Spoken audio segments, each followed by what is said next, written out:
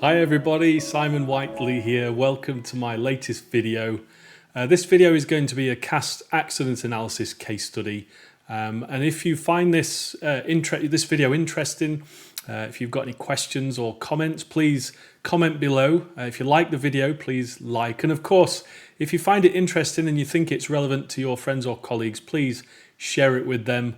And then, of course, if you're watching this on YouTube, please remember to subscribe. So let's get into it.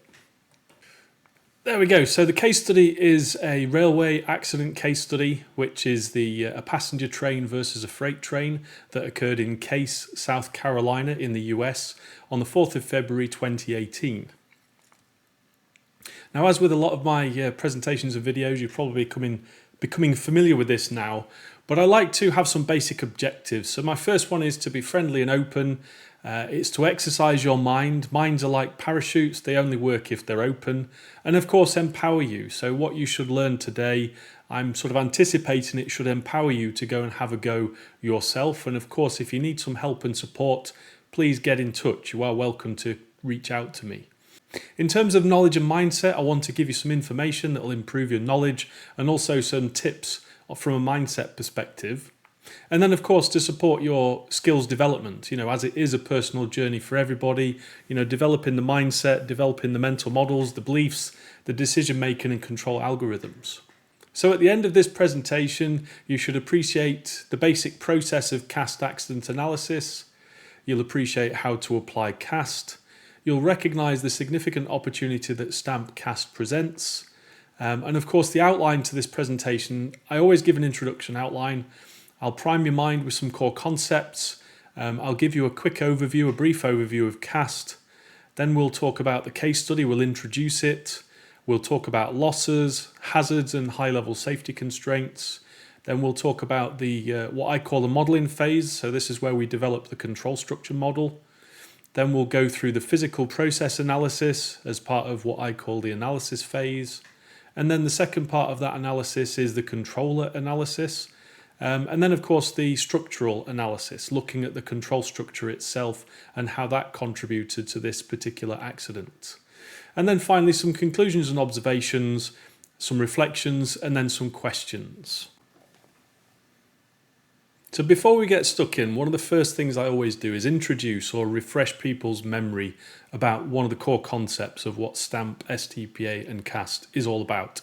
And that is the standard basic control loop.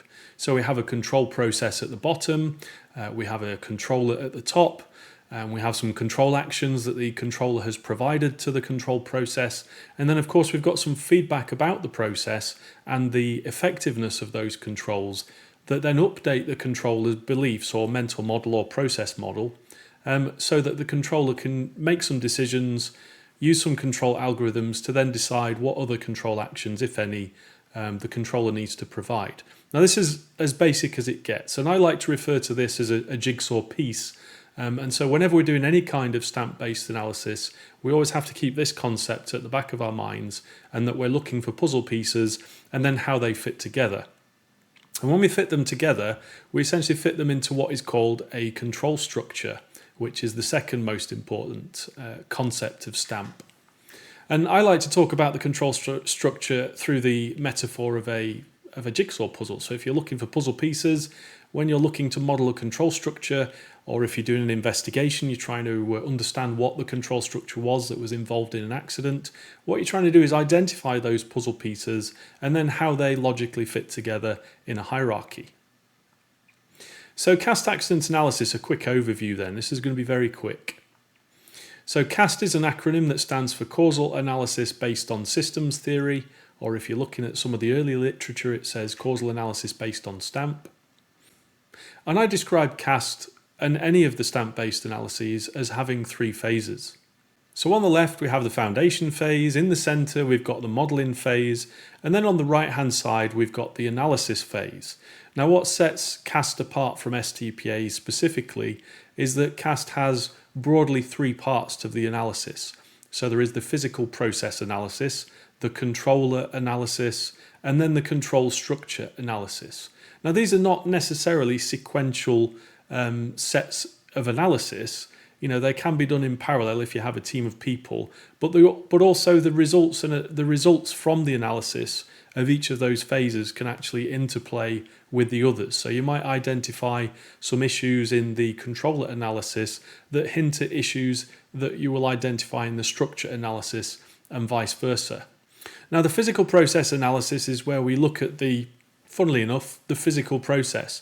So we look at the control process, we look at what equipment is involved, whether there are any physical issues, whether there are any failures. And if you work in an industry where they talk about barriers or safety barriers, then that's typically where we would consider those things. And this is also where we look for physical failures. So if there's been some equipment failures or some other aspects, environmental issues, then we would consider them at this stage. Now, it's important to understand that in this physical process analysis, we're not looking at people or control systems. We look at those later on in the controller analysis phase. So moving on the left-hand side, we've got the component analysis. So this is where we actually look at the controllers themselves. We understand, whether they had any issues with their allocation of responsibilities. For example, if a controller has a safety responsibility that was not fulfilled, why was that? What were the circumstances surrounding the controllers' responsibilities and whether they recognised they had those responsibilities and whether or not they were equipped to be able to fulfil those responsibilities. And that's where we can start thinking about actuators and sensors, control and feedback ability, and whether there was any failures or issues with those actuators and sensors. Then we explore contributory control actions, or if you're familiar with the terminology, unsafe control actions from STPA. That's what we're looking at there. Then we have a look at the decision making, the control algorithms, beliefs, mental models, process models, and then of course any context or relevant contextual factors. Now, in terms of structure analysis, this has broadly 7 categories or 7 buckets of things you can think about. And that's not an exhaustive list. That's just some of the broad topics that we experience when we're doing investigations. So we have questions about communication and coordination across the control structure. We have whether the structure itself, its architecture, and the interactions across it were contributory. Then we have dynamics and changes or evolution of the control structure. And that could be if we're talking about a product or service or system and whether it's changed or evolved over time. We can talk about the environment that system, product or service it finds itself, the organizations themselves, the humans, including their own behavior, whether they are susceptible to complacency or their perceptions change over time. And also unplanned or planned changes or official or unofficial changes. That's often a contributor to accidents. And then we can start talking about safety management systems, either formally or informally. And then again, the same with safety information systems, safety culture, and then of course economic or environmental aspects, whether that's internal or external to an organisation, and whether that's physical or non-physical. So let's talk about the case study then. So this is a train collision case study that occurred in South Carolina, the US, on the 4th of February 2018. So I typically use one single source of information, which this time, again, is the National Transportation Safety Board official investigation report. I'll include the links to these below, or if you search for those reference numbers, so these numbers here, you should be able to find those quite easily in any popular search engine. So just to summarise then, so this is a passenger train versus a freight train. It occurred in Cayce, South Carolina on Sunday, the 4th of February 2018 at 02:27 local time on the Sunday morning. So essentially the middle of a Saturday night, Sunday morning. The weather conditions, visibility was over 10 miles. It was dark because it's night time with broken clouds at 5,000 feet, overcast clouds at 6,000 feet with a light easterly wind. Temperature was 40 degrees American or 4 degrees centigrade, and the relative humidity was 45 degrees. Amtrak train P91, or known as the Silver Star, was traveling from New York City, New York State to Miami, Florida. And it had 8 crew members and 141 passengers. And then the second train was a CSX Transportation Corporation local freight train F777 that had 2 crew, a train driver, engineer, and a conductor. So in summary, the southbound Amtrak train, which was operating on a track warrant, because it was travelling through signal suspended territory, was diverted from the main track through a reversed hand-thrown switch into a side track and then collided head-on with a stationary CSX local freight train. The location was in Cayce, South Carolina, which, if you're not familiar with the geography of the area, is on the east coast of the United States, just south of a city called Columbia. And this little map on the right hand side essentially shows the extent of the signal suspended route. So that yellow, you can see it just there, the yellow part, that is where the signals were suspended because they were doing some signal work. And this is a description of the signal work. So you can see there, this milepost here, that's where the signal suspension started, and then it stopped at this side.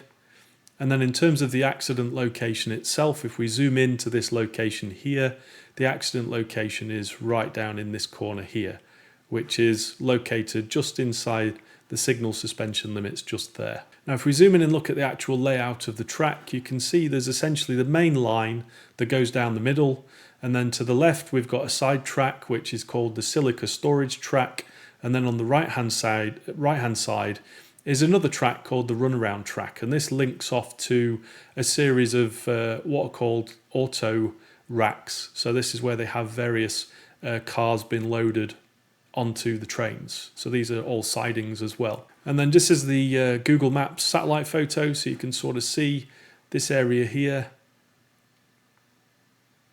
There we go, I'm jumping ahead of myself. Fantastic. So let's quickly show an overview of the railway layout. So this is a more recent picture from Google Maps, so please just ignore the other trains that you can see on the image. They obviously weren't there at the time the accident occurred. And so that top junction there, that top switch, that is the switch that we're most interested in this accident, because it was set away, it was reversed from the main track many times during the course of a shift so that the F777 train crew could move their train around. And then there's another set of points there that allowed them to access the side tracks, to access the automotive loading racks. There's another point. And then looking at it from the other direction, so from north to south roughly, that's where the switches are. And then that is the direction the Amtrak train P91 came from. So it was coming from the north down the main track, not expecting to meet a switch that was set incorrectly. So you can see it there. And then the CSX F777 train was parked on the siding just past the past the road bridge. So you can see it from that direction. So that's the broad layout. That's the area that we're interested in. And this is a bit more zoomed in, if you like. So there's the switch 366.9. So this is the switch that was not reset properly. There's a derail mechanism that was set. And then, of course, there's the point of collision here, just the other side of the Charleston Highway overpass. So the Amtrak train came from the north. And then this is the essential sort of accident scene, how it's laid out. So this is, on the left-hand side is the north. So that the Amtrak train was coming in from this direction. It was diverted down this track, collided with the CSX freight train, derailed, and then of course this carriage here was essentially bent in half.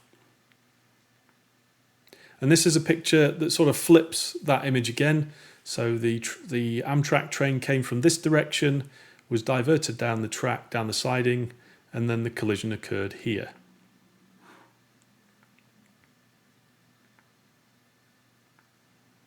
And there are some other figures that I've got here, other pictures. So that's figure 12 looking directly at the collision site, and then figure 13 looking at the bent carriage. So here we go, figure 12, figure 13. So this is the F777 freight train. And then this is the Amtrak P91 train. And there's the bent carriage you can see there, which from a structural integrity perspective is quite interesting that it's failed in that way. And then again, the picture on the left is sort of an overview of the collision site. So that's where the freight train was parked, and then that's where the Amtrak train P91 came in. And then, of course, this is looking from the north, so looking broadly south towards and across the switch that was not reset, and you can see the back of the Amtrak train just down there. And you can also see that the switch points themselves, well, they're just basic. There's no sort of indication boards, indication markers of what direction the switch is set. And here is the aftermath of the track itself. So you can see that when this big heavy train has come flying down there, really quite fast, and then there's been a collision, it's shifted the track. The track's not designed for relatively high-speed trains. It's not designed for that. It's not classified for that. So the foundation phase. So this is where we look at, we do some preparation, we think about what the purpose of the analysis is, what the system or the concept is that we're exploring, what goals and objectives it has, what the definition of the system is, whether we know what the requirements are, what the design is. And then, of course, we define what the losses are, what the hazards are, and what the high-level safety constraints are. And you'll notice there's square brackets there. If you've seen any of my other videos or taken part in any of my training, you'll know that I include square brackets to emphasize that these are losses and hazards and high-level safety constraints as defined in the stamp literature. So there is a very specific definition of a hazard, which is not the traditional, literally anything that has the potential to cause harm. It's much more specific and helpful than that. Then we've got the modelling phase and the analysis phase, which we'll get to later on. So as part of the foundation phase, we need to define some losses. And because we're doing an accident investigation, they're kind of self-evident. So we have the Amtrak train 91, which was damaged and derailed. We had a train driver or engineer and a conductor who unfortunately lost their lives. So 2 fatalities, all crew, 91 crew and passengers injured. And then in terms of the F777 freight train, that was completely destroyed. The train driver engineer was uninjured, fortunately, and the train conductor, they received minor injuries. They were very lucky escape. Now, in terms of train track misalignment, unseated rail and equipment damage, from an Amtrak perspective, that was in the region of $24.5 million. And then in terms of CSX, that was $350,000 approximately. And then, of course, there's service disruption. So I've broadly grouped those together into 4 high-level losses. So loss number 1, death or injury. Number 2, property damage or destruction. Number 3, service disruption. And then number 4, environmental damage or destruction. So in this case, there was some leaking of diesel fuels and various other materials. So let's now talk about the timeline, the sequence of events. Now, there's a lot to get through in this section. And if you're already familiar with the accident, you can pretty much pass this section, jump to the next section. But I'm going to go through it in detail. And the reason I'm going to do it in detail is for 2 reasons. The first is, when you're doing your own investigation, you will typically capture information in a timeline or sequence of events. And it's really important to capture it as diligently as you possibly can. And also highlight where there's any sort of questions or the logic sounds a bit questionable. Maybe when you've interviewed somebody, they'll give you some dates and times, and maybe they don't match with other evidence that you collect. And it's important to try and capture that sequence together and then highlight any of those discrepancies.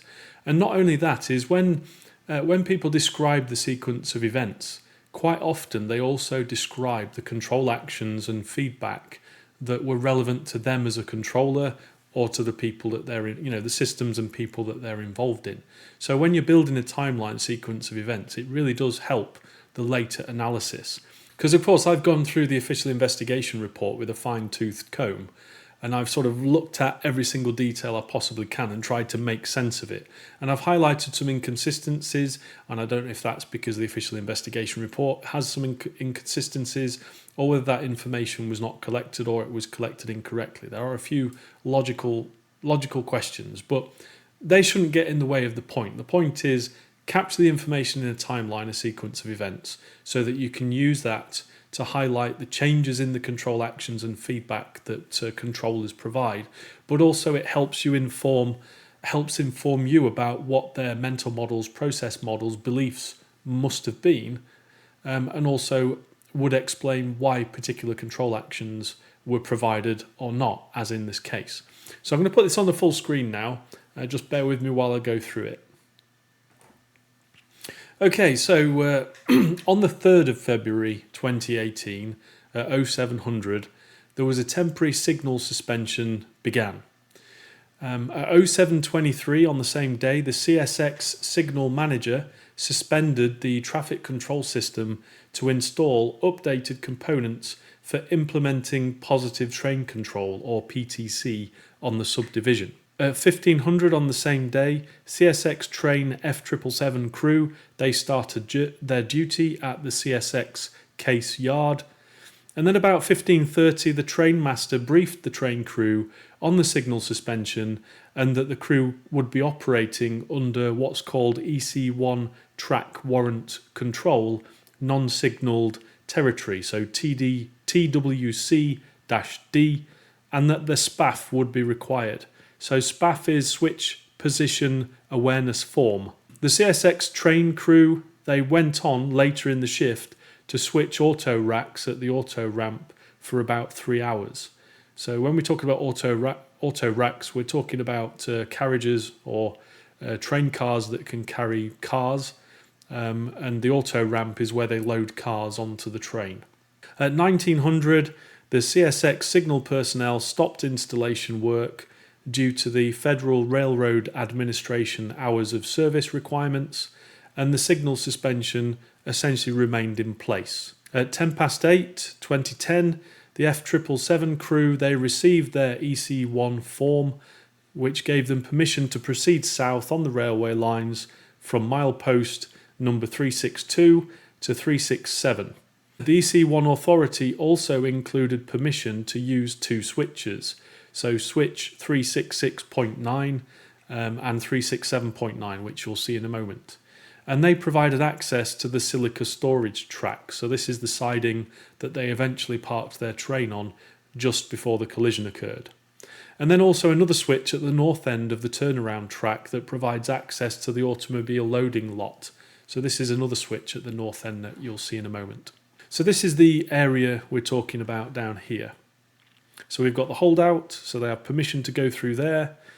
They have permission to go all the way up to this point, and then also permission to unlock these switches and change their position, reverse their position. At 20:31, so 8:30, the CSX train F777 crew reported their train location, which was south of North Dixiana at milepost 365.8, to the CSX dispatcher. So the dispatcher, from their perspective, their mental model is F777 has arrived at their train location, and they're going to commence whatever mission that they have to take part in that evening. At 20:32, the train dispatcher issued a new EC1 form for operations from the north end of Dixiana to Richland, and that they could change direction only, i.e. authorised to move in both directions, north and south, within the limits of its track warrant. So this sort of constrains the movement of train F777, which is what you need from a safety perspective. A little bit later that evening, the crew secured the train, uncoupled the locomotives, and left the loads on the main track between the silica storage track switches. Now this is where it gets interesting. At 20:48, or as it was reported, the F777 conductor operated or reversed the track switch at the south end of the silica storage track. And then at 20:49, as reported, not necessarily when it actually happened, switch 367.9 was restored and reported as restored by the conductor to the train dispatcher at 01:45 in the morning, so a number of hours later. But as I've said, it was unclear from the report whether this was actually restored or just reported as restored. So it's not clear from the report whether that was actually restored or not. That's why I've included it. The F777 crew, after approximately that time, they travelled north with the two locomotives via the silica storage track, so they're not on the main track anymore, they're on the silica storage track. Upon reaching the north end of the track, the conductor operated the switch and lined it to the main track, and then afterwards the crew entered the main track after clearing that switch. And then it doesn't say in the report, but presumably the conductor reset that switch to the main track so that they could travel over it to get to the other main track switch, which leads to the turnaround track. The conductor then operated the track switch at the north end of the turnaround track, and then the train entered the turnaround track to access automobile loading lots A and B. So they've essentially moved around within this area, swapping switches around, moving the train around. So that's the first switch they changed. That's the second switch they changed. And then again, so 2 and 3, and then change 4 was this one. So between 2100 and 0227, the CSX crew conducted approximately 120 moves, so moving the train around, and many switch changes, predominantly done by the conductor, who walked between the various switch locations during the evening, during the dark. Now during the evening, the CSX train crew put together the empty cars from lots A and B and returned to the main track to place the 30 empty cars into the silica storage track via the northernmost track switch. The F777 train crew returned to the turnaround track and picked up 4 empty auto racks left behind previously. Then they returned to the silica storage track and coupled them to the original 30 cars. The F777 left the silica storage track with light locomotives and picked up the loaded auto racks from the main track and placed them into the multiple tracks of lots A and B.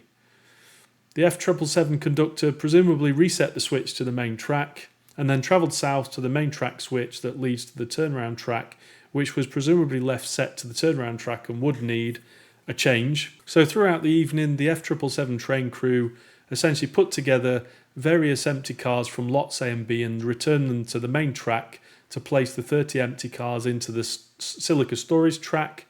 And then again, they returned to the turnaround track and picked up 4 empty auto racks that they left behind previously, returned to the silica storage track and coupled them to the original 30 cars. So they were essentially in and out of those tracks all over the place for most of the evening. It was very busy work. At 0140, the locomotive moved forward out of the auto ramp facility and onto the turnaround track, headed toward the main track. And it's important to appreciate from a context perspective, the area near the auto ramp facility and the mainline track appeared to be lit by floodlights, but the area of the north silica storage track switch was not lit, it was in darkness. At 0142, the train moved northbound with light locomotives, so unburdened, out of the Lot A turnaround track, entered the main track, past the silica storage track switch, and it was at this point the conductor reset the switch to the silica storage track. The train locomotives began moving forward southbound on the main track and went past the track switch and into the silica storage track. At 0143, the train began reverse movement on the silica storage track, and I've said presumably reverse implies northbound movement along the silica storage track. At 0144, the train made a continuous reverse movement across the switch. The conductor was not seen in the onboard video at the switch point area after F777 passed over the switch. So there's a question there over, well, they're supposed to be flipping this switch. Why is the conductor not near the switch? And we'll explore that later on. So the F777 conductor instructed the train driver, the locomotive engineer via radio, to stop the locomotives just past the silica storage track derail device. At 0144.24, the locomotive engineer stopped just past the derail device and noted that the conductor was already there and asked him if he had changed the switch, presumably the switch at the north end, the 366.9. It's not known what the conductor response was at that point. It's not in the investigation report, we don't know. The engineer explained that he saw the conductor set the silica storage track derail device to the derailing position to protect the main line and walked east towards the main track switch that led to the turnaround track.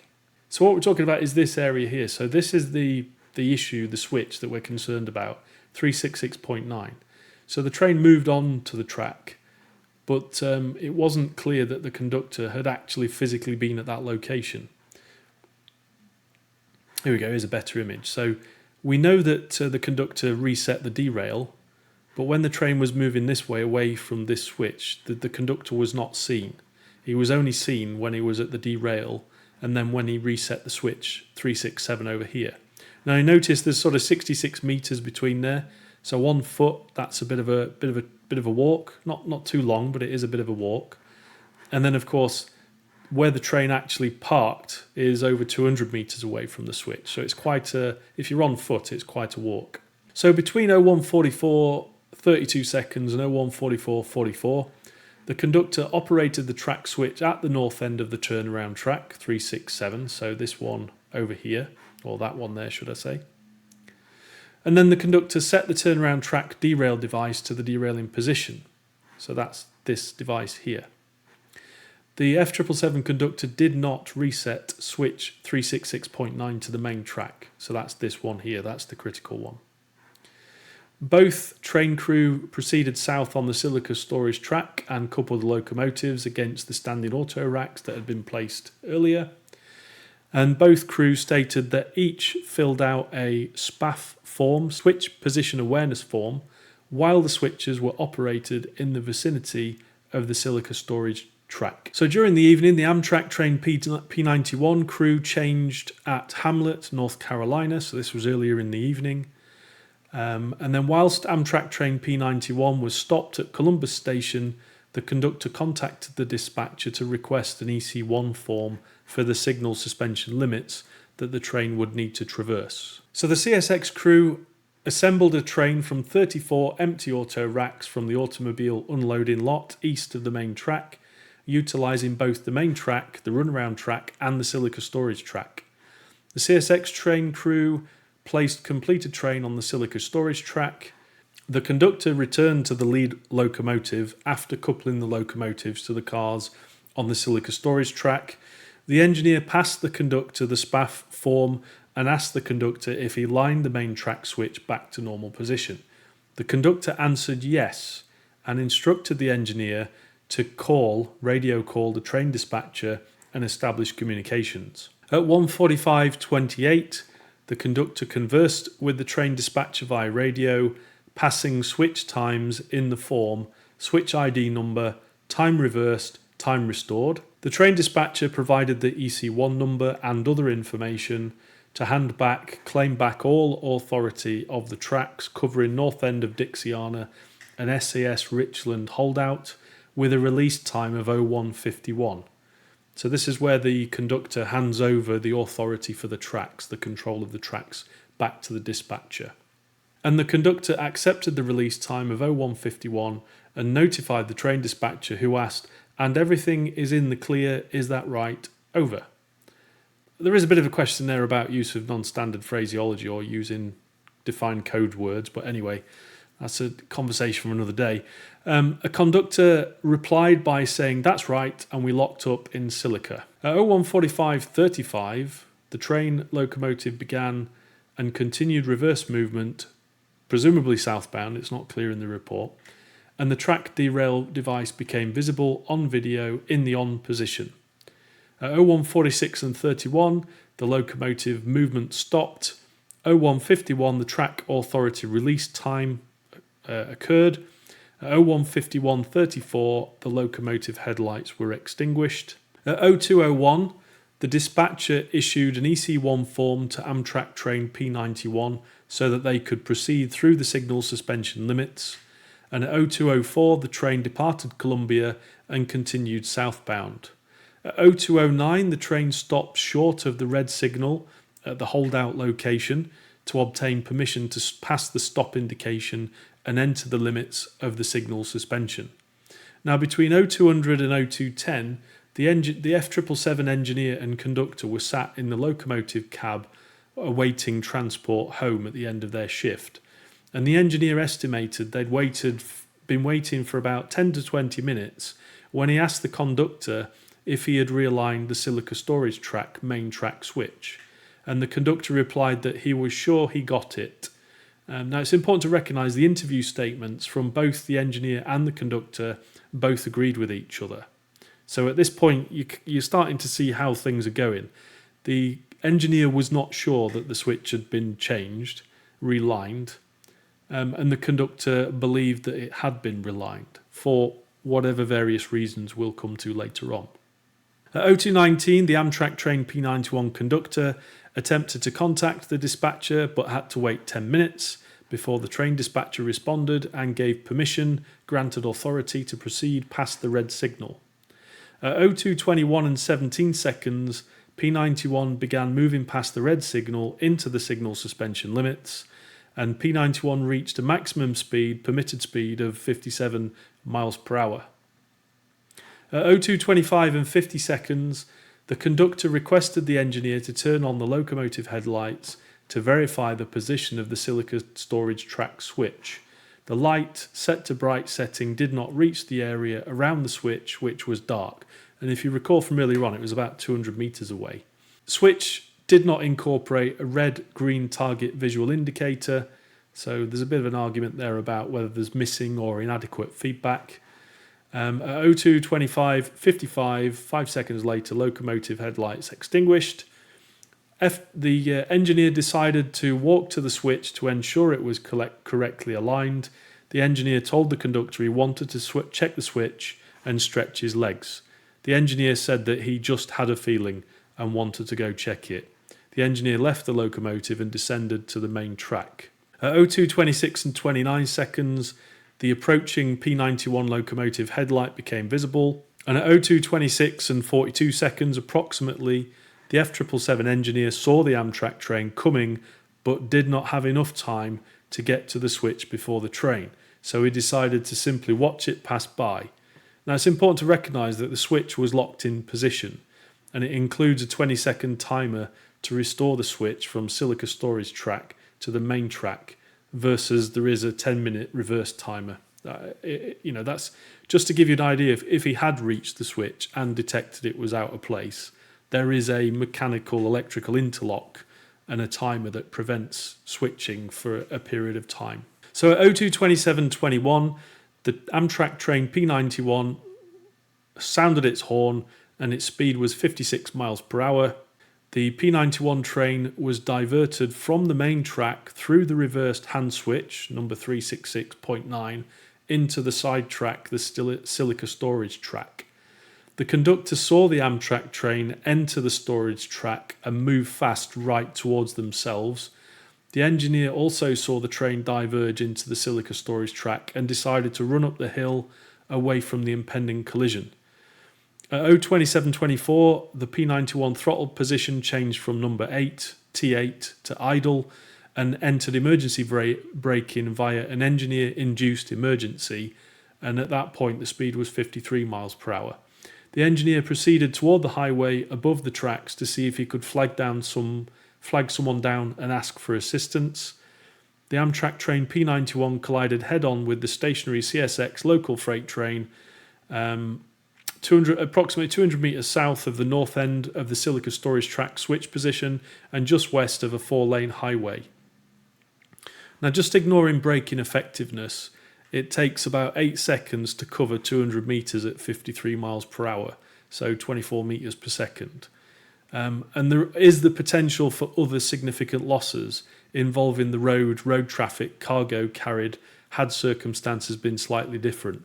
So the reason I'm highlighting there is because this particular accident was relatively constrained. It involved just railway vehicles. It didn't involve anybody else. But if there was, for example, different cargo involved, or it was a bit closer, maybe parked under the motorway bridge, there could have been other more serious issues. The F777 conductor ran out of the back door of the locomotive, and when the Amtrak train struck F777, the conductor was thrown from the locomotive and became pinned between the CSX and Amtrak locomotives. At 02:27:27 seconds, the data recording ended due to the collision. After a few moments, the conductor was able to free himself. The conductor was also doused in diesel fuel. When the engineer returned to the scene, he said, "I can't believe you made it." Okay, so let's now talk about hazards and high-level safety constraints. So it's important to understand that in this particular investigation report, they didn't really define the hazard or hazards that were involved in this accident specifically. And I wouldn't expect them to do, because obviously they didn't use stamp or cast. But what I'm saying is, when you're doing your investigations, and especially if you're not using stamp at the moment, not using cast at the moment, just have a think about, well, we know what the losses are logically, we know what the outcomes are, but what are the hazards involved in those losses? What's actually occurred, and how has it occurred? So just some preliminary hazards from other analysis I've done previously on railways. So let's start with hazard 1, preliminary hazard number 1, loss of safe separation between trains. That certainly sounds more like it. We've got two trains, one or more could be moving, and they lose safe separation such that they collide with each other, leading to any number of those losses we mentioned earlier on. Hazard number 2 at the bottom. Train movement when track switch is set away from intended path. Yeah, that certainly sounds like a system state or event that we would be concerned about and that would lead to a loss. Hazard number 3 at the bottom. The track switch is not set to intended path for train movement. Okay, so that's very much about the track switch, whereas number 2 and number 1 is very much about movement of the trains themselves. So let's think about what the high-level safety constraints logically must be for those three hazards. So in the broadest sense, number 1, the high-level safety constraint should be the control structure shall control train movement such that safe separation is maintained. High-level safety constraint number 2, the control structure shall control train movement such that trains cannot cross a switch that is set away from its intended path. And then number 3, the control structure shall control track switch setting such that it is set to the train's intended path. So you'll notice those three are sort of differentiated by what the control structure needs to control. So we've got train movement and we've also got track switch settings. Now let's talk about the modelling phase. So this is where we do some control structure modelling, some refinement, and out the back of that comes some control structure models. If we were doing an STPA, we'd probably document some architectural constraints.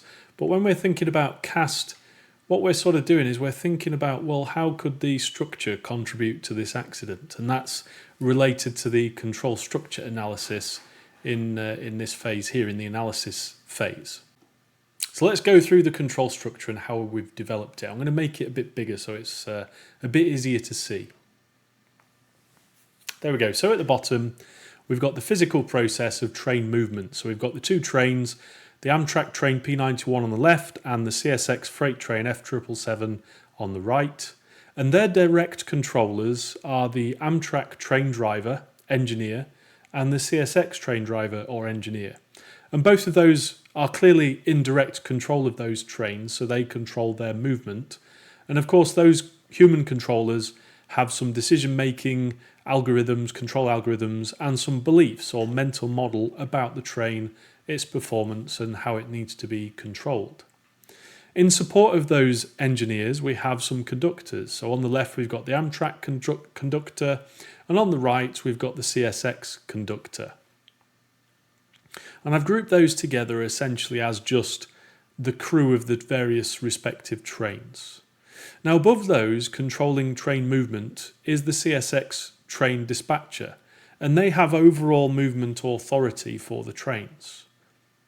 Now when we're talking about hazards and high-level safety constraints, you can kind of see how these high-level safety constraints relate to those controllers. So we've got the control structure shall control train movement such that safe separation is maintained, and quite clearly the crew of those two trains are involved in that. Number 2, the control structure shall control train movement such that the train cannot cross a switch that is set away from its intended path. Now this one's a little bit different because it suggests that it's not just the train drivers, the engineers, that control train movement in respect to the switch positions, because they don't know the switch positions. They don't have any feedback about those switch positions. So the question is, where does that come from? And that's where we start thinking about how the CSX train dispatcher interacts with those train engineers to be able to control movement of the train safely. So now talking about high-level safety constraint number 3, the control structure shall control track switch setting such that it is set to the train's intended path. Well, quite clearly the train crew don't get directly involved in that, or certainly not in the case of the Amtrak train. So how does the CSX train dispatcher get involved in that safety constraint? They use signalling. They use signalling to control train movement to indicate whether it's safe to proceed or not. And that applies to both engineers, But in this particular case, in this accident, the signalling was degraded. It was not available. There was a signalling suspension. So instead they have to use radio communications to coordinate the movement of the trains and give them permission to move where they need to move to, and also for the trains to report back to the dispatcher when they've completed whatever it is that they're doing, whatever movement they are doing. And then of course we've got the dispatcher's board or human machine interface.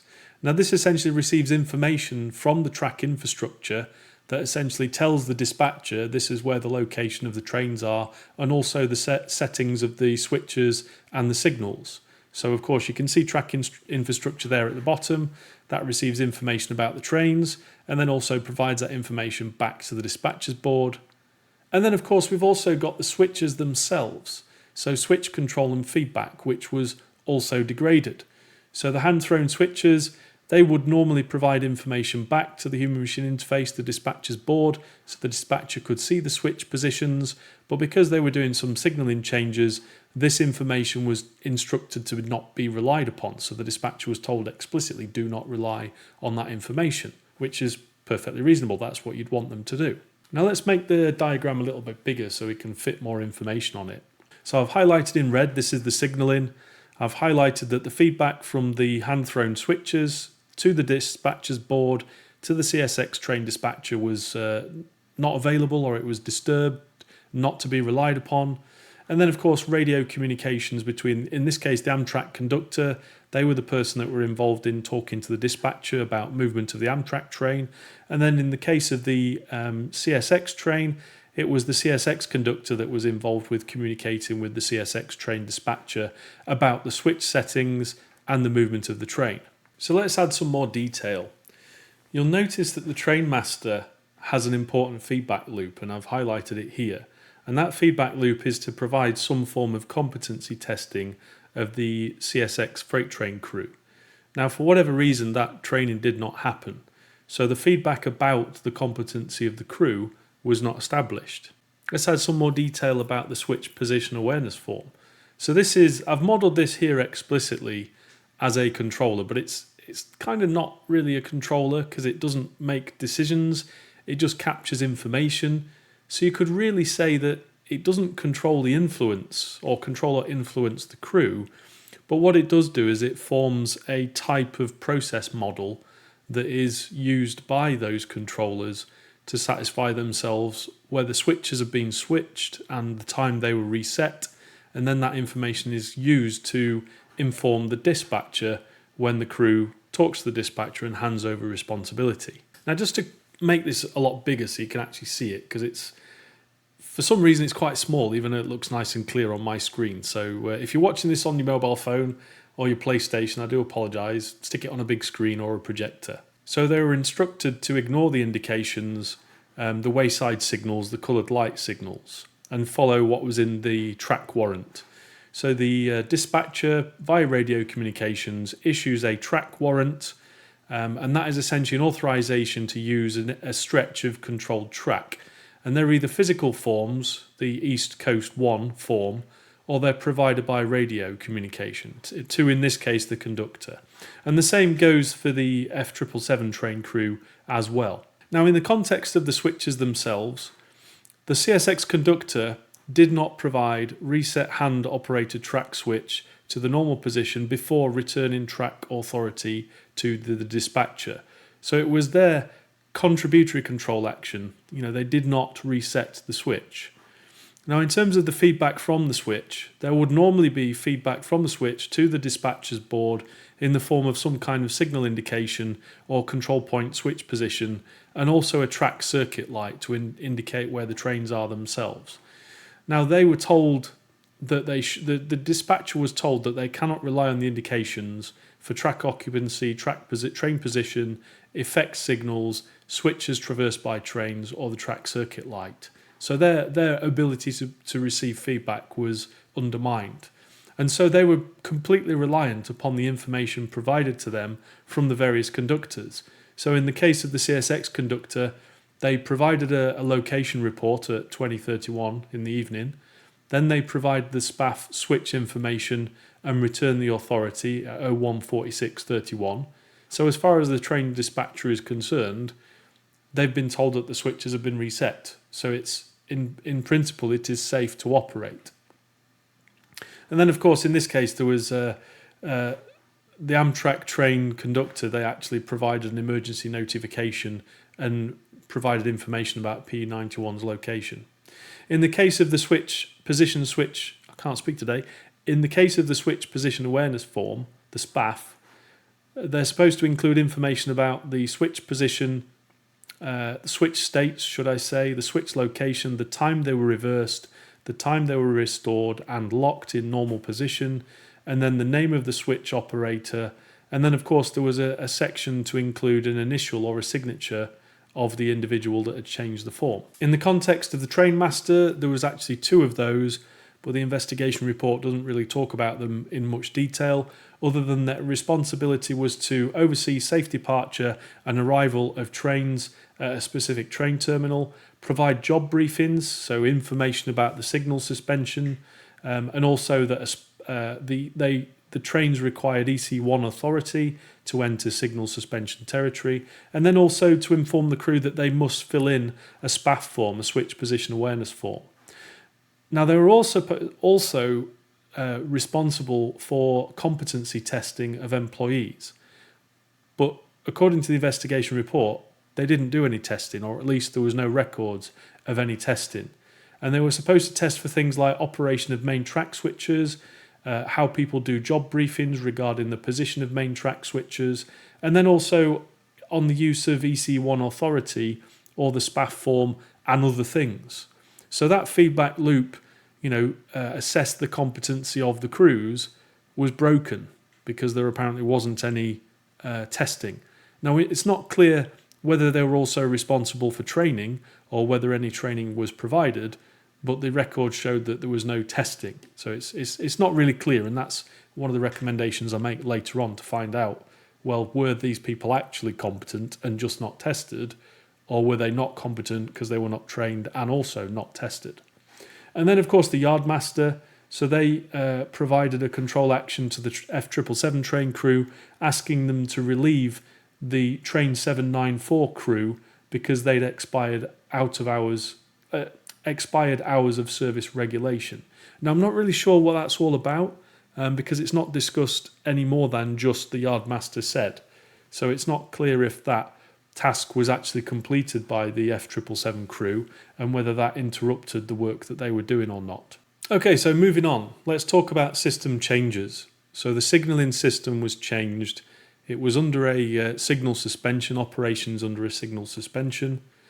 So this is where the CSX signal department, they provided signal suspension instructions to the train dispatcher, and that's essentially do not issue train movement authorities using the CAD system. So that's the computer aided dispatch system, and that they should await notification that the signalling changes task has been completed. They also required the train masters to inform the CSX crews that they must complete a SPAF form during the signal suspension. And of course, they physically interacted with the railway in terms of they suspended traffic control system, they installed upgraded traffic components, and that's essentially what they were doing. Now, above that, we've got the CSX operating department. So they were involved in defining the temporary signal suspension and accepting the proposal for that suspension. And the CSX signal department provided that proposal for signal suspension for the CSX operating department to authorise. And they liaise through a contractor with the train dispatcher leadership dispatching office, and that's where they provided information about, prior to the signal suspension, they need to provide or issue instructions or checklists, so dispatcher guidance, and that guidance included 3 items, 3 parts, 4 subparts, and of course dispatchers to follow the operating rule number 608.8 from the CSX operating rules book. Then we've got CSX Transport Corporation, and then of course we've got the various operating rules and bulletins and employee operating manual and regulations that the organisation, everyone needs to work to. Now I've highlighted that I've included that as a bit of a pseudo controller just to emphasise that whilst those documents and information are not controllers in the traditional sense, because they don't make decisions and provide control actions, but they are a collection of control actions that the overall organisation requires the rest of the organisation to fulfil. So that's why I've emphasised it in that way. Then we've got Amtrak, so the operations organisation. They operate the Amtrak trains, and CSX Transportation Corporation, they not only operate this particular part of the railroad, but they also operate their own trains on their own railroad. And then we've got some form of coordination between the Amtrak operations organisation and the CSX host railroad. They have this thing called a host railroad agreement, which is essentially a 190-page commercial agreement that is not a safety agreement document, but it does include within it instructions for Amtrak to follow the host railroad's operating rules. So it kind of is related to safety, but it's not viewed, or at the time it wasn't viewed or treated as a safe part of the safety coordination aspects of this control structure. And we're going to talk about that quite a bit later on. Okay, so this is just the overview, just to sort of give you a big view of the whole thing together, recognizing that at this high level here, they do need to coordinate from safety perspective, but at the time this accident occurred, they weren't necessarily thinking about it like that. So on the left-hand side, we've got the train operator, the P91. That's what the pink area is. And then on the right-hand side, we've got the other train operator, in this context, the CSX train operator. But as I said, they also look after the track infrastructure. And then if we zoom in at the top, we've got the Federal Railroad Administration, should I say. They are the regulator, and they provide regulations to both of those organisations, the Amtrak and the CSX. And interestingly, they actually removed the requirement for a switch position awareness form to be used. And their justification was it created too much paperwork, it was ineffective. So they added individual crew job briefings to create communication every time a hand-operated switch in non-signalled territory is switched. And then also that railroads need to check employees for compliance with operating rules. And I've highlighted some federal regulations there. So 49 CFR parts 200 to 299. And there are some particular rules that are relevant to this.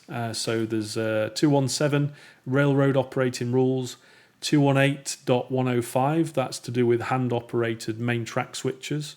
229.21, that's about daily inspection. 229.23 is about periodic inspection. 236 is about applicability, minimum requirements and penalties. 238 is about passenger equipment safety standards. So that's about the design of the carriages themselves. So you saw the picture of the one that was bent in half. That is related to that regulation. And then, of course, a more recent one is 270, the System Safety Programme. So that is intended to introduce safety management systems in railways. And then at the very top, we've got the US government and the Department of Transportation. There was a Railway Safety Improvement Act in 2008 that had a deadline of 2012, which was missed. A final rule was issued, but again, that was stayed and not enacted. So there's some questions there over how regulations and law is applied in this situation. And then, of course, over the right-hand side, we've got the NTSB, who provides a critical feedback loop in all of the domains that they investigate. And they provided previous safety recommendations which FRA didn't enact or didn't deal with. And there we go, that's the overview. So let's talk about the development and response control structures. Now, I just want to highlight these are undeveloped. So these are just to sort of give you some ideas about what a development control structure might look like in this context and what a response control structure might look like. So there we go. So on the left is a development control structure for the trains, in this case, the Amtrak train P91. And then on the right-hand side is the emergency response control structure, which again is also undeveloped. So zooming in then, so the development in the context of rolling stock, structural integrity and crashworthiness. So I've just highlighted this. So the Budd Company, their products were essentially the Amfleet 2 cars and the Viewliner cars. And clearly there should be some design requirements on those trains to make sure that they are safe for operations, and if there is a crash, they are crash worthy and aren't going to injure or kill the occupants. Now, there's also General Electric mentioned, so they designed the diesel locomotive that had a computer-controlled braking system on board. The same for the diesel passenger locomotive. That also had a similar braking system, but it also had interoperable electronic train management systems and some couplers. There was some New York Air Brake Company, the Association of American Railroads, and I'm just sort of highlighting those just to sort of say, look, this investigation didn't really explore, or should I say didn't document in this report, an exploration of the crashworthiness aspects and the control structure to deal with the design and development of the trains or the changes to the signalling system. So I've mentioned there positive train control change program, the positive change control change program for locomotives, the change program for the railway, the interoperable electronic train management systems, the wayside equipment, the Amtrak positive train control back office environments, the CSX back office environments. So as I said, I'm just showing them to sort of say, hey, if you wanted to go and look at the development aspects, the change aspects, you could actually do that using the CAST-based approach. And the same goes for the emergency response.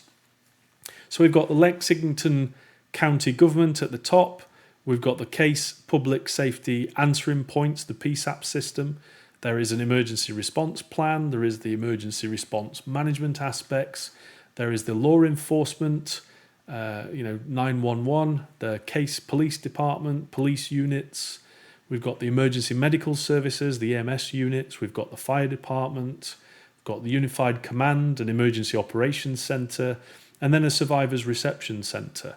So again, this is just made from basic details in the investigation report. What I'm sort of just showing that if you wanted to go further and explore the emergency response control structure and potentially identify improvements and recommendations for that, you can do. Now let's talk about the analysis phase.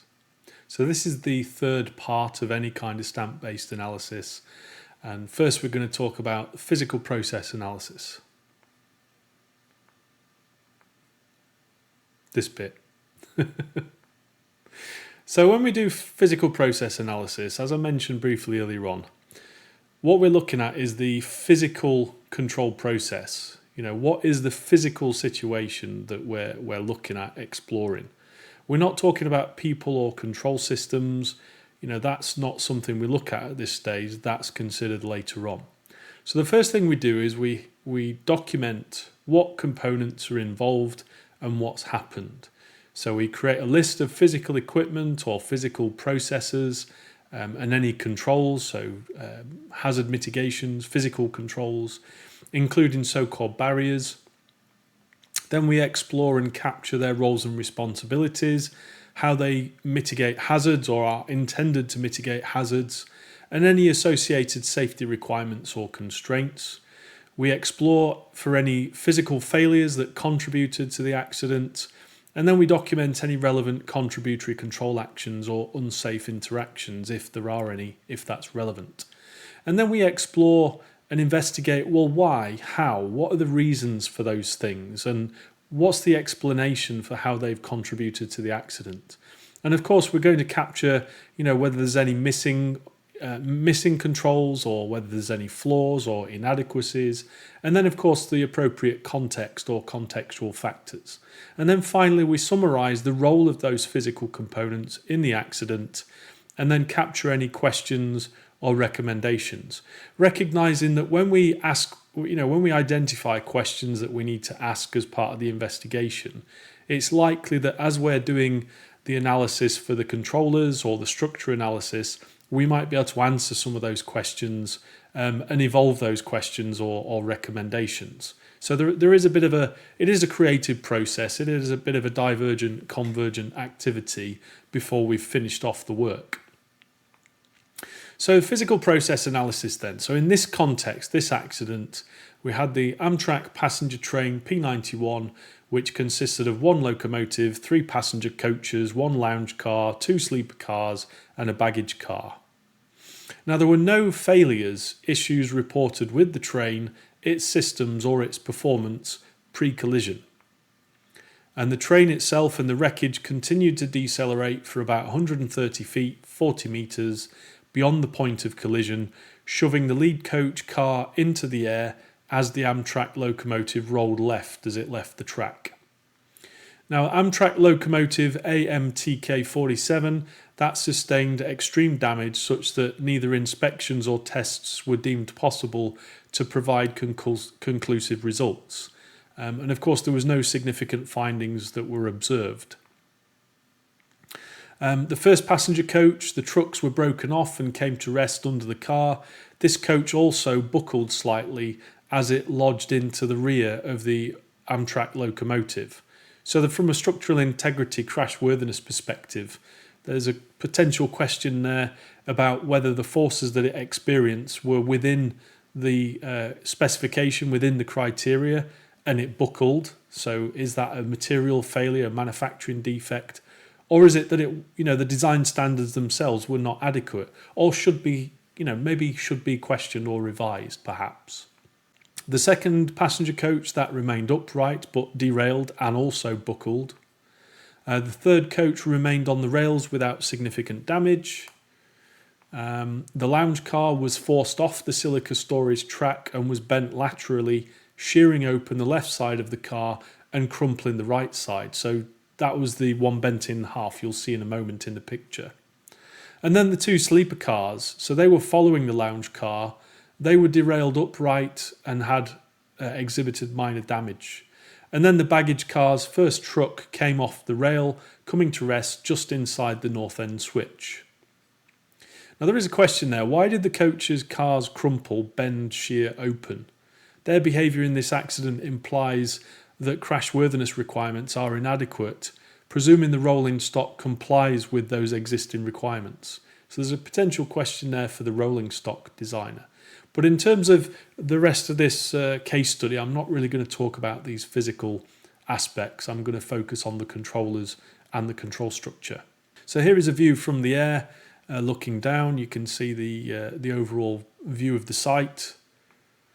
Then we've got the actual trains that have collided with each other and the bent, broken lounge coach.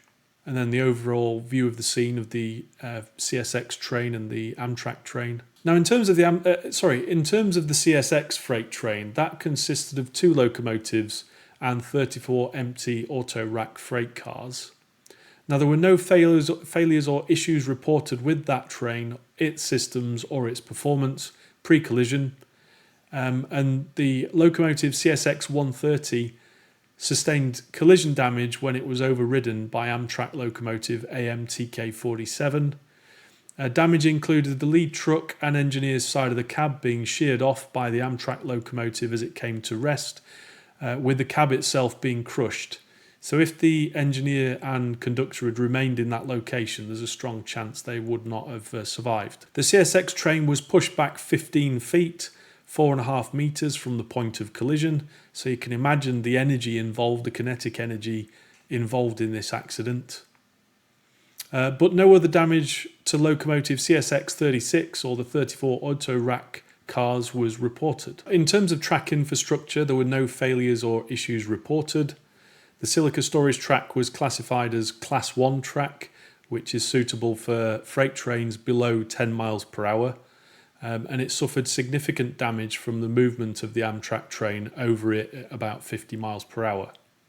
There was no evidence of non-compliance with Federal Railroad Administration or CSX Corporation standards.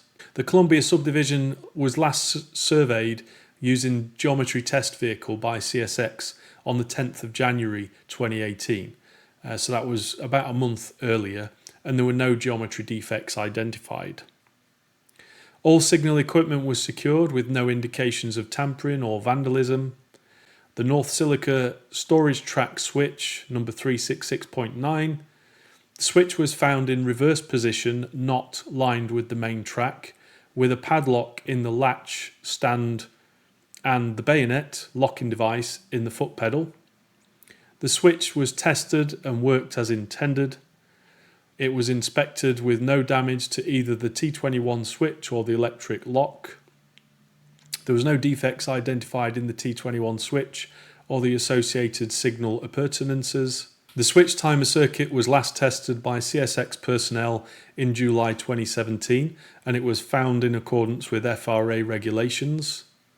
The switch was not equipped with a reflective target, switch banner or switch position lights or signals, or visual indicator extending vertically from the switch, which were not required. So the question is, why does the switch not have a visible, highly conspicuous switch position indicator?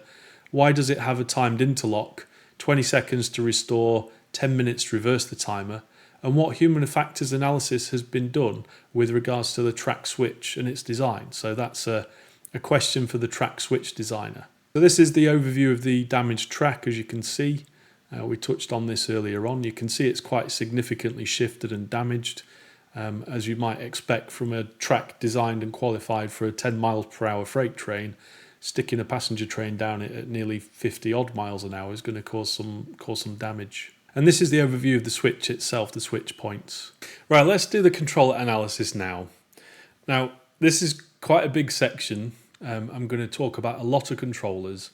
And so I'm going to break it up and put chapters in the YouTube video so that you can just jump to the chapters that are relevant for you. There's a lot here. So, get a fresh cup of tea, a cup of coffee, whatever tipple you'd like. Maybe get some light snacks to keep the brain keep the blood glucose high, and of course capture any questions or comments you've got and stick them in the chat. So here we go. Let's talk about controller analysis. So this is the second part of cast accident analysis, which is the third phase, or what I call the third phase, the analysis phase.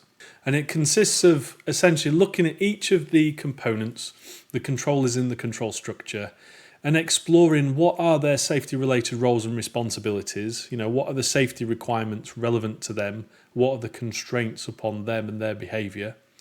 What control and feedback ability they have, whether there are, what actuators and sensors they've got, or whether there's any failures or issues with those actuators and sensors.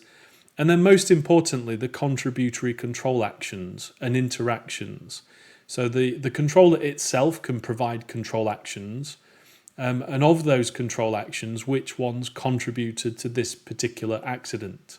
Now, it's important to recognize the difference between the language used in CAST and the language used in STPA to describe these control actions.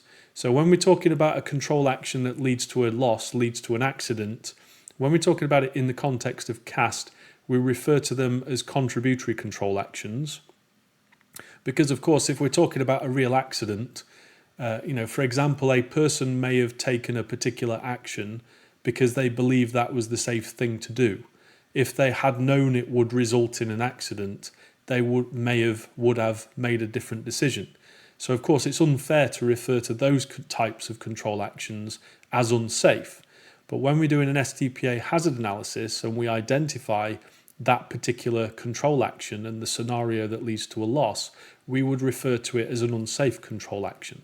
Logically and functionally, they are the same, but it's just not appropriate from a hindsight bias perspective and a communication perspective to refer to control actions as unsafe in the context of an accident investigation.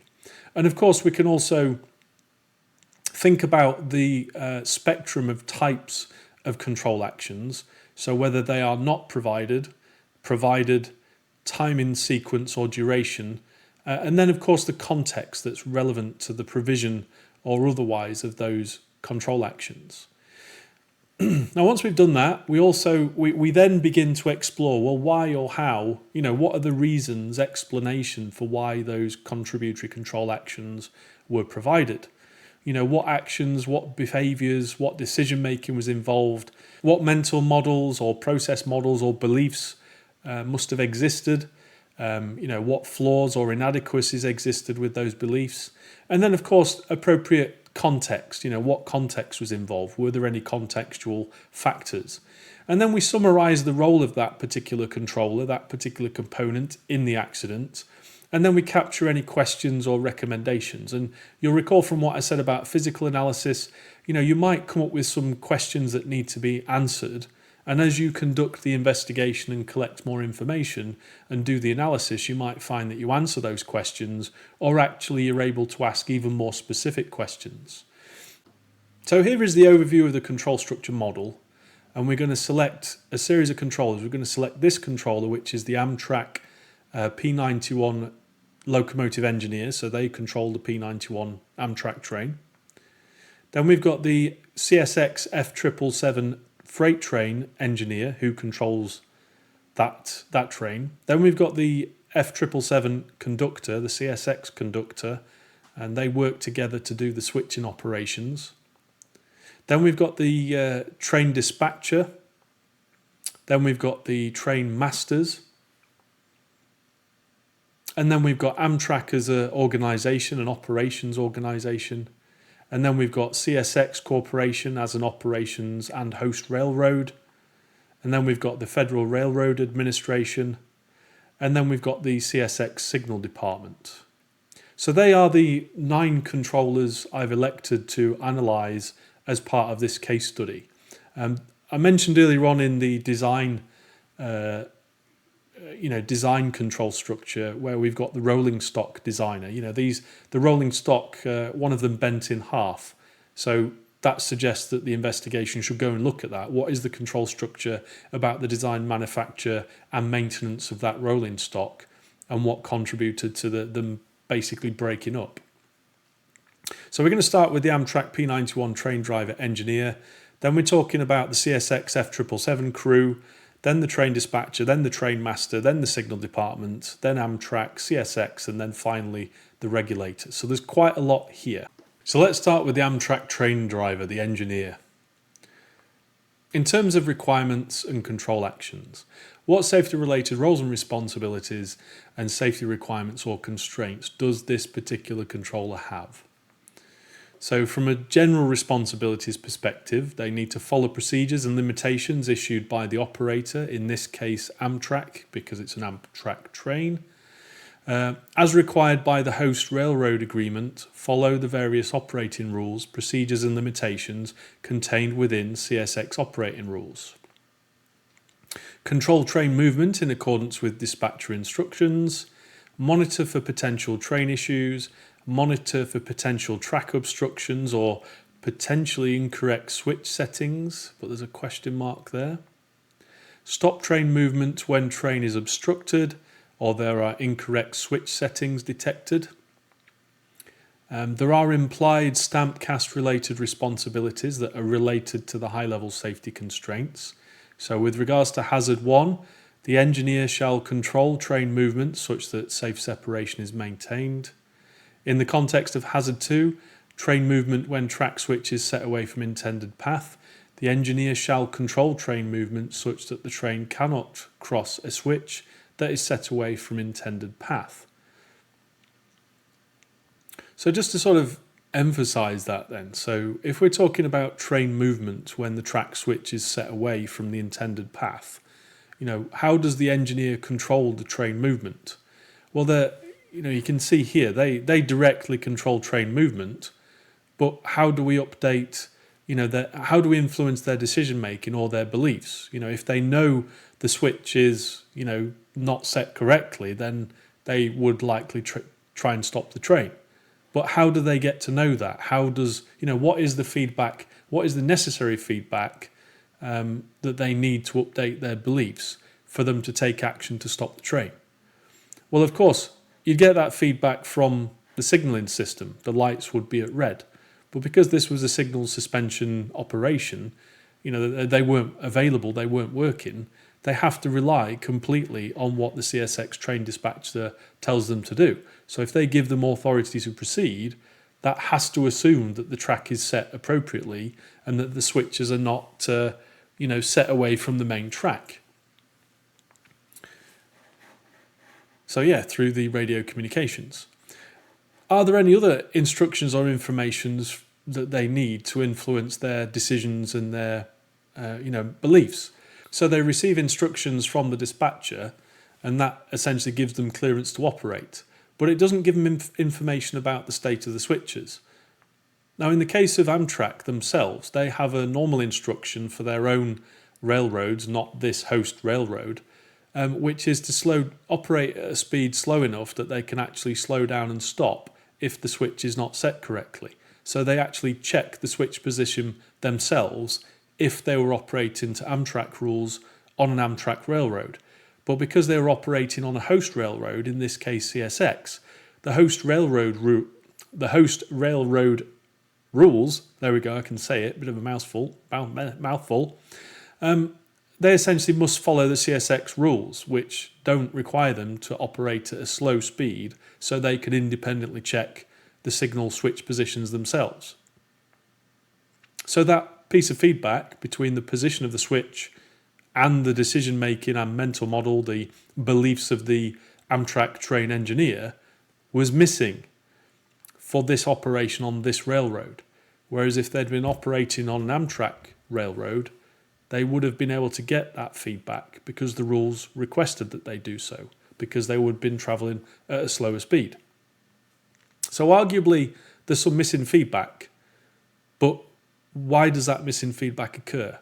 And is it appropriate to call it missing feedback given they are operating on CSX rules? So the question is, are those rules really appropriate for safe operations? Arguably not. There are also some distributed responsibilities. So in the case of the Amtrak engineer operating the train, they decide, how fast to go, whether to slow down and stop. But then the conductor of the CSX train, they are the person that's responsible for moving the switches. So there's a bit of a coordination of responsibility issue there. So if train movement when track switch is set away from intended path, the engineer shall control train movement such that the train cannot cross a switch that is set away from its intended path.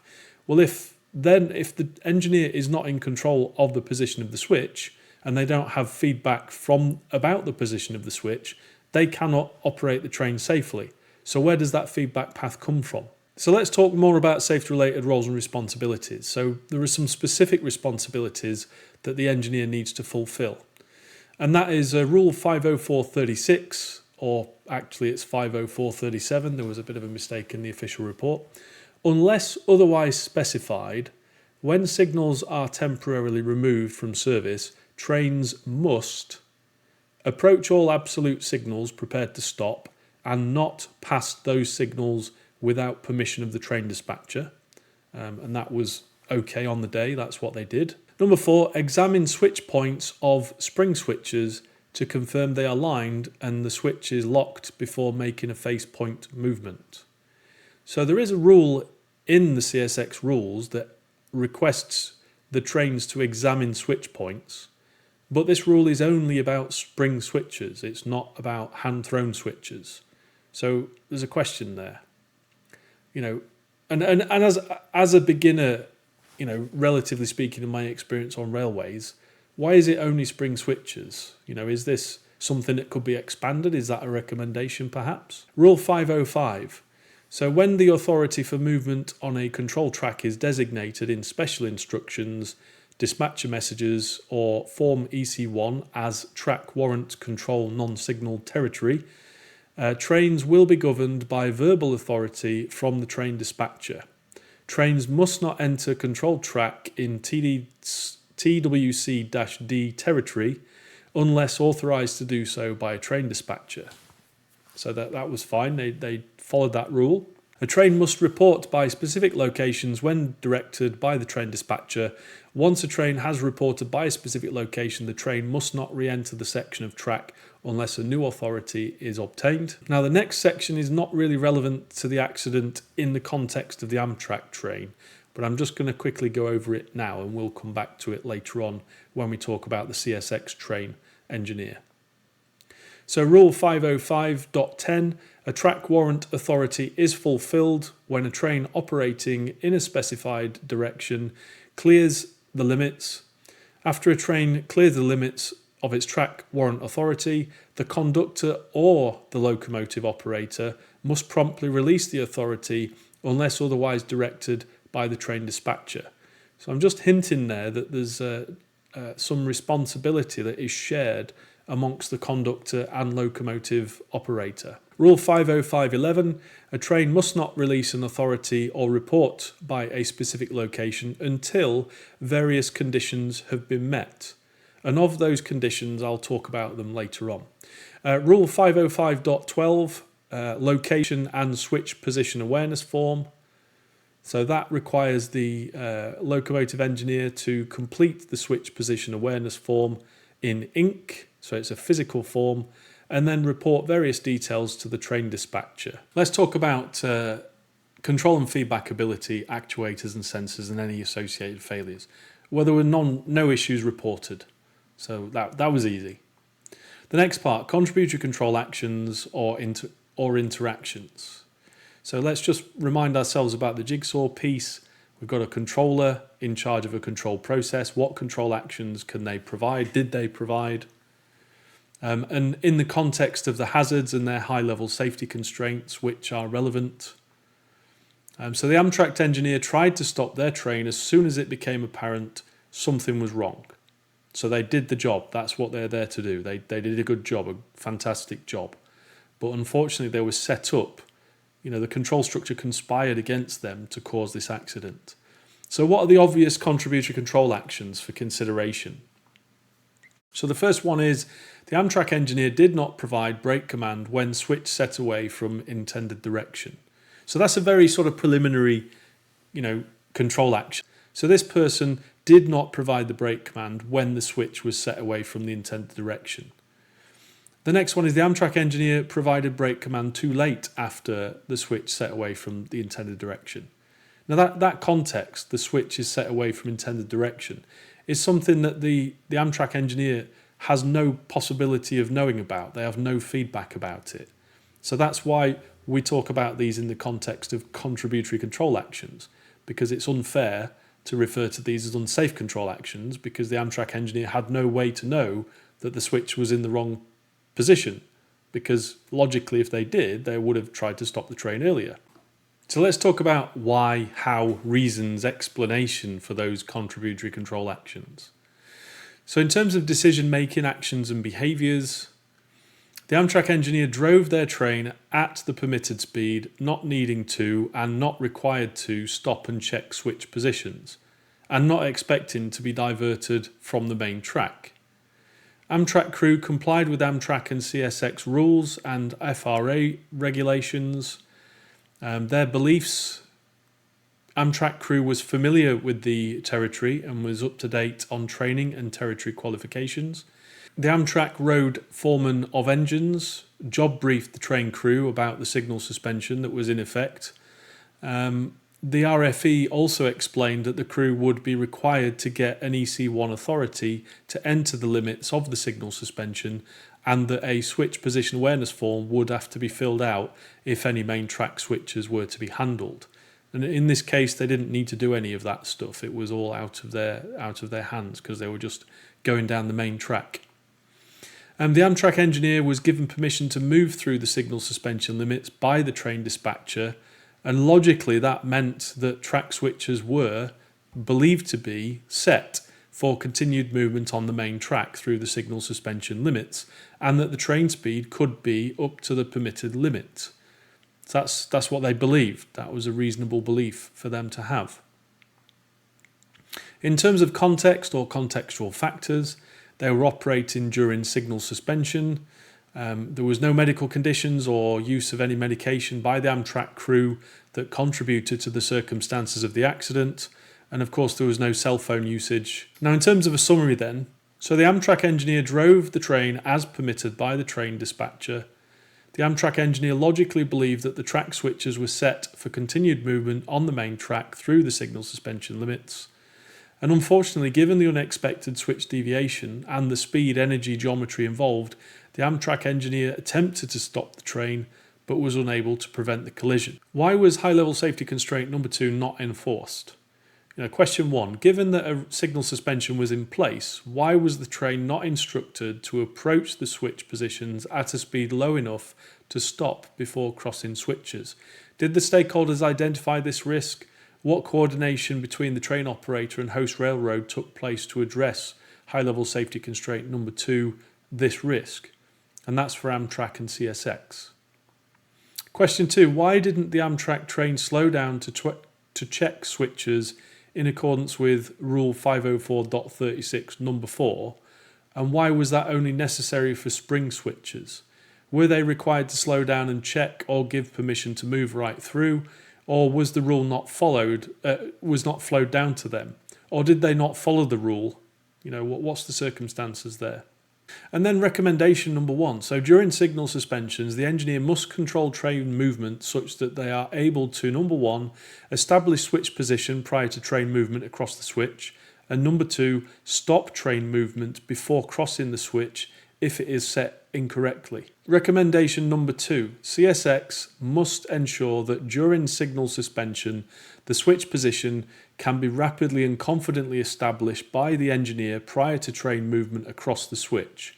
This must consider local physical context such as declines, curves, slippery rails, environmental context such as darkness or fog, etc., and the type of trains moving, so their energy and their ability to stop in time. But what about high-level safety constraint number 3? Why did hazard 3 manifest?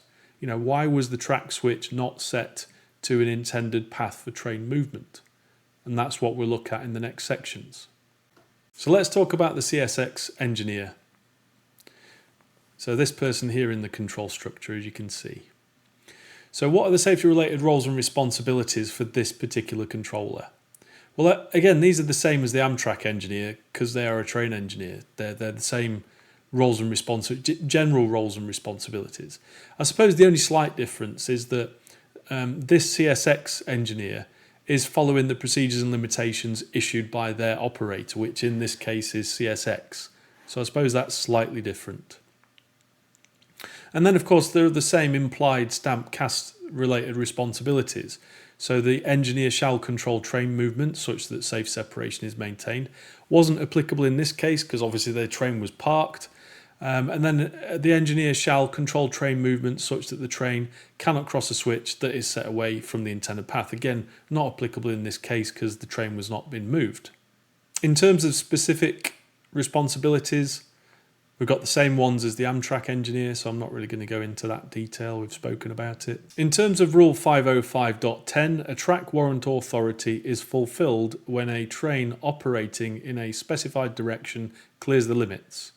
After a train clears the limits of its track warrant authority, the conductor or the locomotive operator must promptly release the authority unless otherwise directed by the dispatcher. Now this highlights a responsibility that is divided or distributed amongst controllers. And we need to have a think about that in a bit more detail. We're going to talk about that a bit more later on. Now, in the context of Rule 505.11, a train must not release an authority or report by a specific location until various conditions have been met, of which, some of those, I've not included all of them. Number 3, the train clears the controlled track at a hand-operated switch, and the switch and derail if equipped has been restored and locked in normal position. Is there a potential rule conflict here? Because this implies the locomotive operator is responsible for releasing authority, not, as in this case, the on-foot conductor. So there's two sort of recommendations there. The first is that the rules should be clarified using stamp to clarify who specifically has responsibility for releasing the authority, under what specific conditions, who confirms those specific conditions and in what way, and then of course resolve any issues identified. And then in terms of the rule book or the rules, review the rule book using stamp to identify inadequate or conflicting rules and areas where safety responsibility is inadequately specified and allocated, and then of course resolve those issues identified. So some more specific responsibilities. So Rule 505.12, this is the location and switch position awareness form, the SPAF. So number 1, complete the form in ink. Number 2, report the following to the train dispatcher. So location of the switch operated, switches restored and locked in normal position, time switch was initially reversed, time switch was restored and locked in normal position, and the name of the employee who operated the switch, and then retain the switch position awareness form until the next tour of duty. Now, for me, this particular rule, it's a bit unclear who's got the responsibility allocated to them. Is it the engineer or is it the conductor? Recognising that in this case, the conductor asked the engineer to keep track of the time on the SPAF. So the engineer filled it in while the conductor was outside fiddling around with all the switches.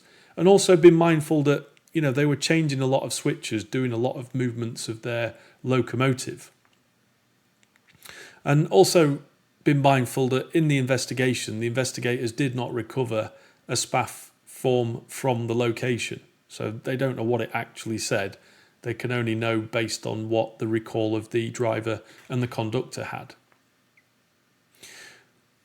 So another specific responsibility that's not listed, and I'm implying this responsibility must exist, is that the train engineer is to witness and document the switch positions and switch time and complete the SPAF form themselves. So they need to be physically present, or at least be able to have direct feedback of the position of the switches.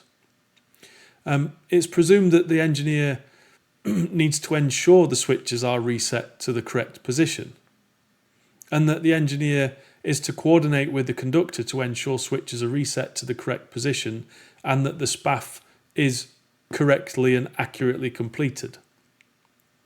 So there is a question there. What were the specific engineer safety responsibilities distinct from the conductor with respect to setting and checking switch positions?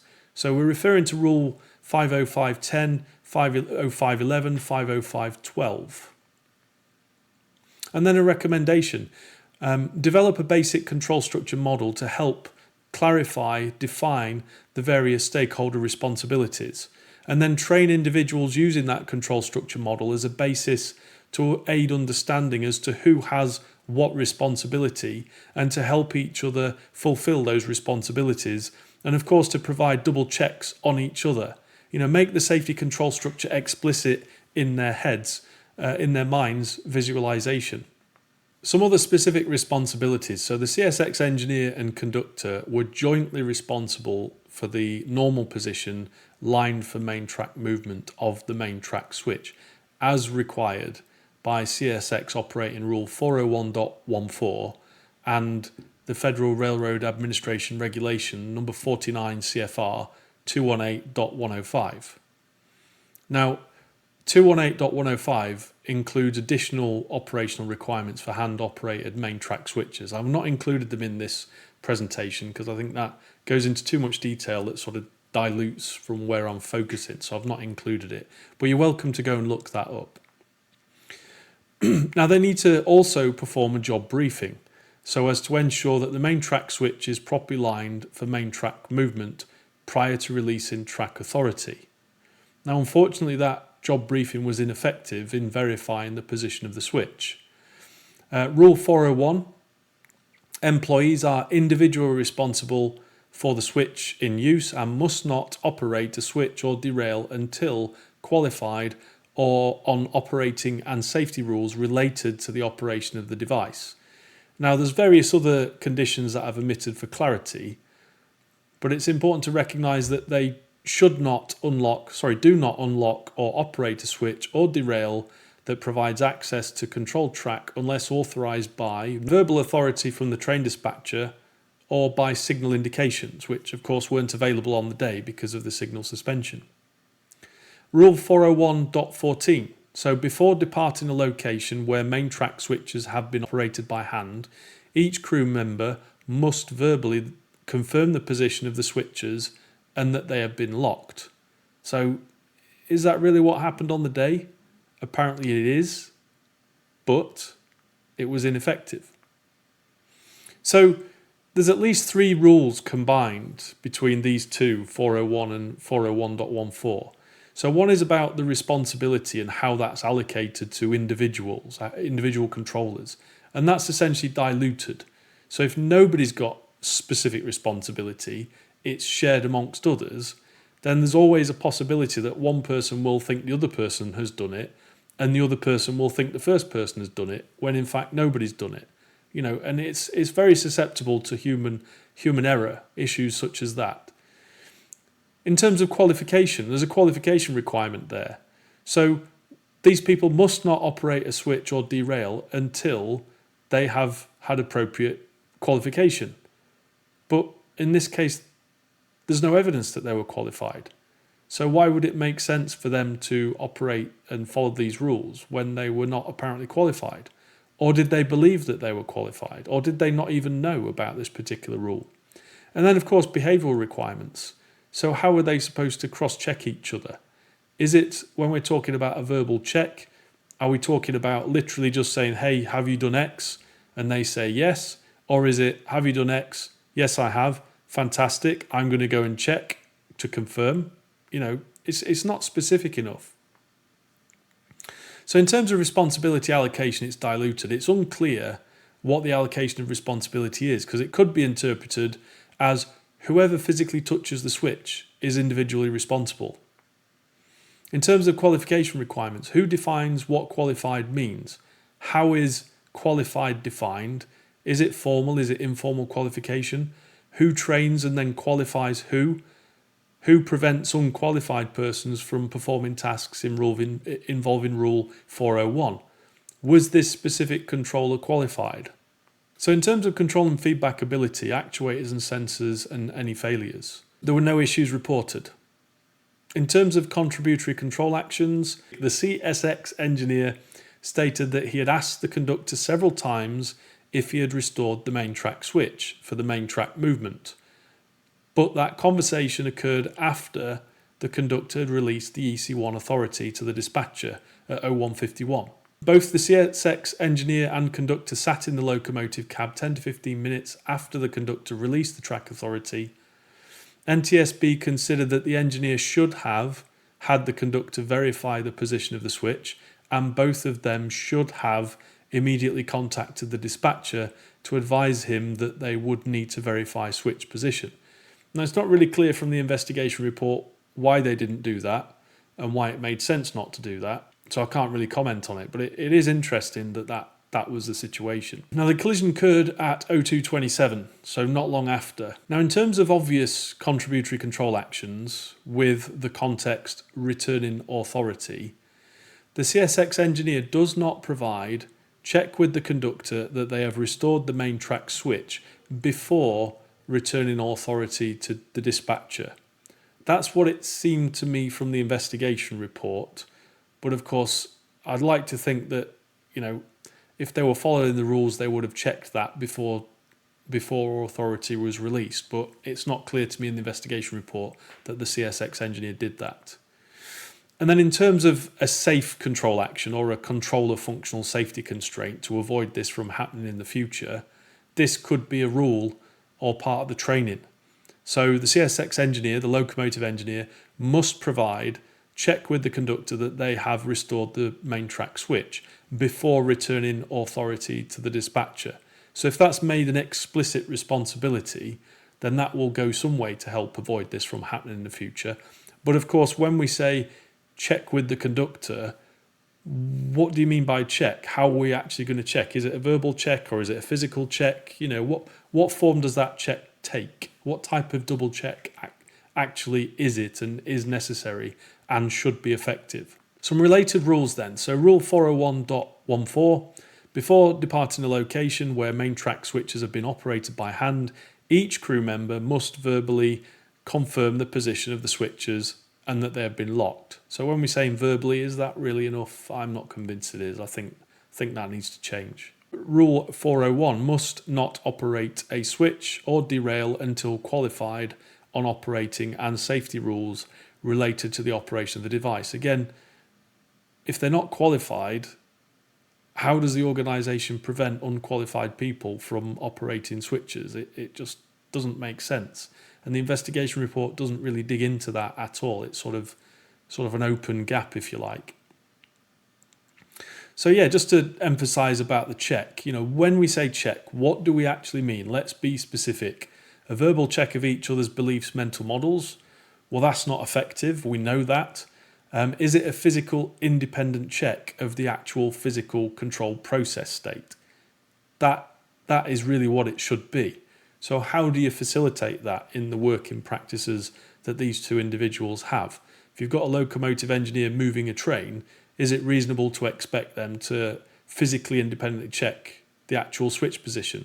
Maybe they could do it with binoculars, I don't know, but really that's what the feedback should be: direct, observable evidence of the physical process.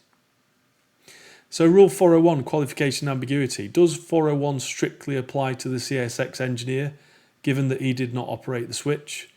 Does 401 imply that a person does not need to be qualified to verbally confirm switch positions? Did the CSX engineer consider themselves qualified? Did they know they need to be qualified? Now, there are other logical contributory control actions for consideration and refinement. And that is, in this case, in the context of returning authority. So the CSX engineer provided the check with the conductor that they had restored the main track switch after returning authority to the dispatcher. So that was late. That was not what we want. We want it early. The CSX engineer provided a verbal check with the conductor that the main track switch had been restored before returning authority. So even if they did do a check before returning authority, if they do a verbal check, what does that actually mean? Let's be specific. The CSX engineer did not physically check that the main track switch had been restored before returning authority to the dispatcher. The CSX engineer did not urgently escalate concerns regarding switch position to the dispatcher after returning authority to the dispatcher. So why would they do that? Why would that make sense? Let's explore it as we go through the analysis. In terms of context then, position uncertainty. So when the switch position was uncertain, the CSX engineer did not notify dispatcher of any switch position concerns when switch position uncertainty arose. So given that they were uncertain, why did it make sense for them not to immediately notify the dispatcher? What was going on there? In the context of the switch not restored, again, the CSX engineer provided switch position cross-check with the conductor too late after the main track switch had not been restored. So when the CSX engineer recognised that the conductor was not in the vicinity of that particular switch, why did it not make sense to get in touch with the conductor and find out what was going on? In the context of completing the SPAF, the CSX engineer did not physically check switch position when completing the switch position awareness form. So again, just to emphasise the ambiguity of your check, is it a verbal check or a physical independent check? And then of course, let's have a think about the switch position awareness form and its design and layout. So here is the form. I've zoomed in a little bit so you can see. So we've got the location of the switch that's actually been changed. We've got the times. So we've got the time that it was reversed, the time it was set to normal, and then we've got employee initials. So this is the employee handling the switch. So this is the person physically handling the switch. And then this is the engineer, the co-worker. So there's no sort of indication that they should physically check. It's a kind of, oh, the employee that handling the switch, they will tell me the truth. They will tell me what they believe. And then that is okay. And as you're already realising, people are susceptible to human errors and saying things that don't necessarily match the situation, not because they are, lying or trying to cause problems. It's because we're all humans and we do things like that. So the question I've got is, what is the purpose of the employee's initial signature? Is it representing a verbal check, a physical check? What responsibility, what exactly are we talking about here? Now, the true intent of a check is not clearly captured by the rules or the design of the SPAF form. The critical context is the state of the physical process, i.e. the track switch state, whether it's reversed or restored, and how this critical feedback passes around the control structure and how it influences controller behaviour, control actions. The responsibility for and the definition of the double check is unclear.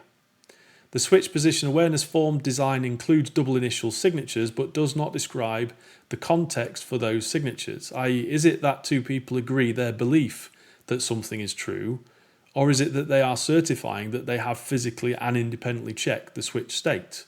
Direct feedback from the physical control process. Does the SPAF design imply or presume physical independent check-in and time logging of switch positions, or is it merely a verbal cross-check between the person who checked the switch? Something else that's important is recognising that there are various types or configurations of double check-in, which all have, and it's often subtly, different safety control structures and responsibilities for individual controllers.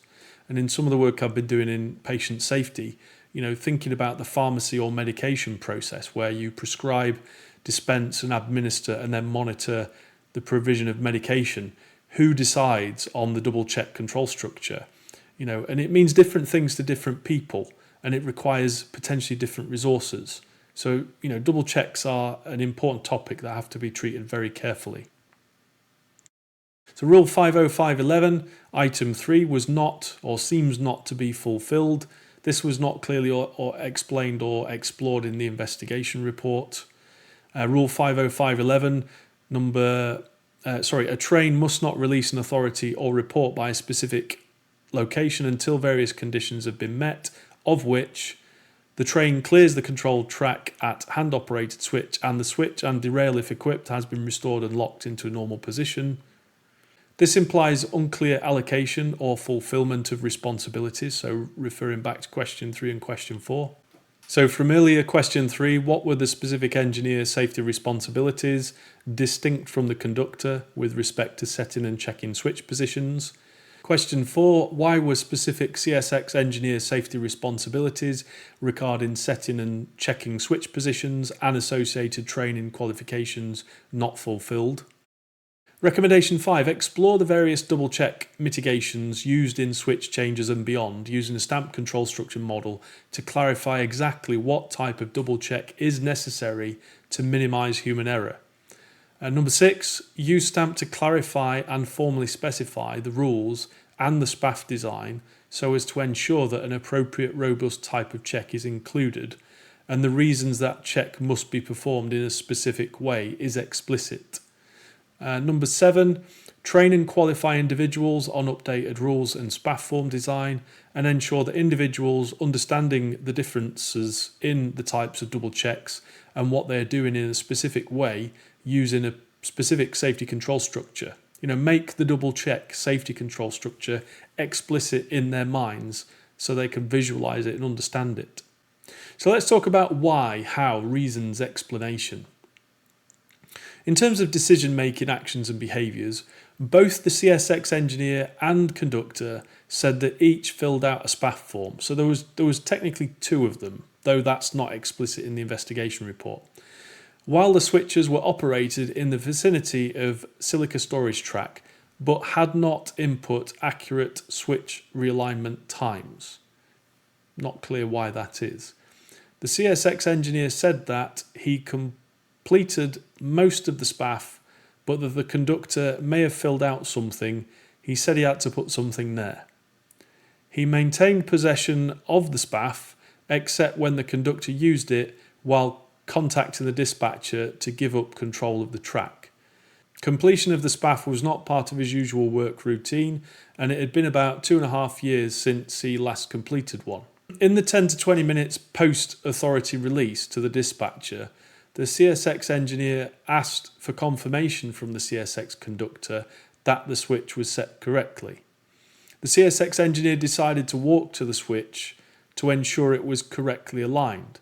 The CSX engineer told the conductor that he wanted to check the switch and stretch his legs. He said that he just had a feeling and wanted to go and check it.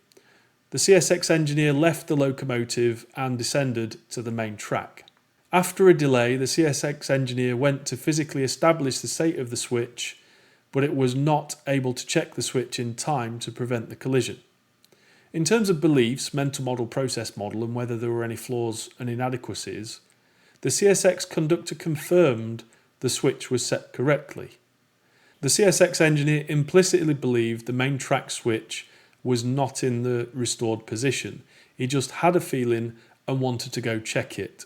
In terms of broad context, between about 2100 on the Saturday night and the collision at 0227 on the Sunday morning, the locomotive made approximately 120 forward and backward movements near that particular switch. The CSX F777 train crew performed switching operations for almost 6 hours before releasing the EC1 authority. It was night time, it was dark, they were unable to see the switch position from the parked locomotive, including when using the locomotive's headlights. There was no cell phone usage other than for dispatch accident notification. In terms of specific context, the CSX engineer explained that he saw the conductor in line with the silica storage track derail for derailing position, and then he saw him walk east towards the main track switch that led to the turnaround track and line it for normal movement, main track movement. And then he noticed that he lined the derail on the turnaround track for the derailing position. However, the north end of silica storage track had not been lined and locked back for main track movement. The conductor then returned to the silica storage track where the crew proceeded south and coupled the locomotives against the standing auto racks that had been placed earlier in the evening. In terms of working practices, so the CSX engineer indicated that it had been 1.5 years since they last completed a similar job to the one they performed on the day of the accident. Using EC1 authority required use of different set of operating rules, and using the EC1 instead of normal signal operations was more challenging and a little more aggravating because it required more communication with the dispatcher. The train still operated at track speed when EC1 authority was used, and that he had no safety concerns about using EC1 authority, but rather it was more of a matter of inconvenience compared to normal signal operations. The CSX engineer completed most of the SPAF, but the engineer may have filled out something. He said he had to put something there. The CSX engineer maintained possession of the SPAF, except when the conductor used it while contacting the dispatcher to give up control of the track. The SPAF completion was not part of the engineer's usual work routine. As I mentioned earlier on, it was 2.5 years since he last completed one. So there's a question there. What consideration did the CSX signal department give to the necessary implied currency and competence of the operational crews during the signal suspension? In terms of competency, the training records do not show operational tests for CSX operating rules pertaining to operation of the main track switch, application of the EC1 authority and use of a SPAF, train movement on the main track. They were not given a job briefing regarding position of main track switches, the use of EC1 authority or the SPAF. They only used EC1s and the SPAF during events like the signal suspension or other signal outages. And NTSB highlighted that due to the infrequent use of EC1 and the SPAF, the crew should have had refresher training or have been tested. So why didn't they have that? It seems from the investigation report that the CSX engineer was not trained, tested or current. However, the investigation report also seems to contradict itself and states that the CSX locomotive engineer was experienced, certified and qualified to perform his duty. But that's not the impression I got from the investigation report. It sounds like they were not competent to do their duty. So there's a question there. Why was the CSX engineer not trained, tested or current for the tasks they were expected to perform, or for the rules and responsibilities that applied to them and the tasks they were expected to perform? Why was their currency not managed? And that's for CSX. Now, there was no previous disciplinary action. So again, just to emphasise that, apparently they were not trained or given a job briefing, and the individual and group organisational safety culture. So what does that say about individual, group, organisational or safety culture if they were not trained or there's no records of it? What about psychological safety? Are there implications there that the person was, they had to get on with the job regardless of whether they'd got formalised training or not? I'm just postulating, but that's that's something that's been hinted at here that should be explored. And then in terms of working relationships, so the CSX engineer and conductor had worked together previously, but not on a regular basis. They reported a good working relationship with each other, and I've put in there a recommendation: establish a program to develop and nurture know, like and trust amongst people working together on safety critical tasks, along with developing their self-awareness, self-leadership and awareness of safety culture, psychological safety and how that influences safety. Engage them in individual and group training and coaching to develop their self-leadership, safety culture, beliefs and behaviours. And then, of course, leadership must also take part in that programme and be seen to develop their own self-leadership, safety culture, beliefs and behaviours too. Any instances where culture's beliefs and behaviours are undermined should be spoken about openly with humility and without blame. Now, I'm referencing there Jocko Willink and Leif Babin's Echelon Front Extreme Ownership and Leadership Strategy and Tactics book. So have a look at those, look those up. So yeah, know, like and trust is critically important. If you're working with somebody that you don't really know that well, you might not like them or not, or you don't necessarily trust them. And also from a psychological safety perspective, that it may be explained the reason the engineer didn't question the conductor is because they didn't feel that they were able to. You know, and it's not explored in the investigation report, but if you don't have know, like and trust and respect and humility, you're probably not going to be able to question people or their competence. You know, have you done this particular really safety critical task that is your job? You know, people are less likely to question that unless you've got an appropriate safety culture. So that is something that needs to be considered. Okay, so in terms of health and well-being, the CSX engineer had reported treatment for high blood pressure when returning to work following a surgery in 2020, but no comprehensive health evaluations or blood pressure measurements were available in his CSX occupational medical record. So the records for health were a bit thin on the ground. There was no medication or sleep disorders were identified that could contribute to fatigue. The FRA mandated toxicology tests were negative for alcohol and other tested for drugs. But note, the CSX train crew did not undergo more comprehensive toxicology testing as performed on the Amtrak crew. It wasn't sort of explicit why that was, but it's always a good idea to have good testing and good medical records.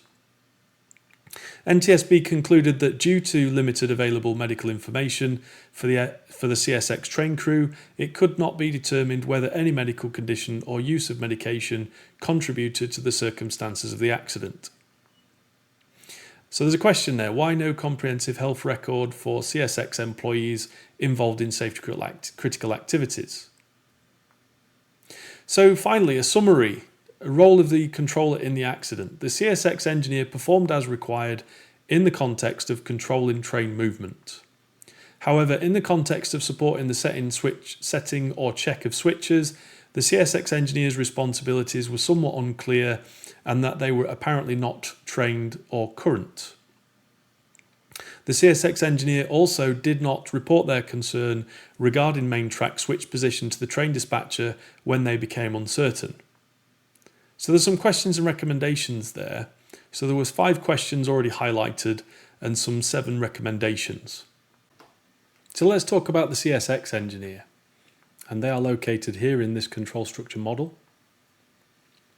In terms of general responsibilities, they're essentially the same as for the Amtrak engineer and the CSX engineer. But the subtle difference is in the emphasis from control of train movement to switch setting. So let's talk about the implied stamp cast related responsibilities. So hazard 2 is about the train movement when track is set away from the intended path. High level safety constraint 2, suffixed with a number 1 just to sort of emphasise it's specific for the conductor. The conductor shall control train movement such that the train cannot cross a switch that has been set away from its intended path. So that's sort of implying that they have some influence over the train movement, which if they're working with an engineer they should. But likewise they are also looking at the context of the switch and its movement away from the intended path the train wants to travel.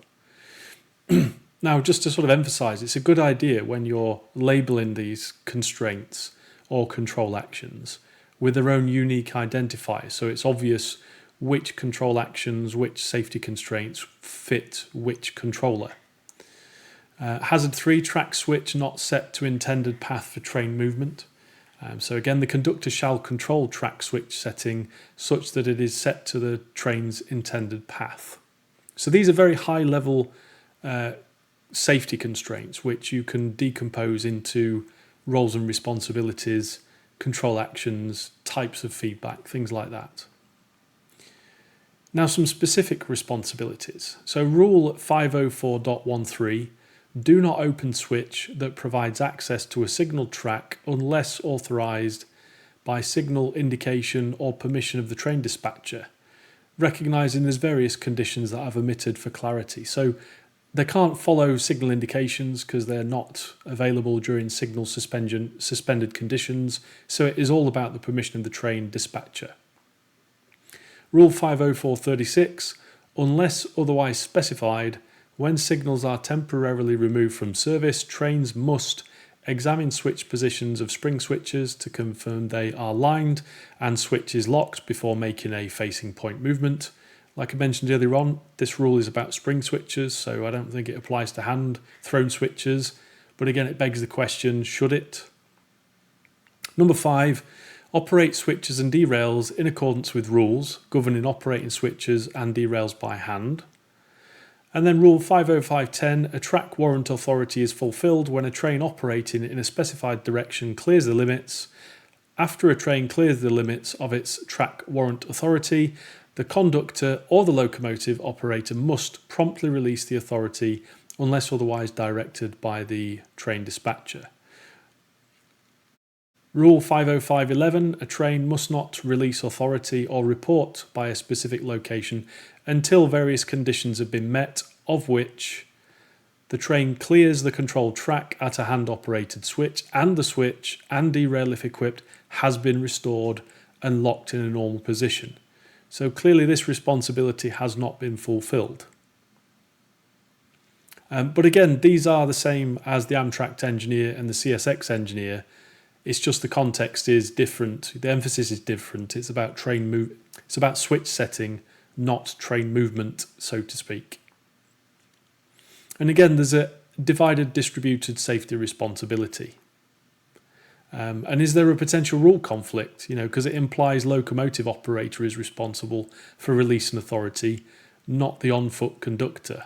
So in terms of specific responsibilities, the conductor must follow these rules. So rule 504.13, do not open switch that provides access to the signal track unless authorised by signal indication or permission of the train dispatcher. Now, clearly, because the signals were suspended, they couldn't do it by signal indication, so it's got to be through verbal permission of the train dispatcher. Rule 504.36, so unless otherwise specified, when signals are temporarily removed from service, trains must, number 4, examine switch points of spring switches to ensure they are lined and the switch is locked before making a facing point movement. As I mentioned earlier on, this applies to spring switches, so I don't think it's relevant to hand switches, but the question still remains, should there be a limit for examining hand switches? Number 5, operate switches and derails in accordance with rules governing operating switches and derails by hand. 505.10, a track warrant authority is fulfilled when a train operating in a specified direction clears the limits. After a train clears the limits of its track warrant authority, the conductor or the locomotive operator must promptly release the authority unless otherwise directed by the train dispatcher. Number 505.11, a train must not release an authority or report by a specific location until various conditions have been met, of which, number 3, the train clears the controlled track at a hand-operated switch and the switch and derail if equipped has been restored and locked in normal position. Now again, they're the same as the Amtrak engineer and the CSX engineer, but again it just changes the emphasis from train movement to switch setting. And then of course this one, number 505.10, highlights the potential for divided distributed safety responsibility. And then again, this one, there's a potential conflict between that it implies the locomotive operator is responsible for releasing authority, not necessarily the conductor on foot. But again, it's that level of ambiguity. Who's responsible, who's accountable, who's not. And some more specific responsibilities. So Rule 505.12. So this is about location and the SPAF itself. So complete the SPAF with ink. Report the following to the train dispatcher. I've already gone through those already, so I'm going to move on. And then retain the switch position awareness form until the next tour of duty. And again, as per the CSX engineer, the CSX conductor's SPAF form was not recovered. Now, it's unclear if there is allocation of these responsibilities rules. Is it for the conductor to ask the engineer to keep track of time on the SPAF?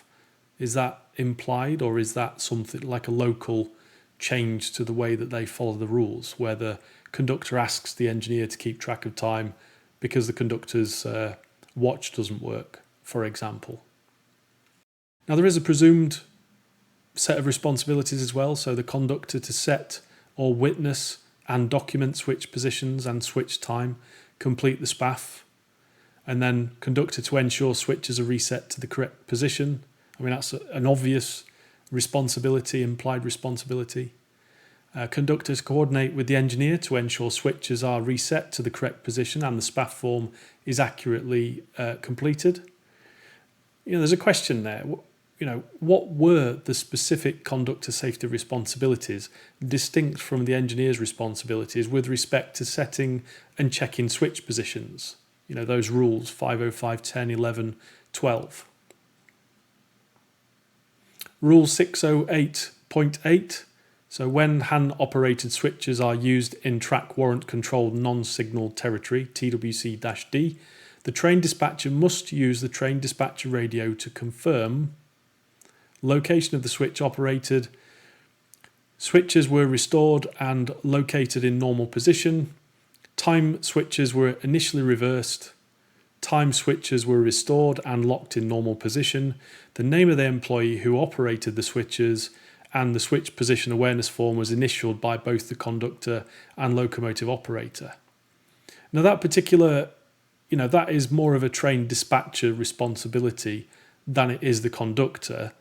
And it relates closely to 505.12, the location and SPAF form, which implies driver and conductor or conductor actions. So again, it's this confirmation concept, evidence or confidence, photos, trust and humility. The investigators did not recover a SPAF from the accident location, so we can't really confirm. But it's that two sides of the responsibility for the dispatcher and the conductor and the engineer. How do they discharge those responsibilities together and make sure that a proper check, proper confirmation is provided? So number 5. So there are a load of other responsibilities that I've already discussed for the CSX engineer, so I'm not going to go into those now. But just to highlight, there was a job briefing between the two of them, but it was ineffective in verifying the position of the switch for reasons that are unexplained. This one, as I mentioned earlier on, there's sort of 3 rules combined here. One is about responsibility allocation, and that I think it's diluted. Qualification requirement, it seems they were not qualified. And then again, behavioural requirements. If there is a concern, they should report it and have it addressed before putting themselves in a potentially dangerous situation. Now, in terms of responsibility allocation being diluted, it's unclear how those responsibilities are actually allocated. And it could be, as I mentioned earlier on, it could be interpreted as whoever touches the switch is individually responsible. So that means that the train engineer, the locomotive engineer, is not, in their view, responsible, but the conductor is. So really, this is leadership speak, individual responsibility. It sounds great, but what does it actually mean? We're talking about a safety critical operation here. Let's get some specificity. How is responsibility and accountability actually held in the real world? What physical accountability with some form of token perhaps, or leadership accountability with check-in and assuring Rule 401 is fulfilled? What is the safety control structure that is implied to enforce Rule 401? Clearly, whatever it wasn't working. And then the qualification requirement, who defines what qualified means? How is qualified defined? Is it formal, informal qualification? Who trains and then qualifies who? Who prevents unqualified personnel from performing tasks and especially involving Rule 401? Was this specific controller qualified? It's not clear. So how is it possible for an employee to be put in a position to comply with Rule 401 but is not formally qualified? Was the conductor aware of Rule 401? If so, why did they violate Rule 401?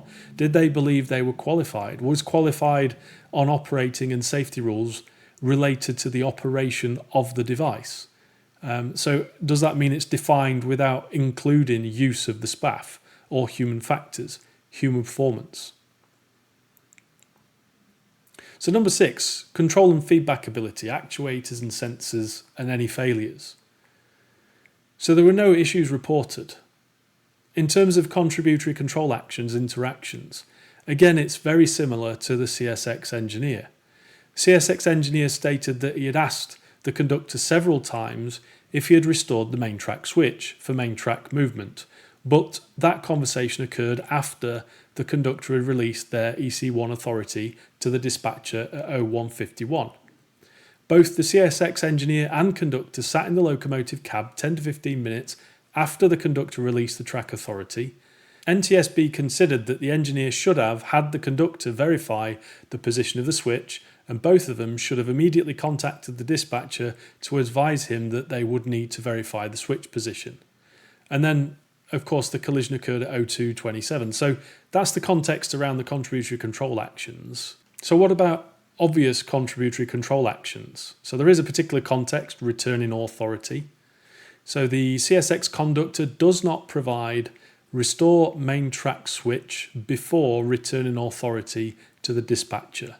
So you could say that that is the main contributory control action to this accident, and the rest of the investigation should be about establishing why did it make sense for this controller to provide that contributory control action. Now, in the terms of contemporary human factors analysis, you could argue that this is a contributory control action which is essentially an omission.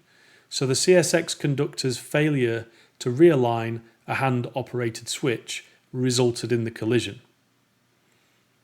Now, associated with that obvious contributory control action is a controller safety constraint, and that is the CSX conductor must provide restore main track switch before returning authority to the dispatcher.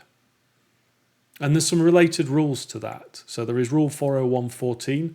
Before departing a location where main track switches have been operated by hand, each crew member must verbally confirm the position of the switches and that they have been locked. And then Rule 401, must not operate a switch or derail until qualified on operating and safety rules related to the operation of the device.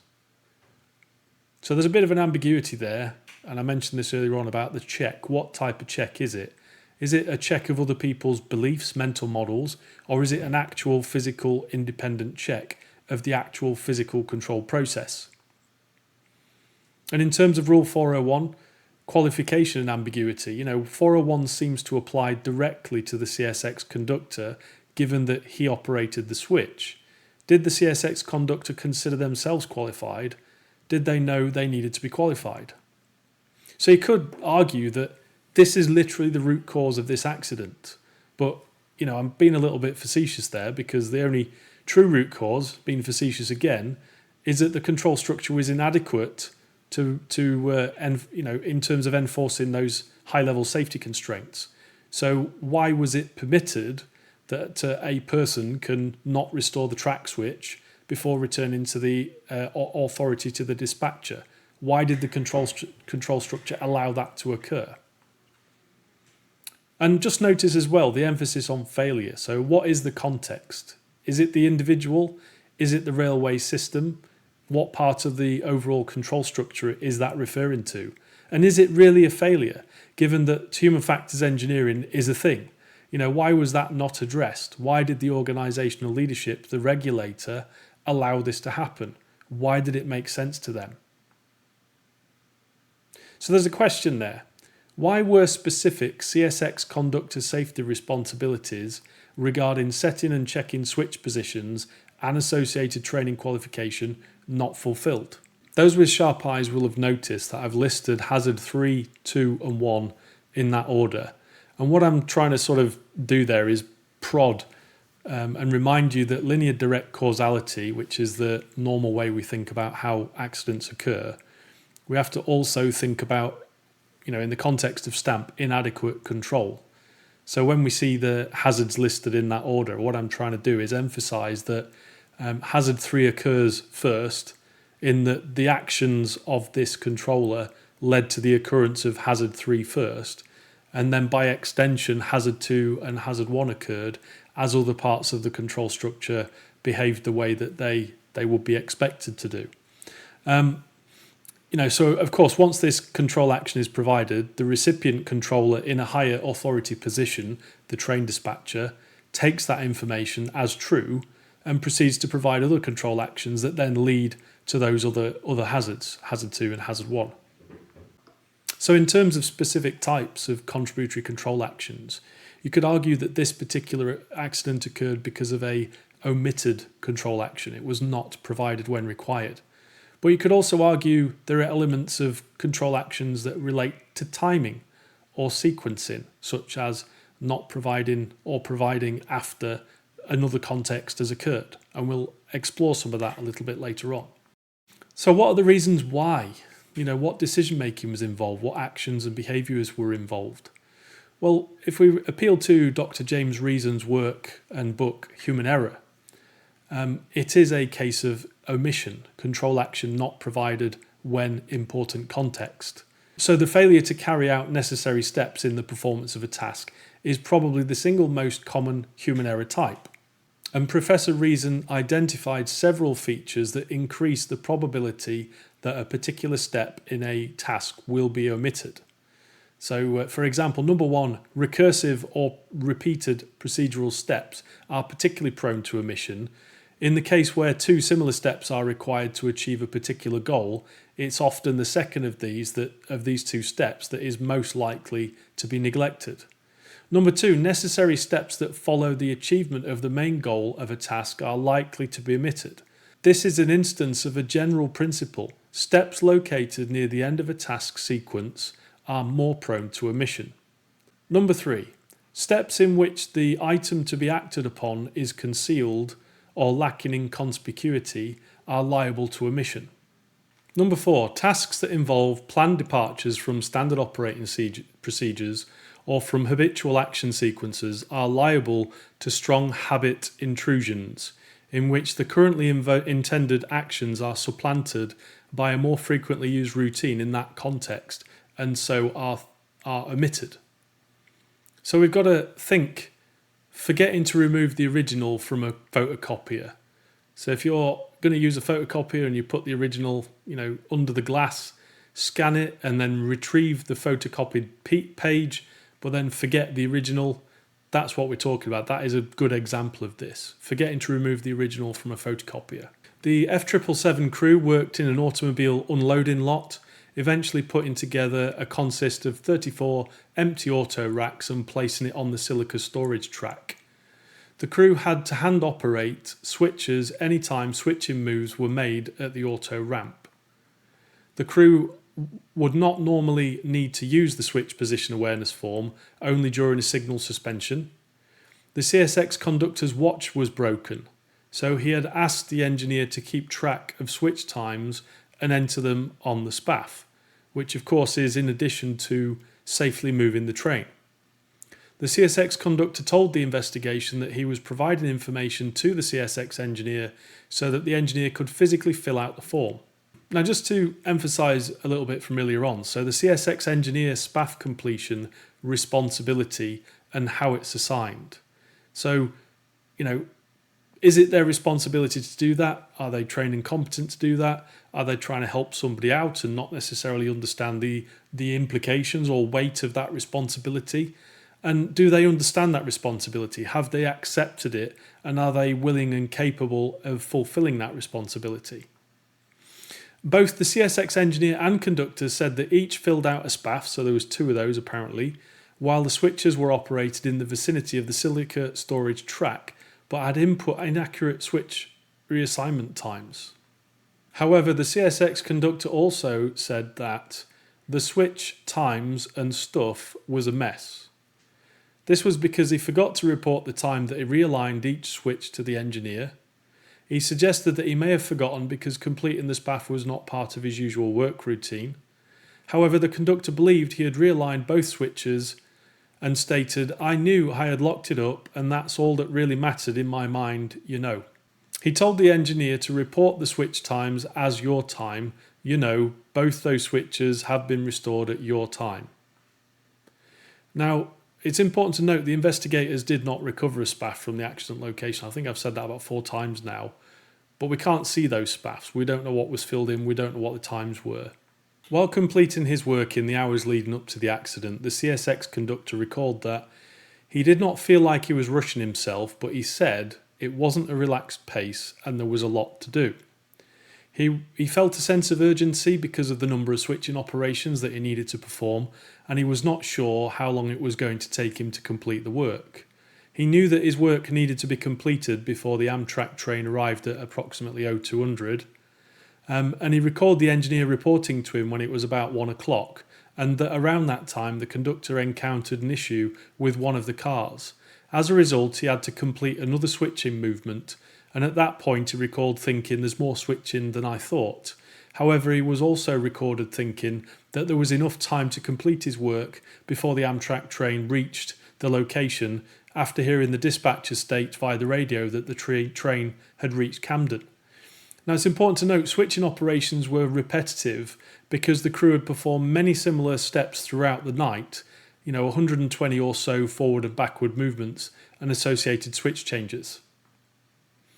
There were 2 switches that needed to be realigned at about the same time: the north end silica storage switch, which is the accident switch, and another switch for the turnaround track. Thus, there were 2 similar steps that needed to be completed. The conductor realigned the runaround switch but neglected the north end silica storage switch. Now, when the conductor entered the locomotive, the engineer handed the conductor the SPAF and asked the conductor if he lined the main switch back to the normal position. The conductor answered yes, which was not correct, and he instructed the engineer to radio the train dispatcher and establish communications. The CSX train dispatcher answered, and the conductor communicated the release of the switches. So the CSX conductor notified the dispatcher that the main track switch was placed in a normal position at 20:15, 8:15.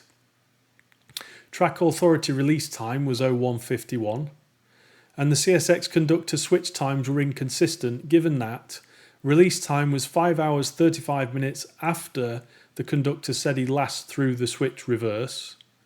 Duration of time spent switching at the autoramp facility was about 6 hours. And after the CSX conductor accepted the release time of 01:51, the train dispatcher asked, "And is everything in the clear? Is that right? Over." The conductor replied by saying, "That's right, and we locked up in silica." So reasons why, how, reasons, explanations, what are the beliefs, mental model, process model, and what flaws and inadequacies existed? Well, the CSX conductor stated that he was aware of the Amtrak train schedule and the need to be in the clear. The work pattern had become second nature or like a habit to him, and this might have interfered with his intentions. He talked about the night in which he had been repeatedly getting up and down from the locomotive. He also described a work pattern that he was used to in the yard. He and an engineer would throw a switch and shove back into it and then lock it up. He suggested that perhaps on the night of the accident, he thought to himself that he was locking up for the night and failed to realise that he had needed to remain at the switch, not ride the locomotive back, and then realign the switch back to the main line. He expressed that he was sure he got it. The statements of both the engineer and the conductor agreed with each other. Prior to the collision, he felt confident that he had correctly lined the switch. However, after thinking about the incident, he acknowledged that he overlooked realigning the switch. He had no intention to deliberately leave the switch misaligned, so a dangerous success. The CSX conductor appeared distressed about the accident and about his role in it. The CSX engineer queried whether the switch had been reset. Note, it's not clear from the report what was actually said or the way it was said. This is apparently unknowable, presuming there's no cockpit recorder, as in commercial air transport. It is interesting that the CSX engineer took it upon themselves to go and check. Some might argue that this action implies the working relationship between the F777 crew may not have been based upon trust, humility, or an open safety culture, and we probably won't ever get to know that. The question is, why would it make sense for somebody to behave the way they did and believe what they did? Why would it make sense for the conductor to believe that they had reset the switch? Why would it make sense for the engineer to take it upon themselves to go and check the switch? In terms of context, there's some broad context. The CSX F777 freight train has essentially switched auto racks at the auto ramp for about 3 hours. The crew performed switching operations for almost 6 hours before releasing the EC1 authority. It was night time, it was dark, they were unable to see the switch position from the parked locomotive, including when using the locomotive's headlights. There was no cell phone usage other than for dispatch accident notification. The CSX conductor, while performing switching operations, released and applied handbrakes and lined multiple switches multiple times. Since the auto rack cars were not equipped with platforms and the conductor was on the ground by himself, he had to walk to the length of the tracks and around the auto racks to get to the opposite side to apply and release handbrakes. The CSX conductor reported that he was alert, clear-headed and focused on the task during his work shift and not distracted from the work whilst he was on duty. However, he also reported that he had become overly warm after engaging in extensive physical effort working with a piece of rusted equipment. As a result, he had taken his jacket off. Some specific context. So the CSX conductor stated that he had completed the job multiple times in the past month, but the signals had always been operational. This made the accident shift the first time that they had completed the job using EC1 authority. When using EC1 authority, it is necessary to report the time that each switch is realigned to the main track on the SPAF. The CSX conductor stated that the additional time required to complete this process was minimal, but noted that they prefer signals a lot of times because you don't have to write down the EC1s and the dispatcher doesn't catch you off guard and ask you where you're at and you're not really sure where you're at and have to, ask your engineer and stuff. CSX conductor also indicated that operating with EC1 authority was slightly more challenging than operating with the normal signals. However, he also said sometimes the EC1 authority is good if you have a large amount of track that you're in, that you're the only one in there, then you don't have to worry about the signals. You don't need to worry about the signals.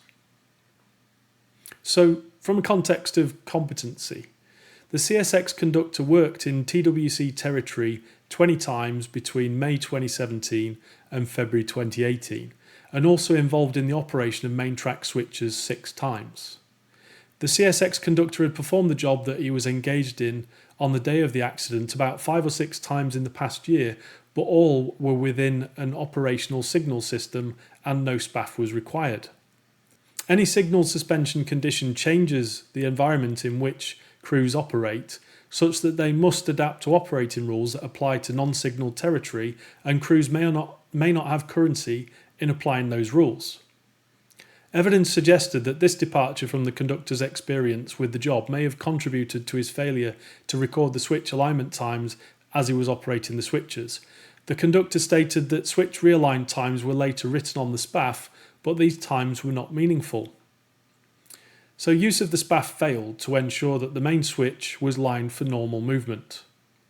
Now, just to sort of emphasise, this statement from the investigation report is that simply the SPAF failed. But, what about the control structure and the control actions of the controllers involved? Because it's a piece of paper. It doesn't control anything.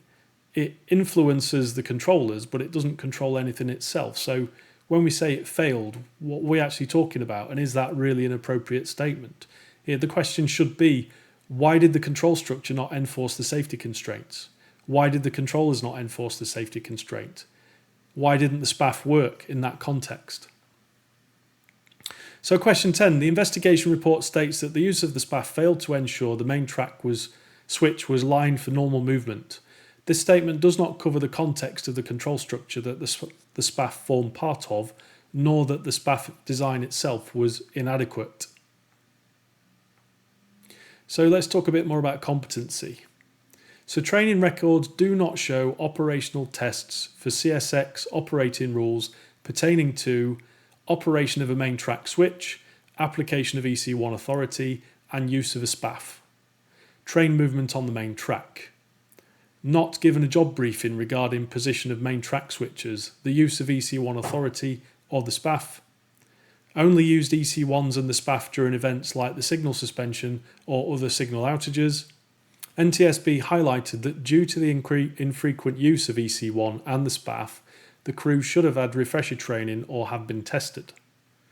It seems from the investigation report that the CSX conductor was not trained, tested or current. However, the investigation report also seems to contradict itself and states that the CSX conductor was experienced, certified and qualified to perform his duties, much like for the CSX engineer. So the question, an associated question, is why was the conductor not trained, tested or current for the tasks they were expected to perform, or for the rules and responsibilities that applied to them and the tasks they were expected to perform? Why was their currency not managed? And of course there was no previous disciplinary action either. So just to summarise that then, so the CSX conductor was not trained or given a job briefing, and that raises questions over individual, group, organisational safety culture, and also working with the CSX engineer, psychological safety questions. So health and well-being. There was no medical conditions identified by CSX in his limited CSX occupational health record. There was no medications or sleep disorders were identified that could contribute to fatigue. The FRA mandated toxicology tests were negative for alcohol and other tested for drugs. Note, the CSX train crew did not undergo more comprehensive toxicology testing as was performed on the Amtrak crew. NTSB concluded that due to limited available medical information for the CSX train crew, it could not be determined whether any medical condition or use of medication contributed to the circumstances of the accident. Although the CSX conductor made an error late in the evening after working more than 10 hours, a time when people typically are approaching a circadian low and alertness levels are at their lowest, there was no evidence that his performance was affected by fatigue. CSX conductor told investigators that he was not experiencing fatigue during his shift and that he had obtained enough rest in the days preceding the accident. However, he was performing repetitive physical labour outside in the cold, and he said that he had gotten into a work rhythm. Because of the presence of evidence mitigating both for and against the presence of fatigue, it could not be determined whether fatigue contributed to the circumstances of the accident.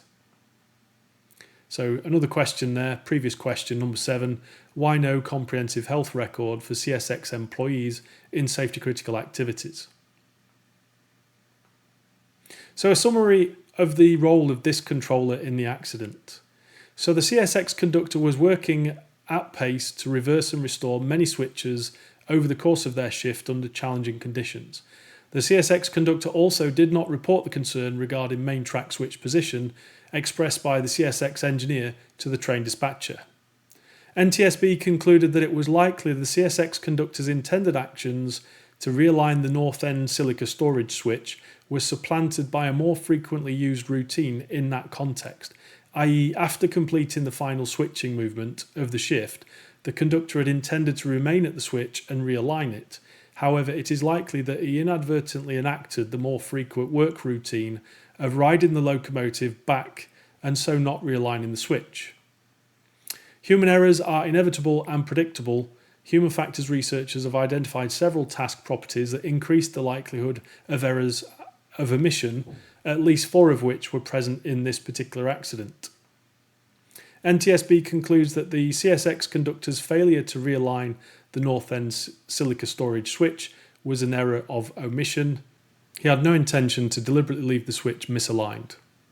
So this is why it's important when we're talking about contributory control actions and unsafe control actions. Ultimately, when we're talking about the control action, it is, in this case, the control action was not provided when specific context. It doesn't matter what the intention is behind that control action. But of course, when we're talking about post-accident, we know the outcome was, it was unsafe. But the person who provided that control action probably wouldn't have done. Otherwise, why would they? They wouldn't have done it if they'd have known that. That's why it's important to be clear. We're talking about contributory control actions. So questions and recommendations. There was a few questions there, three questions with one previous, and then 2 recommendations from previous related to the CSX engineer. Now we're going to talk about the CSX train dispatcher, and they are located at the top of the control structure, as you can see highlighted there. In terms of safety-related roles and responsibilities for the dispatcher, we have some general responsibilities which are, presumably, to follow procedures and limitations issued by the operator, presumably, as required by the host railroad agreement, follow the various operating rules, procedures and limitations contained within the various operating rules and bulletins. Now again, this is essentially the same as the Amtrak engineer, CSX engineer, but the emphasis covers both train movement and also switch setting to some extent. They should control train movement and switch movement within limits and procedures using signalling, which is unavailable because there's a signal suspension going on, or radio communications. Now they need to confirm the track is properly set for train movement. They need to provide permission to proceed, use the track warrants to authorise trains through the signal suspension limits when track is properly set for train movement. They need to monitor train movement and progress and track this and the track state. They need to monitor for potential train issues, monitor for potential switch issues, but in this case they were instructed to ignore that. And then monitor for potential track obstructions, incorrect switch settings, stop train movement when track is obstructed or there's incorrect switch settings detected. And then in terms of the implied stamp cast related responsibilities, if we look at hazard 1, loss of safe separation between trains, the dispatcher shall control train movement such that safe separation is maintained. In terms of hazard 2, train movement when track switch is set away from intended path, the dispatcher shall control train movement such that the train cannot cross a switch that is set away from its intended path. Hazard 3, track switch not set to intended path for train movement. The dispatcher shall control and monitor track switch settings such that it is set to the train's intended path. Now again, these are high level sort of responsibilities, constraints on the behaviour of this particular controller, and they originate from the definition of those hazards. And you'll notice I've also highlighted the serial number, the suffix at the end, just to emphasise this is specific to the dispatcher itself. Now in terms of specific responsibilities in terms of train movement control, there is Rule 50436, which is unless otherwise specified, which is specified by the train dispatcher, when signals are temporarily removed from service, trains must approach all absolute signals prepared to stop and not pass these signals without permission of the train dispatcher. So that's a clear responsibility for the train dispatcher. Rule 505, when the authority for movement on a controlled track is designated in special instructions, dispatch a message or form EC1 as TWC-D, trains will be governed by verbal authority from the train dispatcher. Trains must not enter controlled track in TWC territory unless authorised to do so by the train dispatcher. So this responsibility is for, logically for the train, driver, train engineer, but it involves the train dispatcher. So there is coordination between the two of those. Now, in terms of questions, so why was the Amtrak train permitted to operate at normal speeds and not to approach signal switches prepared to stop? What was otherwise specified by the dispatcher and why? So again, I'm thinking about the high-level safety constraint and how the train driver is supposed to get feedback about the switch states. If it's not from the signalling, which it won't be because it's disabled, it should come from the dispatcher. So how does that other controller, the train driver, the engineer, fulfill their responsibilities with support from the train dispatcher, if that's what the train dispatcher is going to do? Rule 505.9, a train must report by specific locations when directed by the train dispatcher. So again, this is a rule for the train, but clearly it has an implied responsibility for the train dispatcher. Rule 505.10, a track warrant authority is fulfilled when a train operating in a specified direction clears the limits. After a train clears the limits of its track warrant authority, the conductor or the locomotive operator must promptly release the authority unless otherwise directed by the train dispatcher. So similar there, it's a train responsibility, but the dispatcher is implied in there.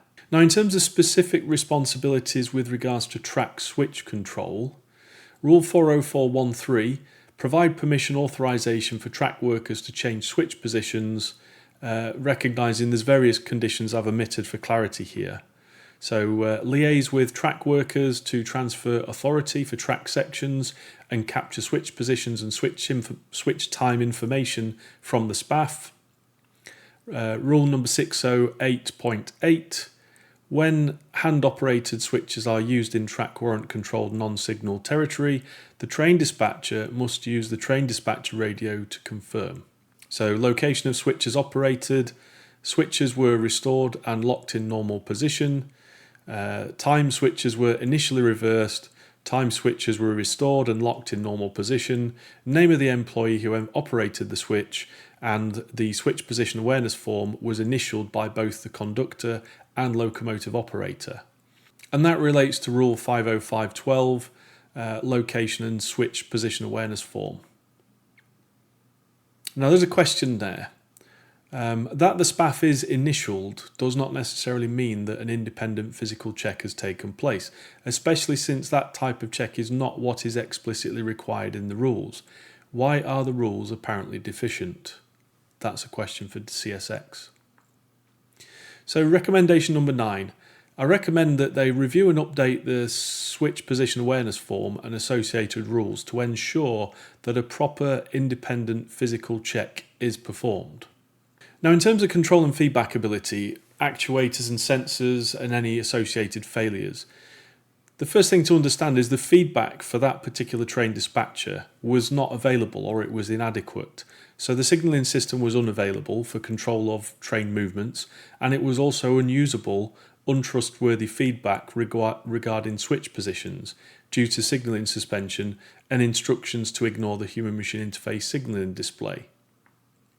In terms of contributory control actions, there are some obvious contributory control actions with the context switch not restored. So the dispatcher provides EC1 authorization for the Amtrak train to travel through the signal suspension limit area when the switch is not restored. So that's a logical, obvious contributory control action in this particular accident. Now there's an obvious safe control action or controller functional safety constraint that is matched with that, and that is that the dispatcher must not provide EC1 authorization when the switch has not been restored. So the question is, how does the control loop for that controller, or how does the overall control structure enforce that particular safety constraint or support the enforcement of that safety constraint? What feedback about the switch does the dispatcher require, and how robust does that feedback need to be? Now, in terms of reasons how or why, explanations, in terms of decision-making actions and behaviours, clearly we're in a situation where they're moving between operations in normal and signal suspension operations. So the way the dispatcher behaves, the rules that they apply, has to respect that the signals are suspended. So they have to trust that the information they're receiving from the conductor in this case, the F777 conductor, is accurate and correct. During normal operations, the dispatcher can see the placement of the control point switches on the track, including the switches for the silica storage track and the automobile lot turnaround track. Placement of the switches would normally have been reported by a signal indication. Due to signal suspension, the disposition of the switches was assumed to be unavailable to the dispatchers, and operations were conducted using track warrants issued by radio. During a signal suspension, the dispatcher could see a track occupancy light on his board, and he did say that he saw or observed on the night of the accident. However, because it was during a signal suspension, he had also been instructed to disregard the signal. Prior to signal suspension, CSX issued instructions checklists to the dispatcher for their guidance in inverted commas. And the reason I've emphasised guidance is because the provision of that information, those instructions, those checklists from another controller to this controller, to the train dispatcher, we need to think about, well, is that a formal control action, especially from a safety perspective, or is it just information? Is it just feedback?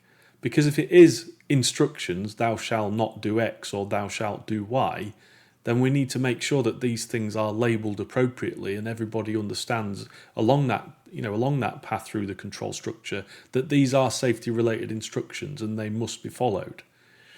Now, of course, I've omitted various conditions from this as well. I've not included everything, but number 2, if necessary, instruct the first movement through the limits to stop at all power operated switches, secure the switches in hand position as outlined either by dispatcher message or special instructions. Now you'll notice that talks about power operated switches, so not hand thrown switches. So there is a potential mitigation there that was ineffective because it was specific to power operated switches. So there's a question there, why did the guidance not also include instructions to stop at hand operated switches as well? Number 3, before issuing the authority, ascertain the employee was job briefed and understands the method of operation. If the employee has not been job briefed or does not understand, stop the movement and perform the necessary job briefing. So I get the impression that job briefing is for people involved in moving the train, not necessarily changing the switches. When a switch tender is on duty, confirm that they understand the movements to be made, they have properly lined the switches, instruct the train crew to confirm the switch tender switches are properly lined for their movement. So that implies there's a bit of an independent physical check there. I mean, it does say confirm, and it could literally be a verbal confirmation, but it could also appeal to a physical check. Now that should be, changed. That should be improved and made specific. And then number 4, issue the authority prior to lining into the suspension limits. Now, it's just important to point out that there was not a switch tender on duty on this occasion. It's not clear from the investigation report why there was not a switch tender on duty, but I'm sure from what I've already said so far, you'll be wondering, well, maybe they should have had a switch tender. That might have helped things a little bit. And arguably it could have done, but it also might not have been appropriate. If they are just doing verbal checks and not physical independent checks, then this accident could still have occurred with a switch tender. Third crewed member, switch tender. So there wasn't a switch tender. The dispatcher instructions allowed for an additional crew member, switch tender. However, a third crew member, switch tender, was not assigned. The NTSB concluded that the 2-person train crew performing switching that required the use of main track switches would have benefited from an additional train crew member assisting with the operation of the main track switches, because in this unique situation the signal system did not provide a second level of safety for the operation of the main track switch. So there's a question there, why was there no switch tender assigned and on duty? Given there was no switch tender, why was the train task in switching operation not delayed until after signal suspension had been removed? In terms of release of the track authority, the CSX conductor reported switch realignment times of 20:49 reversed and then 22:10 restored to the dispatcher in a conversation that he concluded by releasing his track authority at 01:51. Reported times were clearly inaccurate because it would not be logical for the crew to complete their work more than 3 hours before calling the dispatcher to release track authority. Now, I've emphasised reported times were clearly inaccurate because with hindsight to the investigators, of course, they're inaccurate times. But at the time, is it reasonable to presume that the CSX train dispatcher was actually doing sanity checks on the times released to them? We don't know because the investigators have not written about it in the report, but is it actually a responsibility of the CSX train dispatcher to police the times that switches are changed and reported? I think that's not really appropriate. But if it is a check that we need, if it is a sense check that would help, then that responsibility needs to be appropriately allocated to the train dispatcher. The dispatcher took no exception to the highly suspicious switch realignment times provided to him. So again, highly suspicious. It may not have been suspicious at the time, and it may not even be their job to deal with that or identify that and deal with it. NTSB believes that the CSX dispatcher missed an opportunity to verify that the times reported to him from the SPAF were accurate, even though the information reported to him was clearly inaccurate. I'm not so sure. Yes, but was it clearly inaccurate to the dispatcher? The dispatcher's responsibility to validate switch times against tasks? Kind of already said that, I've jumped ahead, but there we go. So question 16. Was sense checking switch time validation an explicit dispatcher responsibility that can actually reasonably be fulfilled? Why did the dispatcher not recognise apparent inconsistencies in switch timing information provided by the conductor when returning receiving authority? Dispatcher concluded that the track switches were set appropriately for the Amtrak train movement based on incorrect feedback from the CSX conductor. So if we're looking at the control structure, we've got the dispatcher at the top. Here we go. We've got the conductor down here, and they're communicating via radio communications. If there had been a switch tender, either changing the switch positions themselves or doing an independent check, they could have coordinated with the conductor. And maybe if you wanted to make the control structure even more robust, you could perhaps provide the switch tender their own radio system to be able to communicate directly with the train dispatcher. So there is sort of in this case, there's two independent checks, two independent feedbacks. But if there's only one person, and this person does not have direct feedback, from the physical process, then of course it's only going to be a verbal check. It's not going to be robust. So yeah, that's the benefit of having a switch tender. So let's talk about beliefs and mental models then. So the CSX F777 conductor returned authority to the dispatcher, which implies that the F777 crew followed the following rule. So Rule 505.11, a train must not release an authority until various conditions have been met, of which the train clears the control track at a hand-operated switch, and the switch and derail, if equipped, has been restored and locked in normal position. Now, the dispatcher logically believed that the track switches were set appropriately for Amtrak train P91 to move, based on that incorrect feedback from the CSX conductor. Now, it's unclear if the dispatcher recognised the questionable switch times or whether they were responsible to do that, given that they may not know the detail of the tasks that the F777 crew were engaged in and what they might mean and what that might mean for switch changes timing. So some contextual factors. We've already mentioned that the signal system was being changed. It was operating under track warrant control.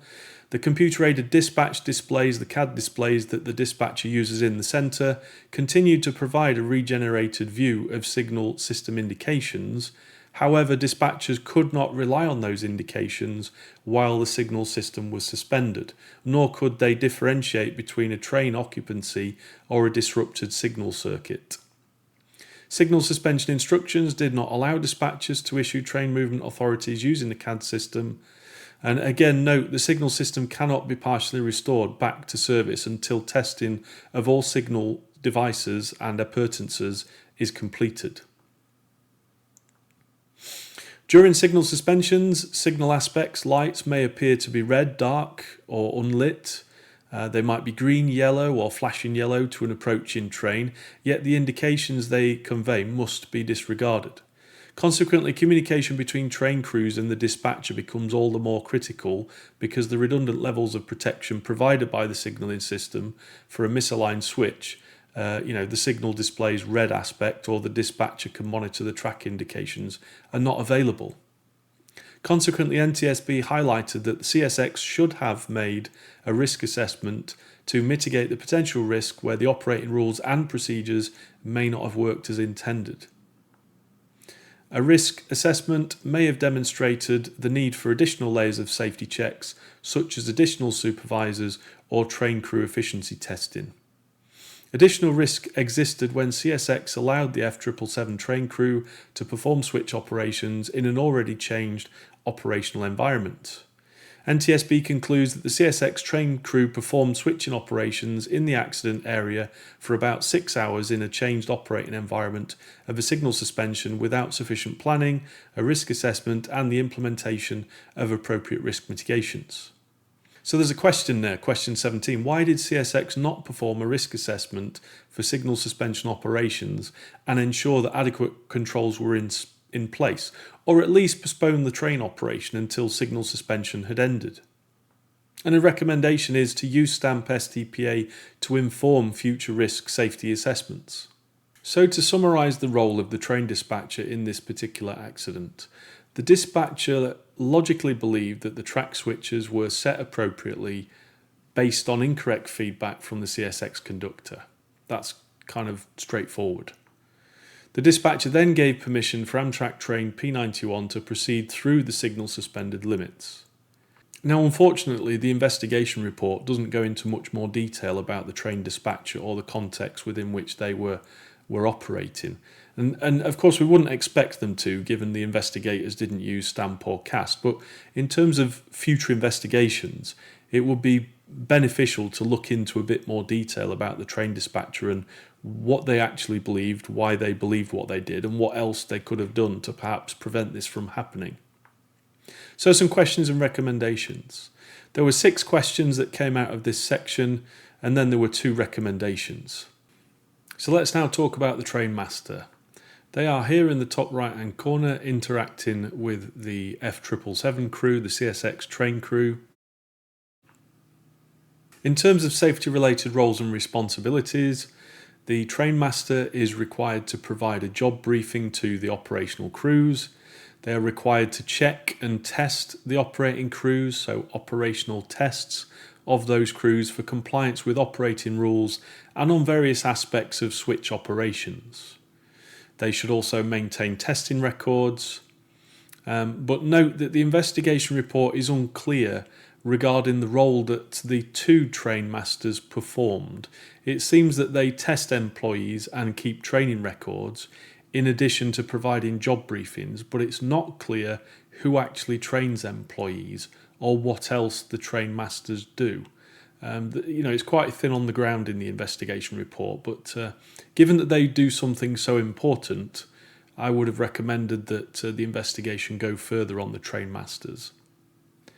Now, there are implied stamp cast related responsibilities sourced from the hazards. So again, loss of safe separation between trains. So the train master shall control and monitor training and competency of train crews.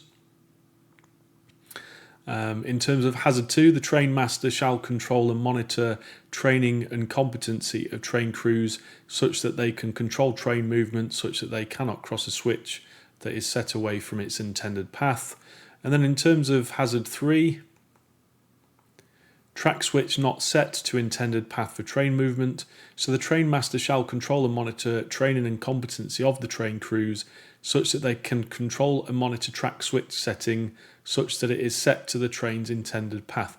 Now, of course, I'm just giving high-level generic sort of safety constraints for this, but I'm hoping you can start to see that how the safety constraints, how the responsibilities can actually be related back to the hazards. So there's sort of a clear delineation of these are the hazards that we're concerned about, and these are the things, these are the responsibilities that this particular controller needs to fulfill. And then, of course, they need to be empowered. They need the resources and capabilities to be able to fulfill those safety constraints. Now, in terms of control and feedback abilities, there were no issues reported. But again, the investigation's not inspected to have considered this, given they didn't use stamp and STPA. But I would recommend looking into that in further detail. In terms of contributory control actions, interactions, there is an obvious contributory control action with the context operating during signal suspension. and that is that the train master does not provide a job briefing to the train crew when operating during signal suspension. And of course, the obvious safety constraint, functional safety constraint to do with that is that the train master must provide a job briefing to the train crew when operating during signal suspension.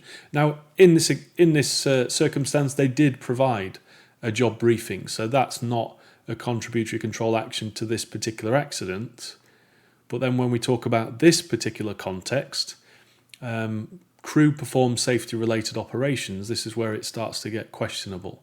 So the train master does not provide operational testing or test operating crews before crew perform safety-related operations. So that is certainly a contributory control action in this particular accident case study.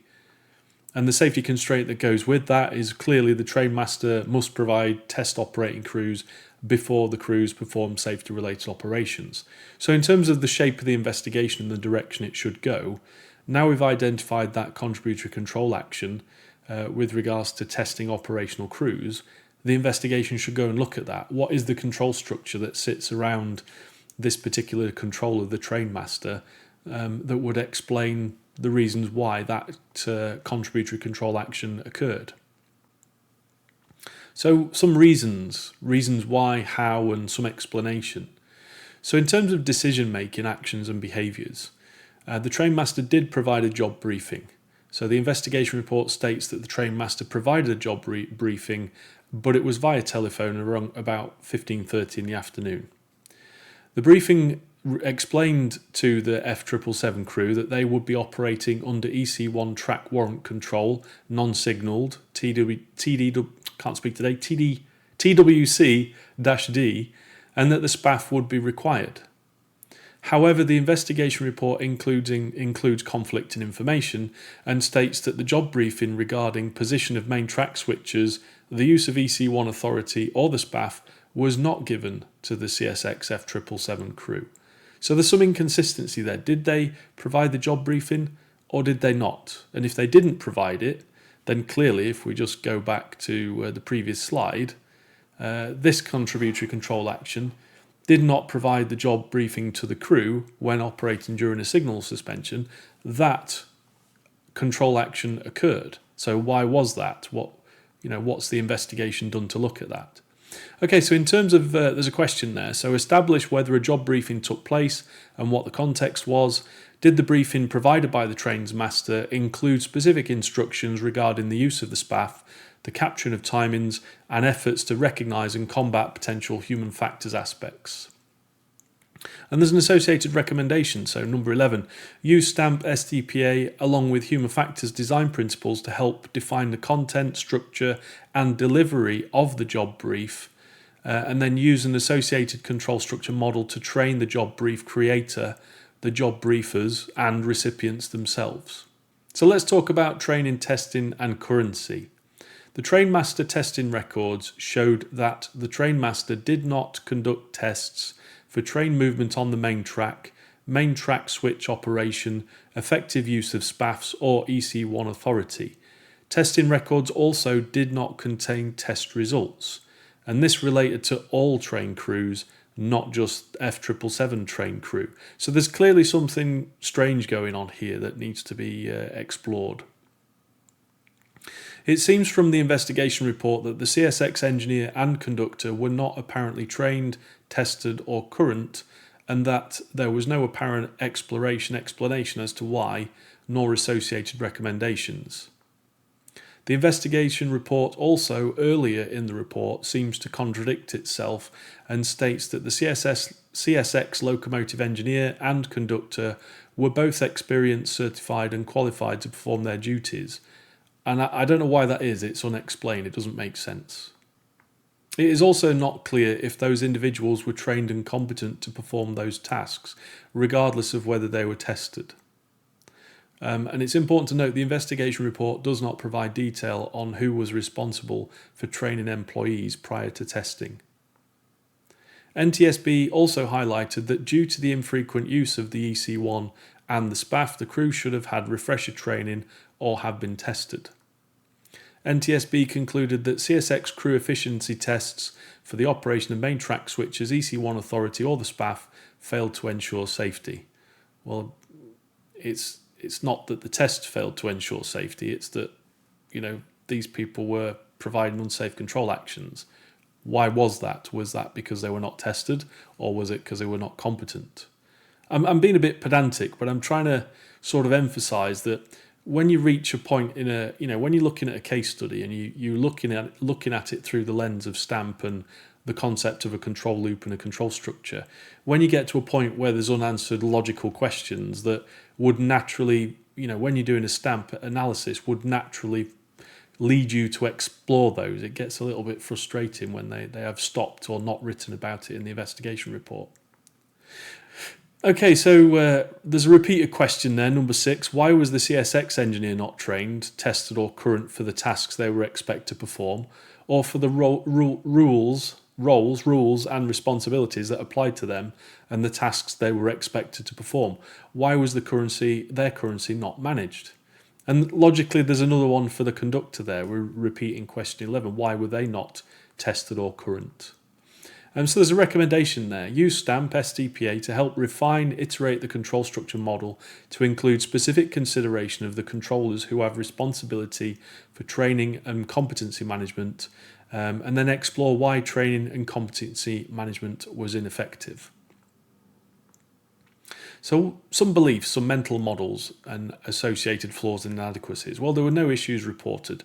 And again, I wouldn't expect the investigation to do so given they're not using STAMP and CAS. So there is an opportunity there. Contextual factors. Well, there were no issues reported. Again, they didn't use STAMP and CAS, so they wouldn't be expected to go and look at that. So a summary then, a role of the trainmaster in the accident. The trainmaster did not provide adequate testing of the CSX operating crews. This has contributed in some form to the behaviour of the CSX engineer and conductor, though it's not explicit from the report. Unfortunately, the investigation report does not go into detail and again would not normally be expected to, given they didn't use STAMP or CAST. So there's a question there, why was there no testing and apparently training? Who is responsible for training employees and ensuring adequate competency? And I've put there KSEBQ, that's an acronym for Knowledge, Skills, Experience, Behaviours and Qualifications, prior to performing safety critical tasks. And I use KSEBQ a lot because, you can have somebody who's very knowledgeable, very skilled, a lot of experience, and they can be highly qualified, but if their behaviours are poor, then that is not necessarily a guarantee of safety. So that's why I use KSEBQ. And recommendation 13, establish the current state of training competence of employees undertaking safety critical tasks and ensure that they are provided with training support to achieve adequate competency. And so a summary of questions and recommendations. So there were 4 questions raised and 3 recommendations. So now we're going to talk about the CSX signal department. So this is an overview of the control structure, and the CSX signal department is just there. So they're above the CSX train dispatcher and then above the operational crews. And just zoom in a little bit more there. In terms of safety related roles and responsibilities, they are to monitor, maintain, change, upgrade the railway signalling system. They are to provide signal suspension instructions, guidance, coordinate with other operations teams, so the dispatchers, the train masters, to ensure that they understand any constraints on their operations due to signalling system issues, maintenance or changes, and of course support their operations accordingly. Now there's an implied responsibility, and that is to ensure that the operations teams are able to operate safely with any constraints imposed by the signalling system. Now, I suppose that's a shared responsibility with the dispatchers and the train masters, presumably, but that's not discussed at all. There's no sort of implied coordination between the CSX signal department and everybody else. It's almost a case of they decide and then the operations team just have to deal with it and manage the best way they can. And that's not really appropriate. That's not really in the spirit of coordination and control. So question 20, who is responsible for ensuring that operations teams are able to operate safely with any constraints imposed by the signalling system or empowered to make the decision to suspend railway operations? Is this implied responsibility split between the dispatch and the signal department? It's not really clear. So implied stamp cast related responsibilities originating from the hazards and the high-level safety constraints. So high-level safety constraint number 1, the CSX signal department shall control and monitor signalling system contribution to controlling train movement such that safe separation is maintained. Hazard number 2, high-level safety constraint number 2, the CSX signal department shall control and monitor signalling system contribution to controlling train movement such that the train cannot cross a switch that is set away from its intended path. So clearly that high-level safety constraint, that responsibility, there's an issue with that and how it was fulfilled. And then hazard number 3, high-level safety constraint number 3, the CSX signal department shall control and monitor signalling system contribution to controlling track switch settings such that it is set to the train's intended path. Again, I'm not sure they've fulfilled that appropriately. And then in terms of control and feedback ability, so there were no issues reported, but again, the investigators didn't use stamp or cast, so I wouldn't expect to sort of see anything in the report about it. But it does seem a little bit odd that there's not much discussion about the CSX signal department in the report. In terms of contributory control actions, the CSX signal department suspended the traffic control system. The CSX signal department did not apparently perform a safety risk assessment to understand the implications for hand-thrown switches, human factors, or make recommendations to manage the increased risk. There were no other issues reported. Now it's important to again emphasise the point they didn't use stamp or casts, so I wouldn't expect them to have gone much further. In terms of why, how, reasons, explanation, and about decision making, on 0723 on the 3rd of February, so the morning before the accident, the CSX signal personnel, the signal manager, suspended the traffic control system to install upgraded traffic control system components in preparation for implementing positive train control on the subdivision. The signal suspension affected train movements between milepost 362.5 and 385. Signal personnel ceased work at 1900 on the Saturday evening due to the Federal Railroad Administration hours of service requirements, and they were scheduled to return on February the 4th, the next day, to complete the work. Now the signal suspension remained in place, resulting in the continued use of track warrants to move trains through the affected area of signal suspension. In terms of beliefs, mental models, process model, and whether there are any flaws or inadequacies, there wasn't anything really in the investigation report that looked at that. So, and again, they didn't use cast, so we wouldn't expect them to anyway. Apparently, the CSX signal department did not recognise the increased risk from the signal suspension. And in terms of context, during the signal upgrade, trains entered the limits of the temporary signal suspension 3 times while the CSX signal personnel were trying to complete the cutover. Train movement totaled about 6 hours inside the temporary signal suspension limits and thus caused a delay in the completion of the cutover. Certain signal testing functions could not be performed with equipment occupying the main track. Now you'll notice that the CSX F777 train crew were performing switching operations for almost 6 hours before releasing the EC1 authority.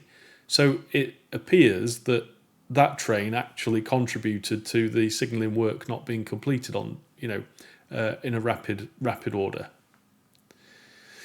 In terms of a summary then of the role of the CSX signal department, it seems that the signal suspension interrupted railway operations, but so did train operations interrupt the signalling change activity. The investigation did not go into any detail regarding the overall impact of the signalling changes or the decision to permit continued train movement in a higher risk state, other than to recommend that an SMS be developed and to perform safety risk assessments. Had investigation been equipped with stamp or cast, they might reasonably be expected to explore much further and make more specific recommendations. So there's a recommendation there. Use STAMP STPA to help define and develop the safety management system and system safety program plan. Use an associated control structure model to help mature the SMS SSPP. And if you would like help and support with that, I can help you with that. So questions and recommendations. So there was one question highlighted and of course the one recommendation I've just made. So now let's talk about Amtrak train operations. So this is an overview of the whole control structure model, and this red area on the left hand side you can see, this is sort of representing the Amtrak part of the control structure, Amtrak operations. And just zoom in a little bit more there so you can see. So they interact with the CSX Transportation Corporation, and of course they have a host railroad agreement in place, which is a commercial document, not a safety document, but does imply safety responsibilities, control actions within that document. And there's an even closer view. Right, so in terms of safety related roles and responsibilities, there are some general responsibilities, and that is to meet and exceed the minimum federal safety standards to ensure safe operations of Amtrak trains. And they say exceed because it's, if you aim for the minimum standard, that's not really appropriate. You should be working to exceed. So it's good to hear that that's what they're doing. It's fantastic, in fact. Plan train routes and liaise with host railroads. Ensure employees are trained and competent to fulfill their responsibilities. Ensure trains perform and are maintained to an appropriate standard. Control train movement by providing train driver, engineer and conductor with appropriate limits and procedures. Monitor and resolve potential train, engineer or conductor issues. Monitor for and resolve potential track obstructions or other issues. Stop train movement when track is obstructed or are other issues. In terms of implied stamp cast related responsibilities, so high-level safety constraint number 1, Amtrak shall control train movement such that safe separation is maintained, however they so do that. And then again, the same for high-level safety constraint number 2. Amtrak shall control train movement such that the train cannot cross a switch that is set away from its intended path. So on their own railroad, on their own operations, for this particular type of signal suspension, they would have instructed their trains to slow down, prepared to stop at the switches.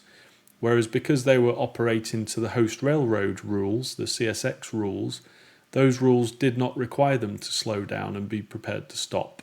So it's quite interesting that if Amtrak had been following its own rules, this accident probably wouldn't have happened. High-level safety constraint number 3, Amtrak shall control and monitor track switch settings such that it is set to the train's intended path. In terms of specific responsibilities then, so ensure Amtrak trains moving through signal suspension limits on host railroad follow the host railroad rules. There we go, that's easy for me to say. So that's the responsibility, follow the host railroad rules. Convey information received from host railroads, operating reports, signal suspensions, track outages, etc., to the territory supervision team for them to complete a risk assessment and for the safety and operating group to review that risk assessment. Now those two groups aren't really discussed in too much detail in the investigation report. Most of the investigation report that discusses Amtrak operations talks about the great work that they're doing or were doing at the time of the accident and beyond, not necessarily how things were before the accident. So it's a little bit unclear. Send operating notices to operating crews. And then in terms of control and feedback ability, actuators and sensors failures, there was no issues reported. And of course the investigation didn't use stamp or cast. Now if they'd used stamp, cast and STPA to help develop the railroad agreement, they might have identified some of those safety issues and put mitigations in place.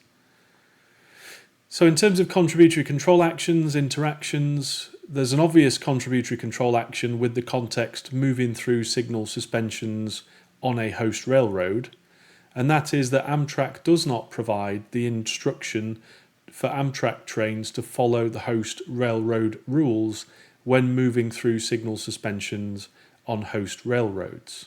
So I'm sort of playing devil's advocate. If they should follow the rules of the host railroad whilst on a host railroad, but they don't, is that a problem? Potentially, yes.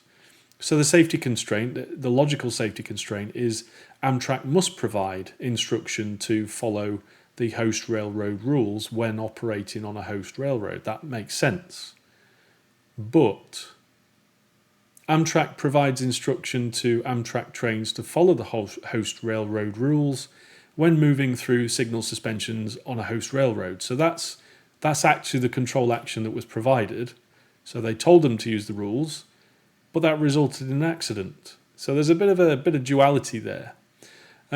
So following the host railroad operating rules without completing a specific risk assessment, and Amtrak did not require a signal suspension specific risk analysis. And there was no written directive to approach a switch prepared to stop other than non-signal DCS rules Form D control system. So some decision-making consideration then. Why were those control actions relevant? So the host railroad agreements, Amtrak indicated that host railroad agreements were not intended to address safety, but rather the operation of existing service standards, implementation of new service payments, liability apportionment and dispute resolution. Amtrak Director of Host Railroads stated that the host railroad agreements are commercial documents, not safety documents. And the host railroad agreements between Amtrak and CSX contained minimal information pertaining to safety, although it does mandate that Amtrak shall follow all of CSX's operating and safety rules, orders, procedures and standards which relate to the safety policy component of an SMS. So it's not a safety document, but it is a safety document by implication. Just to point that out, implicitly the content to mandate the use of CSX rules is a type of control action from CSX. So CSX provide control action that Amtrak shall follow all CSX operating and safety rules, orders, procedures and standards control action inside the Amtrak CSX host railroad agreement for Amtrak operations on CSX host railroad. So that's a bit of a mouthful, but that's what I'm trying to communicate there. However, the agreement does not contain provisions pertaining to safety risk management, safety assurances or safety promotion.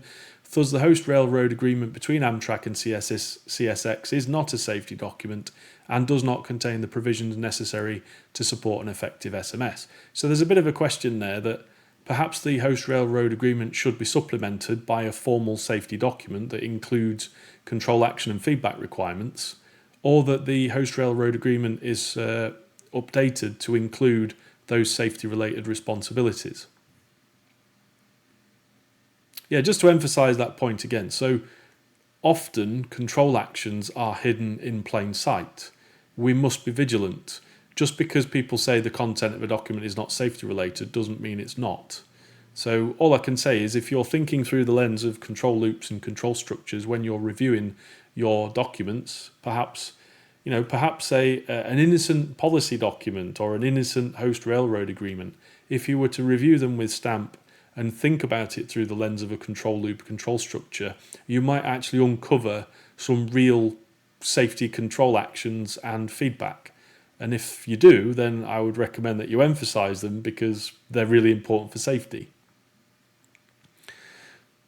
Prior to the accident, Amtrak followed the operating rulebook of each host railroad without conducting any risk assessments. So there's an implicit Amtrak contributory control action there. Amtrak followed each host railroad operating rulebook for Amtrak operations on CSX host railroad. Now that should be safe, shouldn't it? Another one, Amtrak did not perform specific risk assessments for Amtrak operations on CSX host railroads. Post-accident, several Amtrak leaders realised the accidents likely would not have occurred if Amtrak had followed its own operating rules through the signal suspension instead of CSX's operating rules, where trains must approach facing point switch prepared to stop.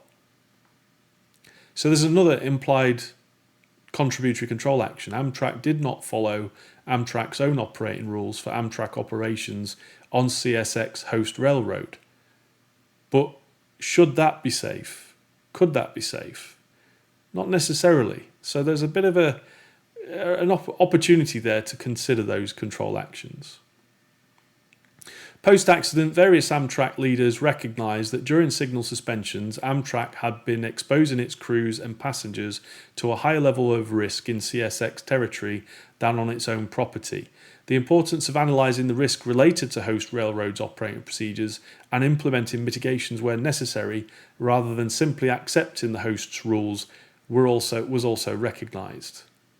So, for example, although Amtrak is not responsible for dispatching trains on CSX track, it must have some form of assurance that CSX can safely dispatch Amtrak trains.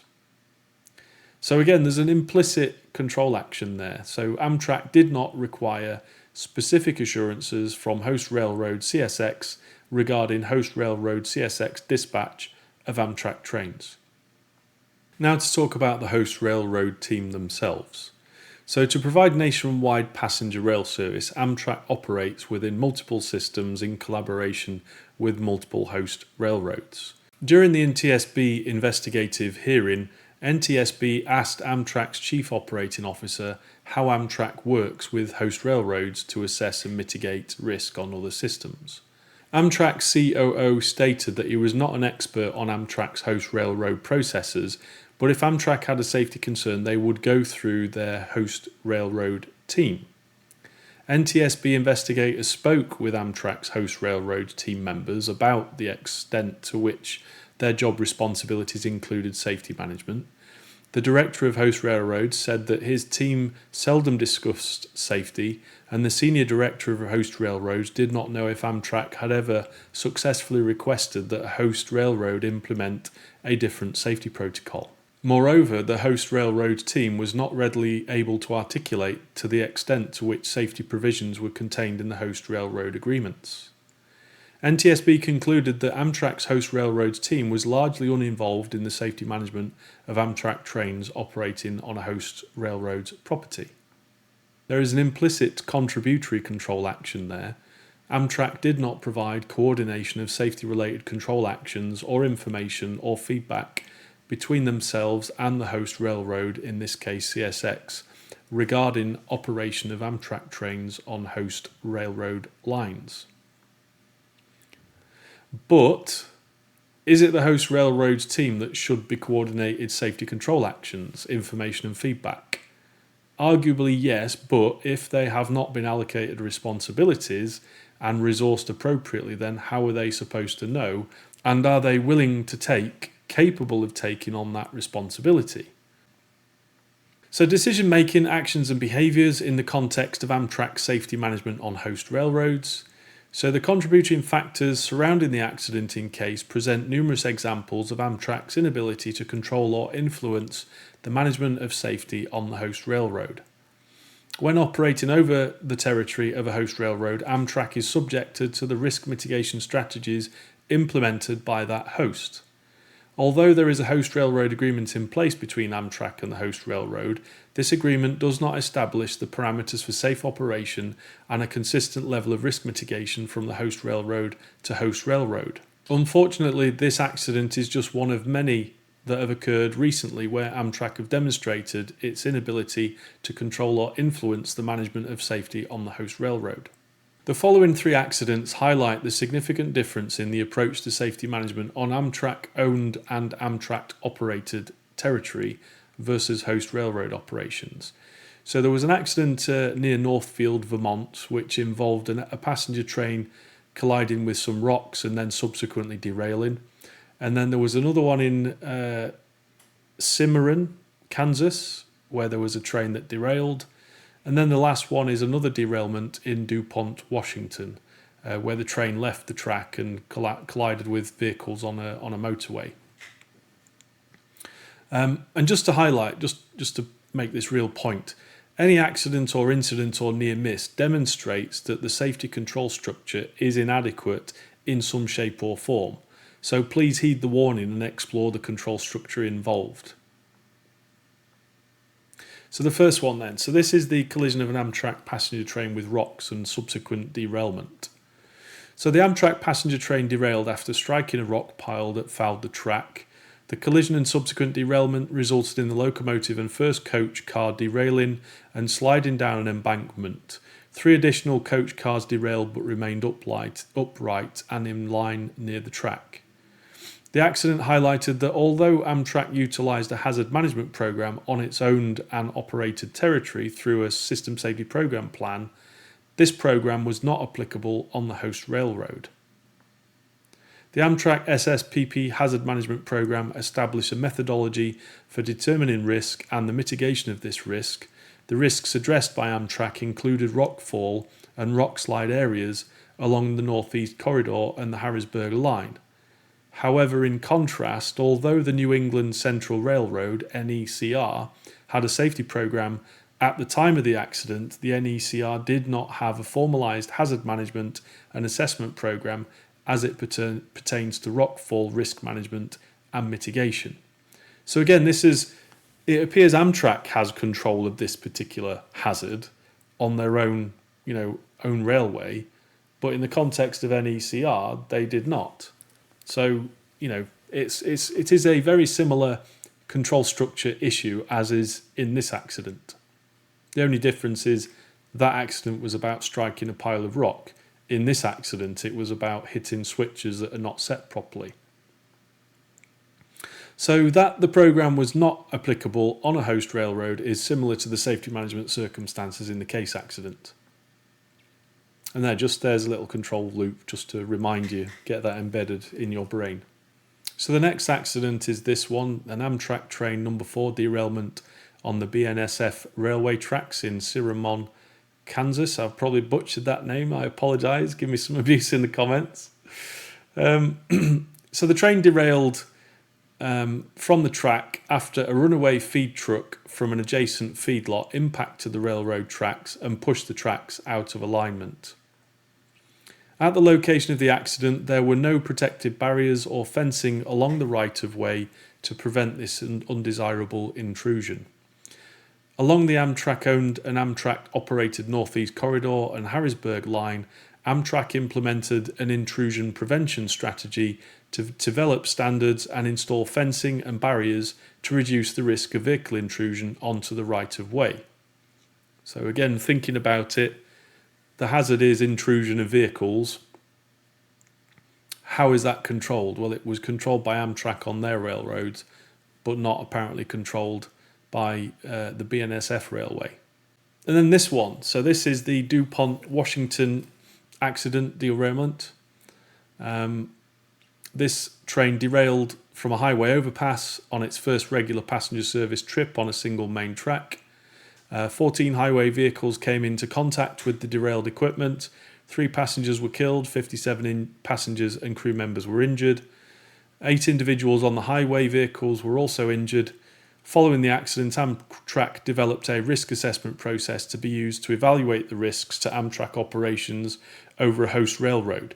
And that overlaps with the Cayce accident. This occurred in December. You can see there, 18th of December 2017. So this was just before the Cayce accident in February 2018. The process includes utilising expertise from Amtrak's safety office and local transportation management officials. And in terms of NTSB, they essentially provided a control action on the 21st of June 2019 as a result of the DuPont accident investigation, distinct from the Cayce investigation. This is the case study we're looking at.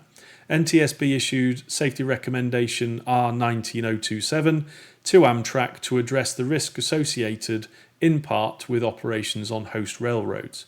So work collaboratively with all host railroads and states that own infrastructure over which you, Amtrak, operate in an effort to develop and implement a comprehensive safety management system program that meets or exceeds the pending Federal Railroad Administration Regulation Title 49 CFR 270 System Safety Program.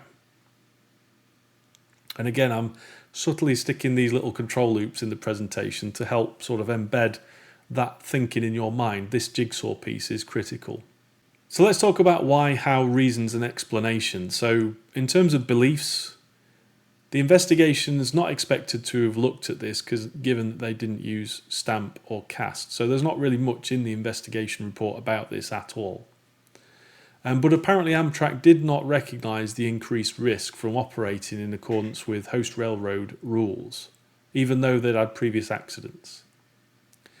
In terms of context, contextual factors, 97% of the nearly 21,000 route miles Amtrak operates are owned by other railroads and subject to host railroad agreements. So you can see the scale of the challenge here. Reliance on host railroads is a central feature of Amtrak's business model. Amtrak did not own the host railroad property. Amtrak operated under host railroad agreements.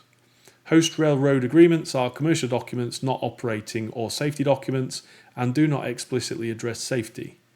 Director of Host Railroads stated that his team discussed issues with the operating departments frequently, and Amtrak's safety department would periodically seek information from him pertaining to the host railroad agreements. However, he indicated that communicating safety information was not a core responsibility of his team, and stated that very seldom are we engaged in safety-related communications. So I'd recommend that is addressed as quickly as possible. Bring the safety team and the host railroads team together to discuss these issues and help coordinate the safety control actions and feedback necessary across that interface.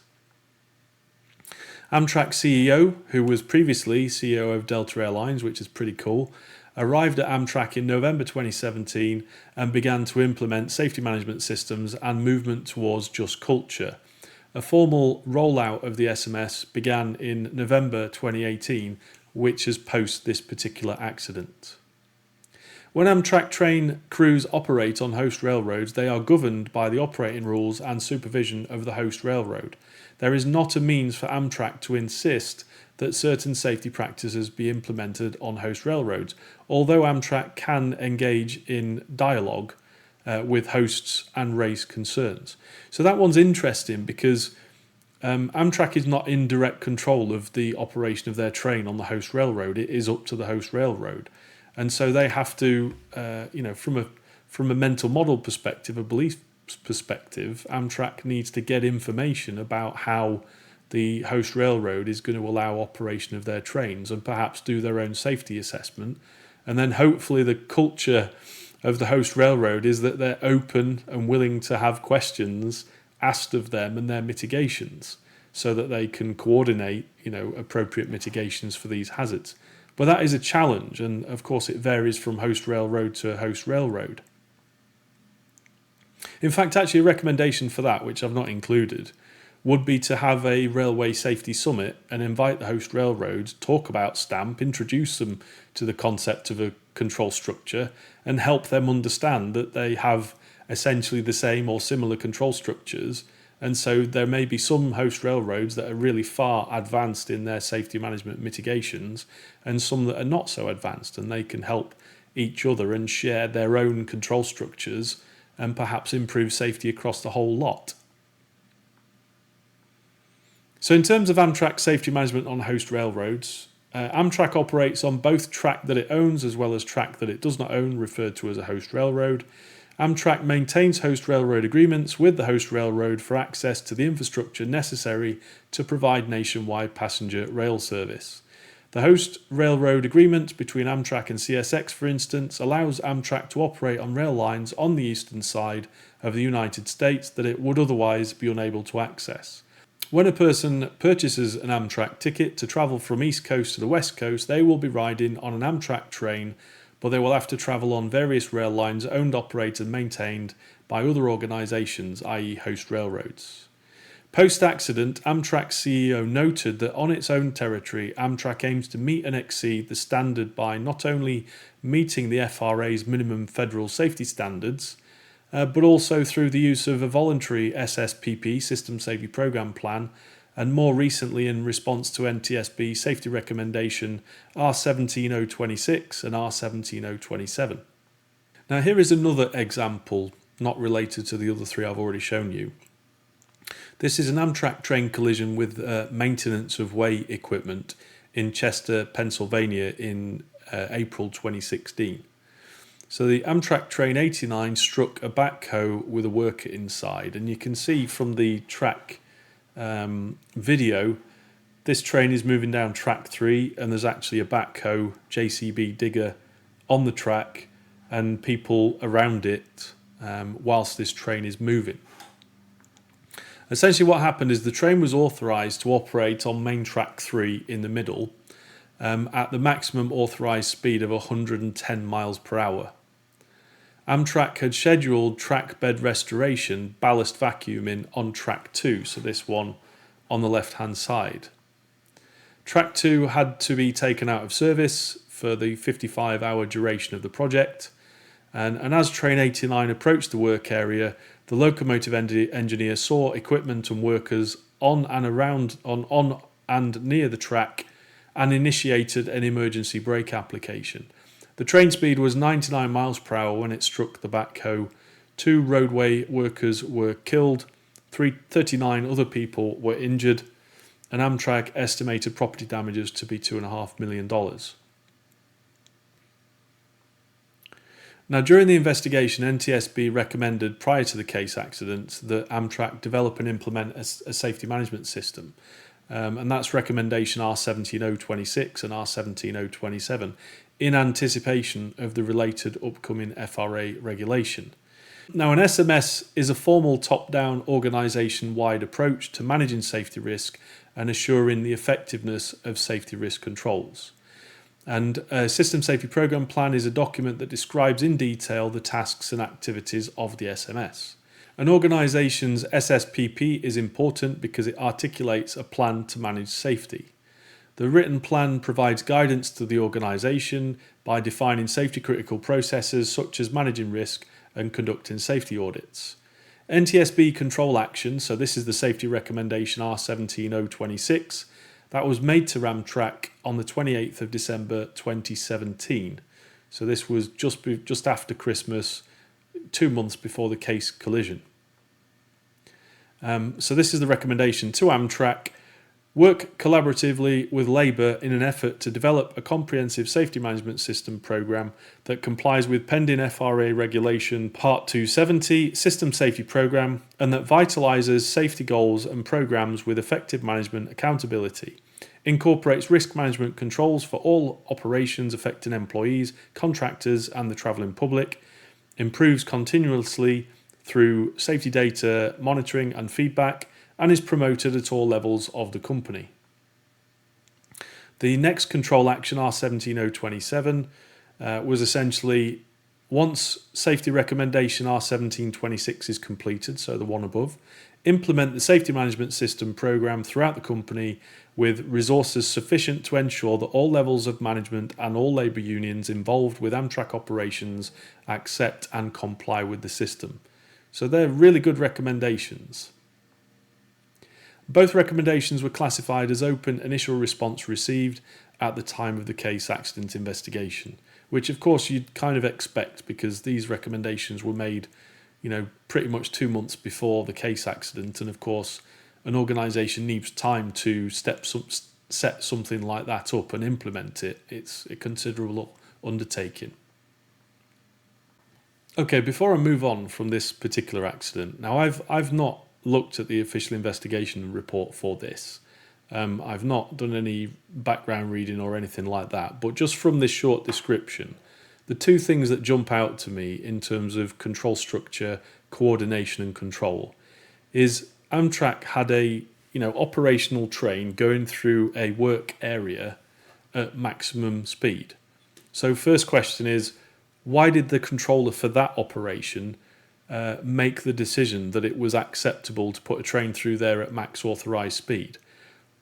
Was their process model, their mental model beliefs, were they aware that there was this work site, this project occurring in that particular area?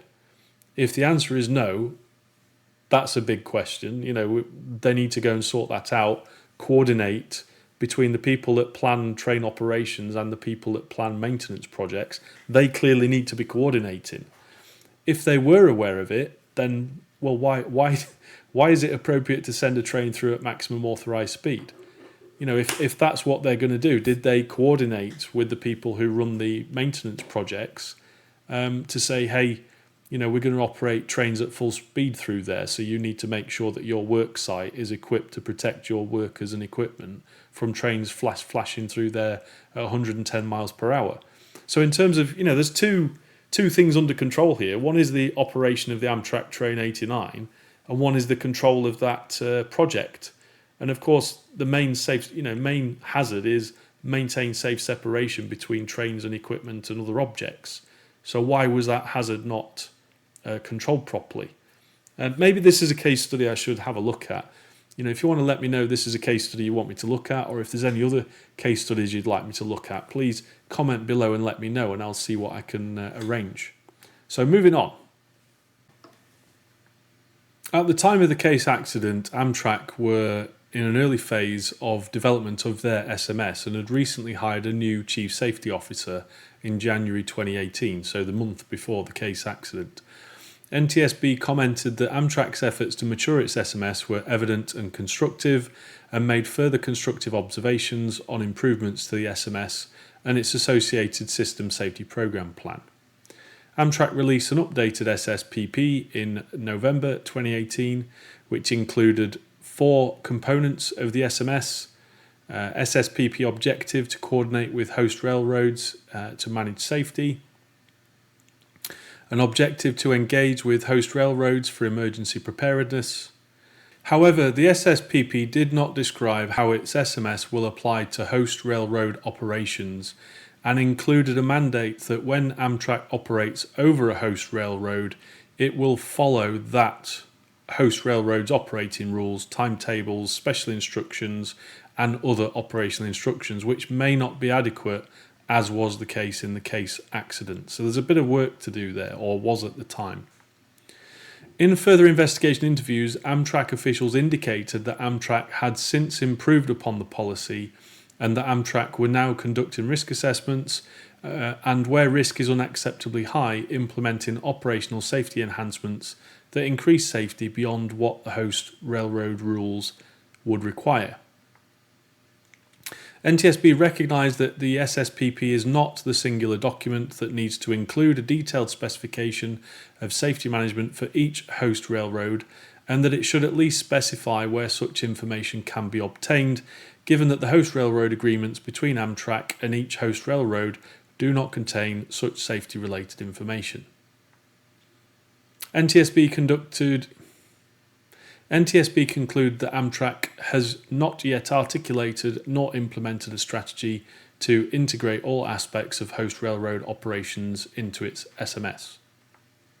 So just to emphasise the 4 components of an SMS. So the concept described in the investigation report is based upon the Federal Aviation Administration concept of an SMS, which from my perspective is developed from the view and perspective of an operations organisation, not necessarily a design organisation that is involved in the design and development of complex systems. So it has 4 components: safety policy, safety risk management, safety assurance, and safety promotion. And what I'm promoting here, suggesting here, is considering a 5th pillar, and that is making explicit the safety control structure. So if you were to use STAMP STPA to make explicit your organisational safety management system, that would allow you to be more robust about making sure your safety management system is fit for purpose, and also how to train and support others in understanding what the function of the safety management system is and how effective it is. So yeah, just a recommendation: use STAMP STPA to help define and develop the safety management system and system safety program plan. use an associated control structure model to help mature the SMS and the SSPP. Another thing about that is if you were to take the SSPP and review it through the lens of STAMP and try and create a control structure model based on the content of that plan, that would give you an early indication as to whether there are potential weaknesses in your safety management system. Of course, if you need help and support with that, get in touch and we'll see what we can arrange. And now to summarise the role of the Amtrak train operations in the accident. So Amtrak operates on a significant number of host railroads. However, those operations were not apparently fully accounted for in Amtrak's safety management strategy. Amtrak had experienced a number of significant accidents prior to the Cayce accident and was working through introducing and developing a formal safety management system. NTSB highlighted that Amtrak needs to implement an SMS on all operations, whether internal or on a host railroad, and that there is a need for the host railroads to work in partnership with Amtrak to develop and implement a comprehensive safety management system program. It seems that Amtrak were beginning to recognise that there were significant safety management issues and that an SMS would provide benefit. It's just unfortunate that those efforts were too late to prevent this accident. In terms of questions and recommendations, there was just one recommendation. Now let's talk about the CSX Transportation Corporation. So they are right up there in the corner on the top edge of the operations control structure for the railway, the host railroad and the F777 train operation. So zooming in again, you can see, there we go, that's where it is. In terms of requirements and safety related roles and responsibilities, meet the minimum legal safety standards, so CFR parts 200 to 299, to ensure safe operation of Amtrak trains. Fulfill intent of the host railroad agreement between National Railroad Passenger Corporation and CSX Transportation Incorporated, which was the 1st of June 1999. That's when it was last updated or issued, I understand. Under which CSX supervises and controls the movement of all Amtrak trains on CSX rail lines, and Amtrak is governed by and subjected to CSX operating rules. CSX shall have sole control of the operation of Amtrak's intercity rail passenger trains while on the rail lines of CSX. All personnel rendering any services which involve responsibility for CSX's operating facilities or for the handling or movement of any intercity rail passenger train shall be subject to the direction, supervision and control of CSX, and such services performed by or for Amtrak shall be governed by and subject to all then current operating and safety rules, orders, procedures and standards of CSX with respect thereto. Whilst that's contractual speak, that is a control action upon Amtrak to essentially do what CSX want them to do. And that's perfectly reasonable so long as they're not telling them to do dangerous things. Ensure employees are trained and competent to fulfill their responsibilities. I'm not sure that responsibility was fulfilled, and unfortunately the investigation report doesn't explain why. Ensure trains perform and are maintained to an appropriate standard. Ensure railway signalling systems perform and are maintained to an appropriate standard. So there's questions there. Control train movement by providing train driver, engineer and conductor with appropriate limits and procedures. Control switch position by providing train driver, engineer and conductor with appropriate limits or procedures. Monitor and resolve potential train, engineer or conductor issues. Monitor for and resolve potential track obstructions and other issues. Stop train movement when track is obstructed or other issues. And implied stamp cast related responsibilities. So thinking about hazard 1, CSX shall control train movement such that safe separation is maintained. So again, it's exactly the same as it is for Amtrak, but it's in the context of CSX and how they do it. Hazard 2, high level safety constraint 2, CSX shall control train movement such that the train cannot cross a switch that is set away from its intended path. And then again, high level safety constraint number 3, CSX shall control and monitor track switch settings such that it is set to the train's intended path. Now some specific responsibilities. So ensure Amtrak trains moving through signal suspensions on a host railroad follow the host railroad rules. So that's what CXX would want, and that is appropriate, provided those rules are safe. Liaise with train operators and provide information to those operators, including operating reports, for example, signal suspensions, track outages, etc. Send operating notices to operating crews.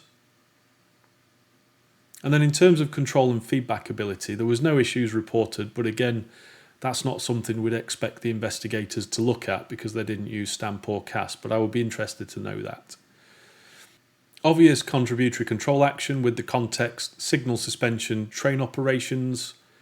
So CSX does not provide training and competency assessment for their operational crews before signal suspension train operations. CSX does not provide safety risk assessment or controls for train operations while signal suspension is in place before those signal suspension train operations. CSX does not provide switch tender support to train crew during signal suspension train operations. We spoke about that earlier on. Why did it make sense for them not to do that? That wasn't explored by the investigation. Obvious necessary safe control actions, so controller functional safety constraints, which relate to those three, are essentially inverted. So the CSX must provide training and competency assessments. CSX must provide safety risk assessment and controls. CSX must provide switch tender support to the train crew. I mean, that last one could be arguable. I don't know the details of it, but it sounds like it would be a good idea. And then another obvious contributory control action with the context use of SPAF withdrawn by the FRA. So CSX provides instruction to employees to use a SPAF during signal suspension operations when the use of the SPAF was withdrawn by the FRA. So there's an obvious safety constraint violation there. So CSX must not provide because I don't know, I'm presuming that's the case. CSX must not provide instruction to employees to use a SPAF during signal suspension operations when the use of the SPAF was withdrawn by the FRA. So there's a big question there about, well, why were they still using the SPAF when the FRA said it was bad and not to do it? I'm not, there's the administrative side to this. How does the FRA requirement or diktat find its way down to the CSX operations team and providing rules and training for their workers? But likewise, who in CSX is involved in assessing whether the use of a SPAF is appropriate in the first place? I mean, it sounds like it could be a good idea if it was implemented properly in a robust control structure, which clearly in this case they did not have. So reasons why, decision making. Now it's important to note the investigation didn't really look at this in any detail, so I can't really comment on it. But signal suspension planning involves setting a date, time and limits of the suspension, and the primary focus was to allow time for the signal testing and the safety of signal personnel.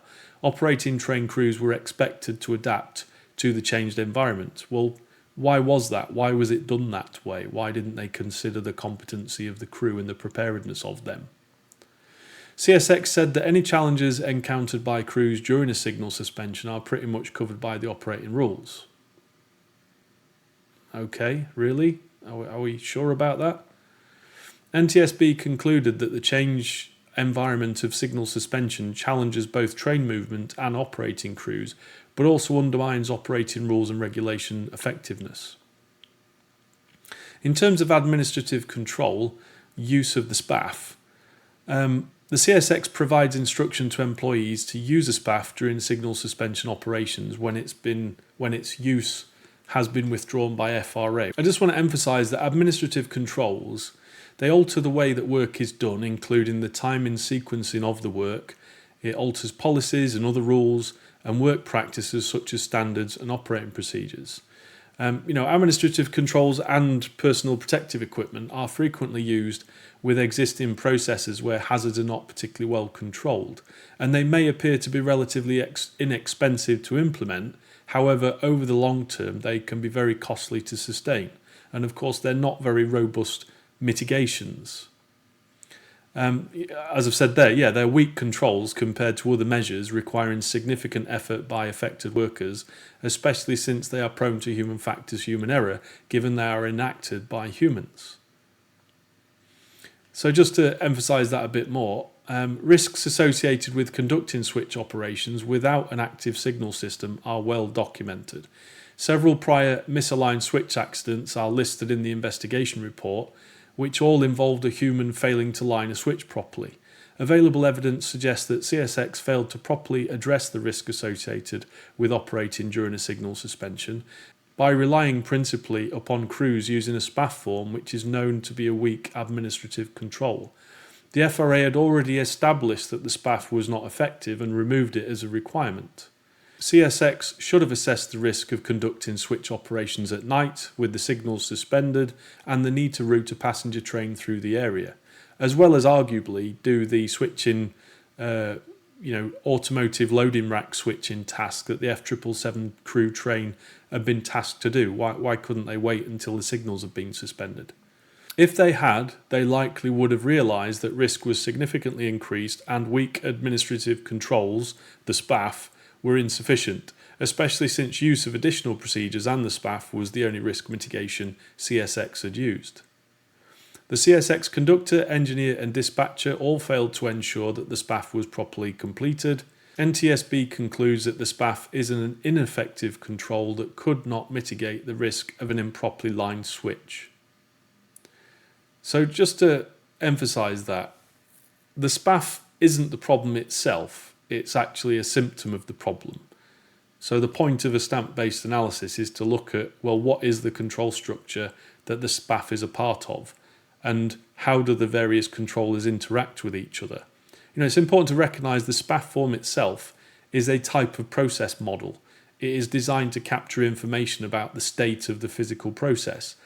It's just that if the controllers in charge of that use of that SPAF don't use it properly, for whatever reasons that would need to be established, then of course it's not going to be an effective mitigation.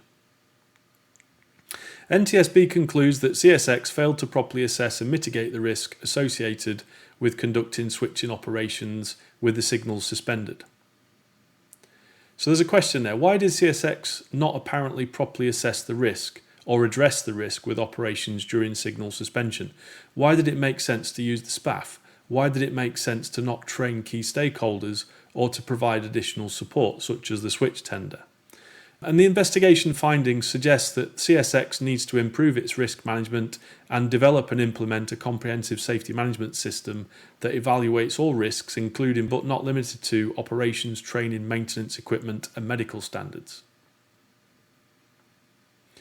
Now, in terms of beliefs, mental model, process model, flaws and inadequacies, again, the investigation report won't talk about it because they didn't use CAST and it's not really clear, other than it's apparent CSX believed that the use of the SPAF was adequate.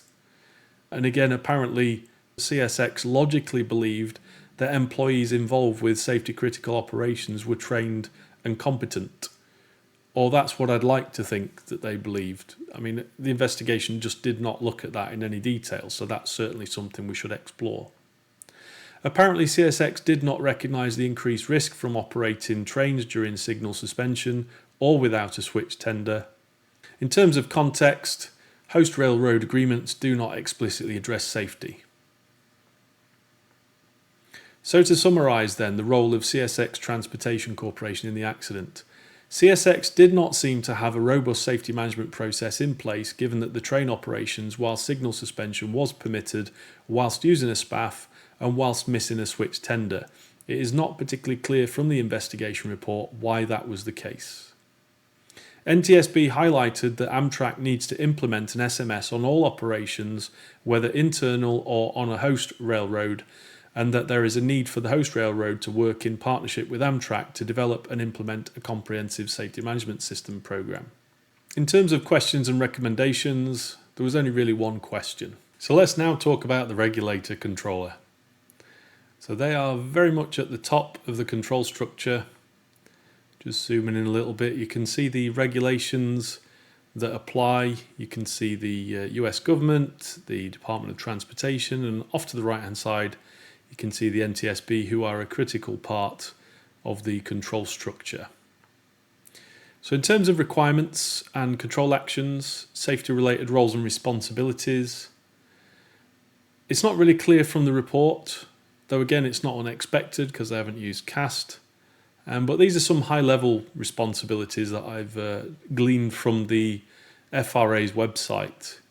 So it is to promote, inspect and regulate safety throughout the railroad industry, inspect for compliance and enforcement of regulations, provide railroad safety and stakeholder training, support accident and employee fatality investigations and reporting, and then develop and implement safety rules and standards. And it's interesting that that's the bottom of that list, but of course, I don't know who's defined that list of responsibilities on the website. In terms of developing and implementing standards and rules, there is the Federal Safety Standards 49 CFR Parts 200 to 299 to ensure safe operations of trains and railways, and then require that railroads check their employees for compliance with operating rules.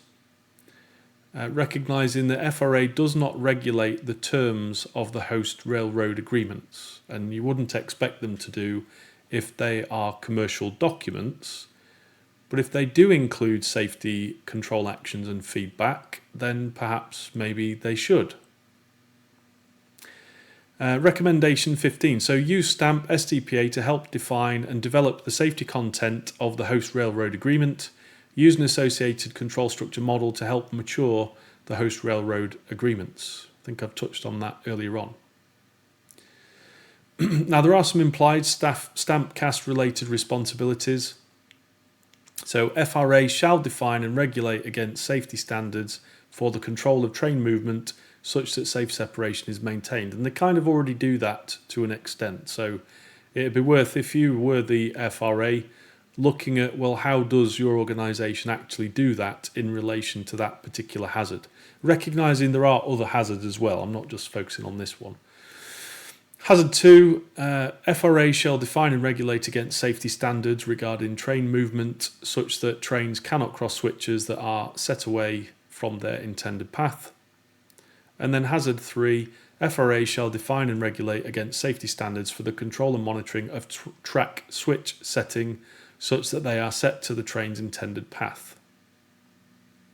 In terms of control and feedback ability, there was no issues reported, but again, we wouldn't expect that because the investigators don't use STAMP or CAST. In terms of contributory control actions, interactions, initially it's unclear what specific control actions the Federal Railroad Administration provided or not prior to the accident and implicated in this accident, other than whatever they were not adequate given this accident and others have occurred. But some obvious ones in the context of signal suspension train operations. FRA does not provide independent inspection, verification and validation of training and competency assessment of operational crews before signal suspension train operations. And an associated safety constraint, so the inverse of that, is the FRA must provide independent inspection, verification and validation of training and competency assessment of operational crews before signal suspension train operations. So this is just to sort of reinforce that CSX must train their staff and make sure they're competent, and this is an associated unsafe control action related to that on the part of the FRA. And there's another obvious contributory control action with context, use of SPAF withdrawn by the FRA. So the FRA does not provide independent inspection to confirm SPAF is no longer used and more robust controls are in place when the use of the SPAF has been withdrawn. And again, an obvious safety constraint related to that is they must provide some independent inspection to make sure the SPAF is not used anymore. And clearly, if CSX are using it, has FRA done anything about that? Should they have done something about that? I'm not sure, but it just seems a bit odd that if they've said don't use it, CSX are using it. Did the regulator know that? Did they recommend not to do that? It's not clear. So talking about the Cayce accident, there was a previous accident where 9 fatalities and chlorine gas was released. And this was an accident at Graniteville, South Carolina in 2005. Now at the time, FRA issued an emergency order number 24 mandating the use of a SPAF, and this was in October 2005. And then in November 2005, the FRA issued a clarifying statement regarding that emergency order that stated in part, the purpose of Emergency Order 24 was to establish responsibility shared among the crew and the dispatcher for confirmation of switch position for all switches operated before the authority is released. And I touched on this earlier on, you can't really have responsibility spread out like that without being specific. You need to be specific. This controller needs to have this specific responsibility. However, FRA later realised that the SPAF was ineffective and eliminated the requirement. FRA feedback on the 28th of December 2012, so this is 7 years later, FRA explained to NDSB that it had found many instances where the SPAF was completed but did not reflect actual switch position, so the switch was not realigned to the normal position. That's what happened in the Cayce accident. Number 2, the SPAF was not completed, but main track switches were lined and locked properly. So arguably, in this case, the SPAF was not completed properly, but it was partially completed. FRA also stated that the SPAF requirement created a paperwork burden and could not be economically justified. FRA replaced SPAF requirement with individual crew job briefings. Regardless that FRA removed the SPAF requirement, the CSX operating rules still required one to be completed during signal suspension. Now, in terms of another aspect pre the Cayce accident, there was actually the Railway Safety Improvement Act of 2008. And essentially that act directed FRA, create a mandatory risk reduction programme, which is a major element of a safety management system for passenger and freight railroads, and established a deadline for the enactment of the final rule of October 2012. FRA issued a final rule on passenger railroads which has been stayed and not enacted. FRA has proposed rules in the Rail Safety Advisory Committee for the Class 1 freight railroads. These rules have not yet been approved by the RSAC. At the time the investigation report was written, it was unknown whether the FRA will complete its rulemaking. In terms of post-accident, so there are some implicit control actions post-Cayce accident, NTSB control action on the 15th of February 2018, there was an urgent recommendation to the FRA, which is for the FRA to issue an emergency order, an EO, directing railroads to require that when signal suspensions are in effect and a switch has been reported relined for a main track, the next train or locomotive to pass the location must approach the switch location at restricted speed. After the switch position is verified, the train crew must report to the dispatcher that the switch is correctly lined for the main track before trains are permitted to operate at maximum authorised speed. FRA control action, so 23rd of April 2018, so 2 months after, FRA published a notice of draft safety advisory related to temporary signal suspensions. NTSB control action on the 11th of June 2018, NTSB issued comments on FRA's draft safety advisory notice. NTSB stated that although pleased the FRA was proposing a safety advisory recommending that all railroads adopt the industry best safety practices regarding railroad operations under temporary signal suspensions, a safety advisory did not require railroads to adopt the industry best practices. NTSB noted that using a switch tender or SPAF had been shown in NTSB investigations to be ineffective in preventing accidents. NTSB does not agree that an advisory goes far enough to ensure safety and that the FRA should mandate an FRA control action that if any switches within suspension limits are manipulated, railroads must establish an effective means of verifying that all switches have been returned to the proper position prior to any train traffic operating through the limits. Which, it sounds fair enough, but I still I still take issue saying that a switch tender and a SPAF has been shown to be ineffective. I think that's sort of throwing the baby out with the bathwater. If you explore the control structure within which the context of those switch tender and the SPAF has been used, I think you'll find there's some more learning there. It's not just those things that are faulty, it's the control structure that they are within that is faulty. Pending strengthening the proposed advisory and converting it into a rule, Safety Recommendation R18005 was classified open unacceptable response. FRA control action in November 2018, so a number of months later, FRA issued the safety advisory related to temporary signal suspensions, but it did not adequately address issues discussed in the NTSB's comments. So FRA control action in March 2019, so over a year after the Cayce accident, FRA again wrote to NTSB noting that on the 8th of March 2018, FRA and NTSB met and discussed the recommendation. FRA said that it was considering the recommendation to determine which measures are necessary to ensure safety when railroads temporarily suspend signal systems to implement positive train control technology. Once the FRA has made the determination and decided whether additional action is necessary, the FRA would inform the NTSB of its planned action.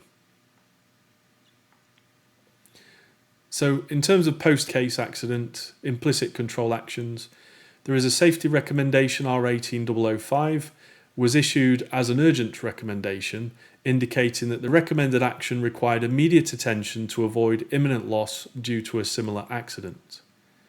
The urgent recommendation should be implemented within 1 year, but even over 12 months after the recommendation was issued, FRA was still considering whether to take the intended action.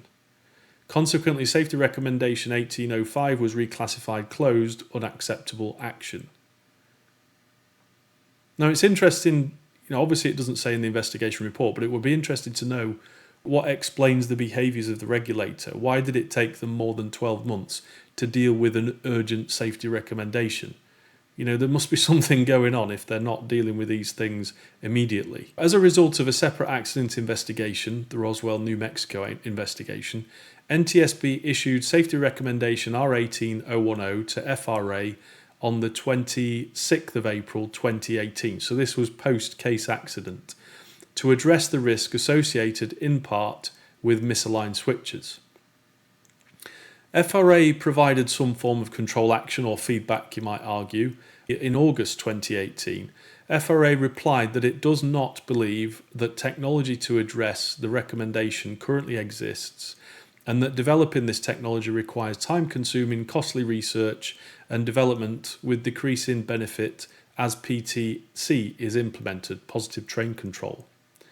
FRA believes that implementing this recommendation would require technological redundancy to existing governmental regulations and railroads' operating rules, increasing costs while providing minimal benefits, because the technology required is not currently available and there are no efforts to create it.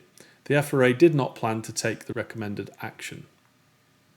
So there's a bit of it's a bit awkward, that, because every improvement takes time, energy and treasure to implement.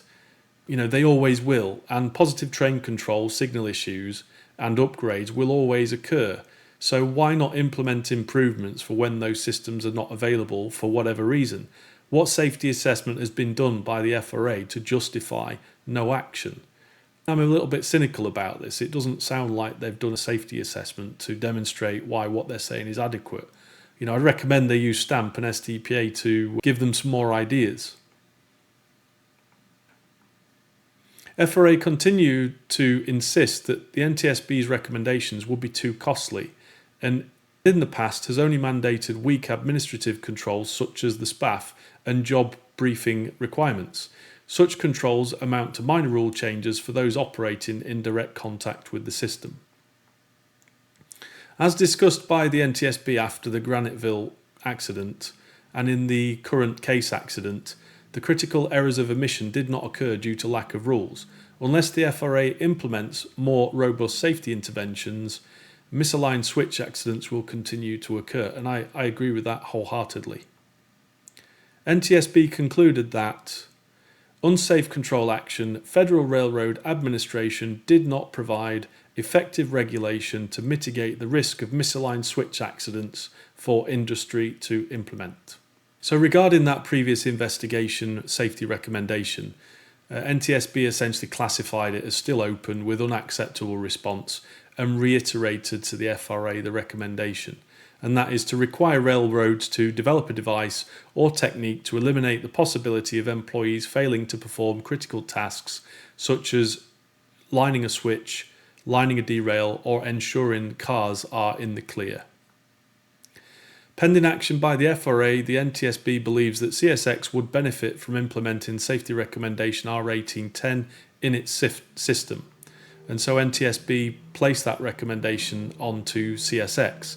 So CSX develop a device or technique to eliminate the possibility of employees failing to perform critical tasks, such as lining a switch, lining a derail, or ensuring cars are clear of the main track.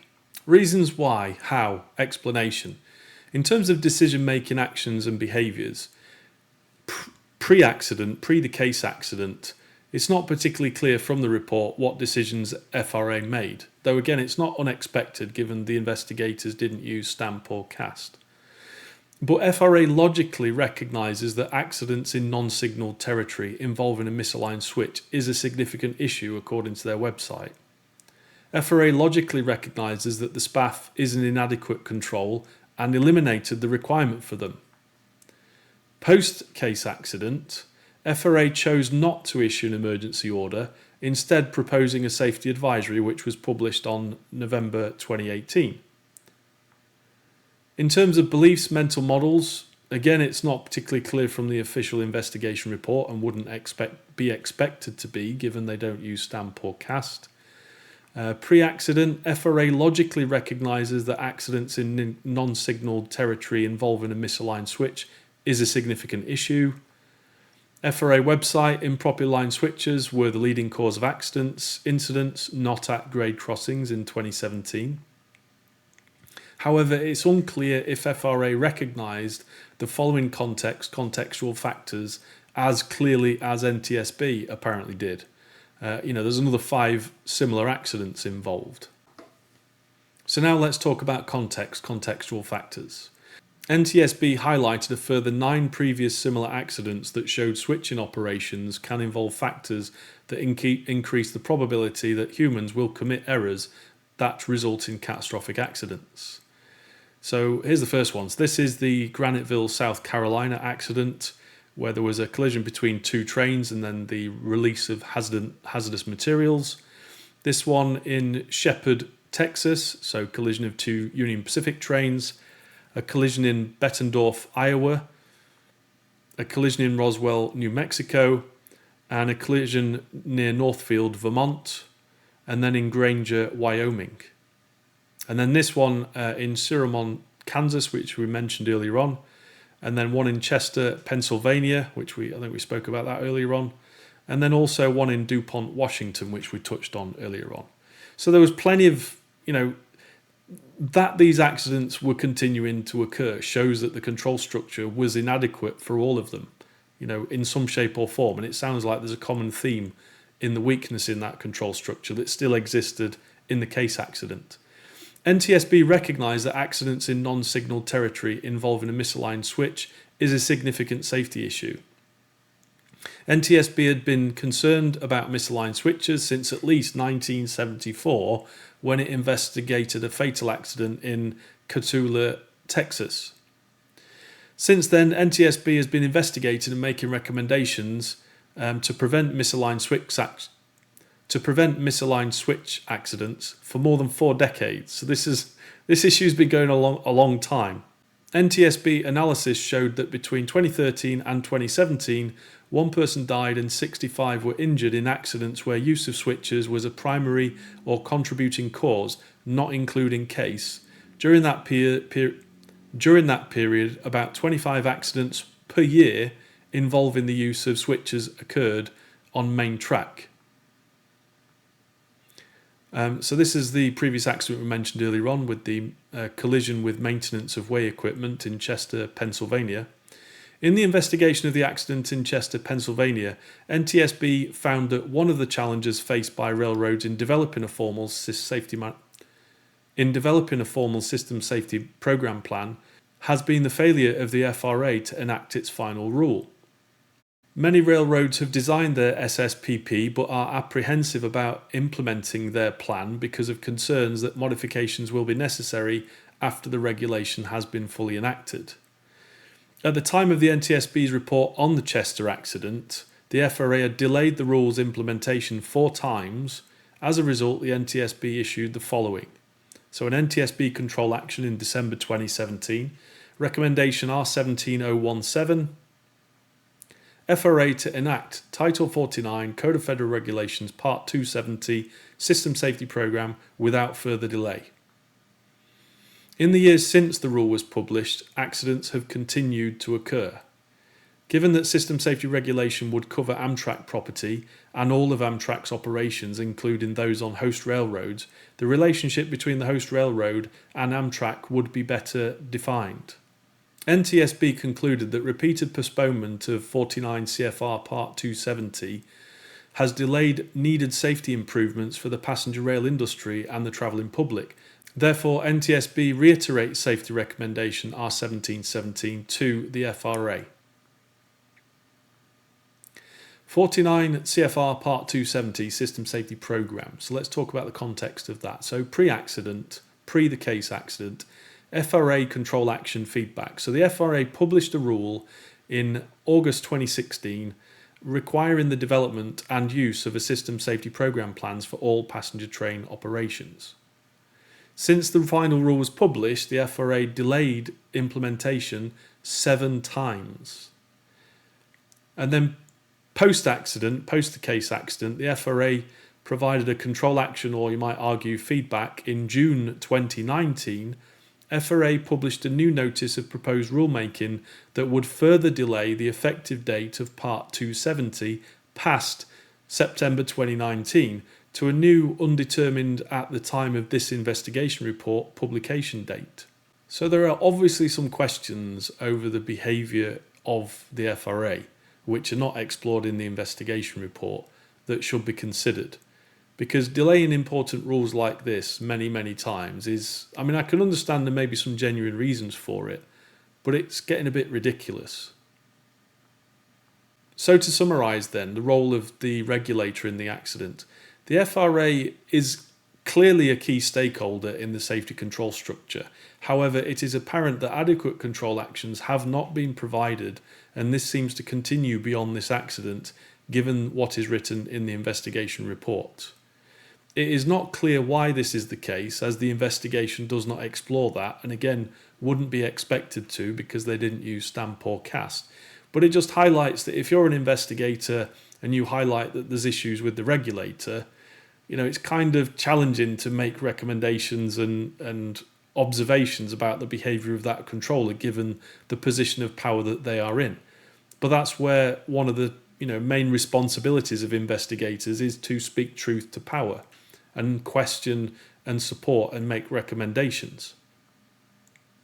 So in terms of questions and recommendations then, there were 4 questions. What evidence exists that shows what action, if any, FRA have taken to address these types of accidents? So there was 9 that we highlighted.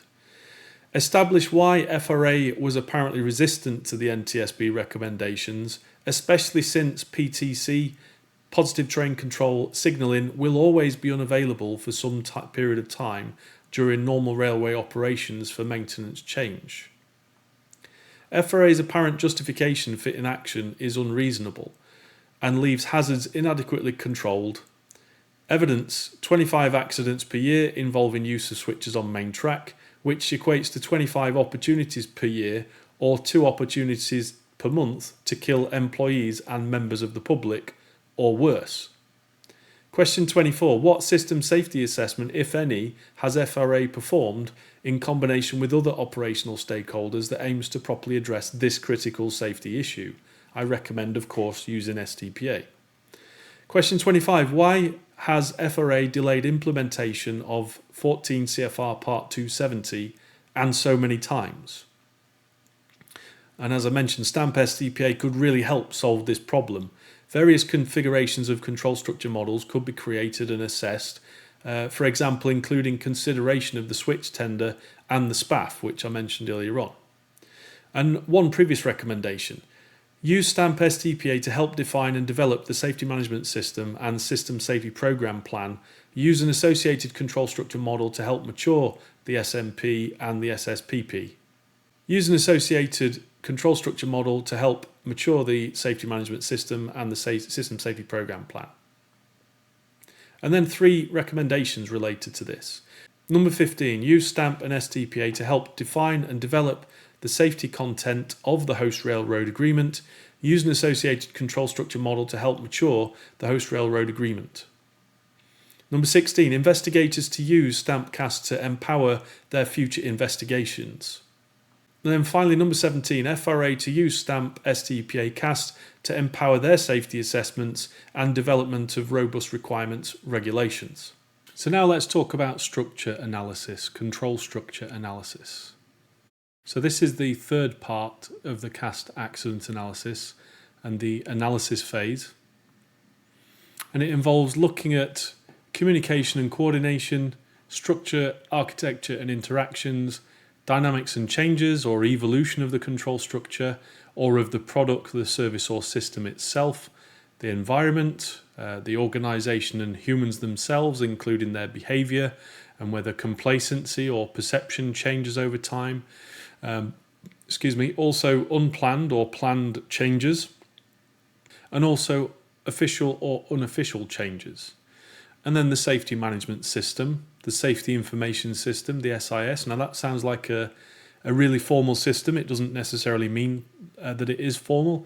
It is just the provision and movement of safety related information around the control structure, whether that's formal or informal.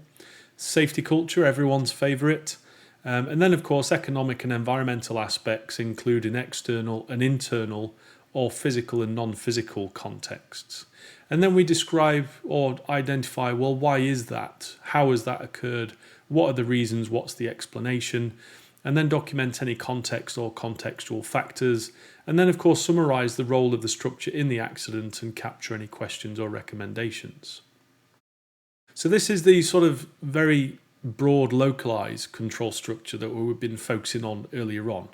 And so in terms of communication and coordination, we recognise that the signalling, in fact, let me blow this up and make it a bit bigger because it's a bit small. There we go. So in terms of communication and coordination, clearly the signalling was not available because there was a signal suspension. There was issues with the dispatcher's board in terms of receiving feedback from the track infrastructure and from the switches. And then, of course, they were communicating via radio communications. Now, in the context of the CSX conductor and the CSX train engineer, they were communicating and coordinating with each other whilst they were moving their train and stacking the auto units at the side tracks.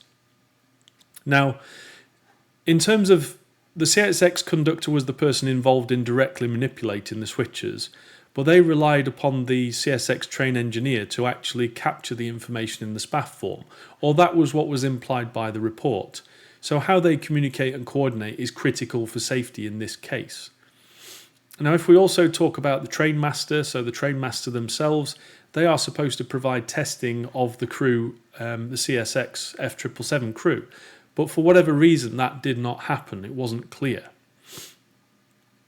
Now, if we talk about structure, architecture and interactions, you could argue that the architecture of the interface with the hand-thrown switches, if we just look at this little bit of feedback here, that is direct feedback about the state of the switch position and which the train engineer might be expected to collect.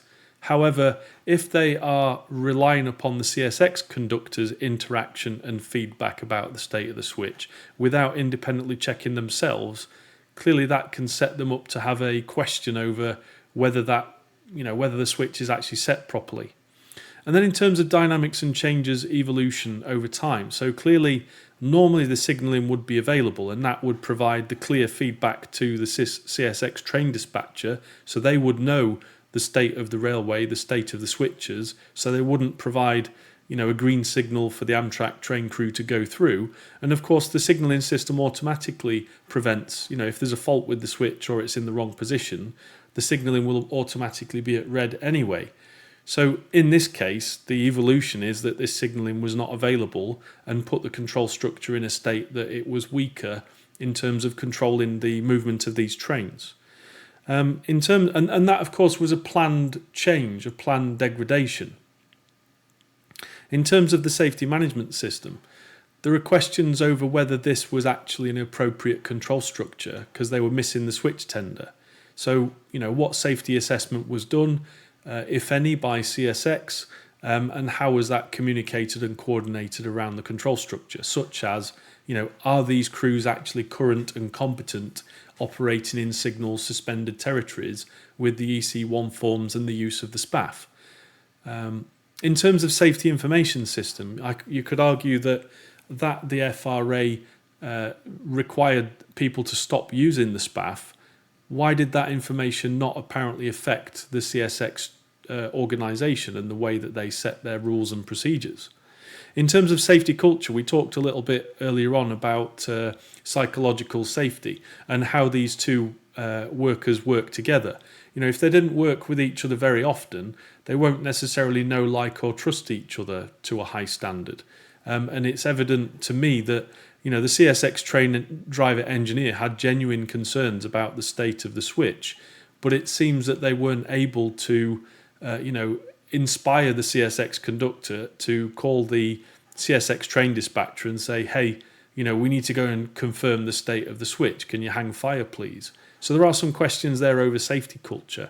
And then in terms of economic and environmental aspects, there's not really much I can say from an economic perspective because that's not discussed at all in the investigation report, apart from the excuses that the FRA provided, but we'll come back to that. But I suppose you could say that these two crew, these were actually in an environment which was dark, and so it made it difficult to get feedback about the switch state to satisfy their beliefs whether the switch was in the right position or not. So moving on, let's have a look at more detail. This is a little bit small, so let's zoom in a little bit, shall we? So this control action here, contributory control action, the CSX conductor did not provide reset hand-operated track switch to the normal position before returning track authority to the dispatcher. Now, we discussed earlier on in the analysis of the CSX conductor that their working environment, the context within which they were operating, likely forced them into a human error and a trap of omission. With the way the work was set out, this was essentially the last task after the main goal had been completed. So it's highly likely this would be omitted. I've already discussed a lot of this stuff earlier on in the presentation, so I'm just going to move on. This is looking at the higher levels in the control structure. I've sort of highlighted there that the train masters, they are supposed to oversee the safe departure and arrival of trains at a specific train terminal. They need to provide a briefing, so talking about the signal suspension in effect between the mileposts, and then talk about use of EC1 authority, and then that a SPAF is required.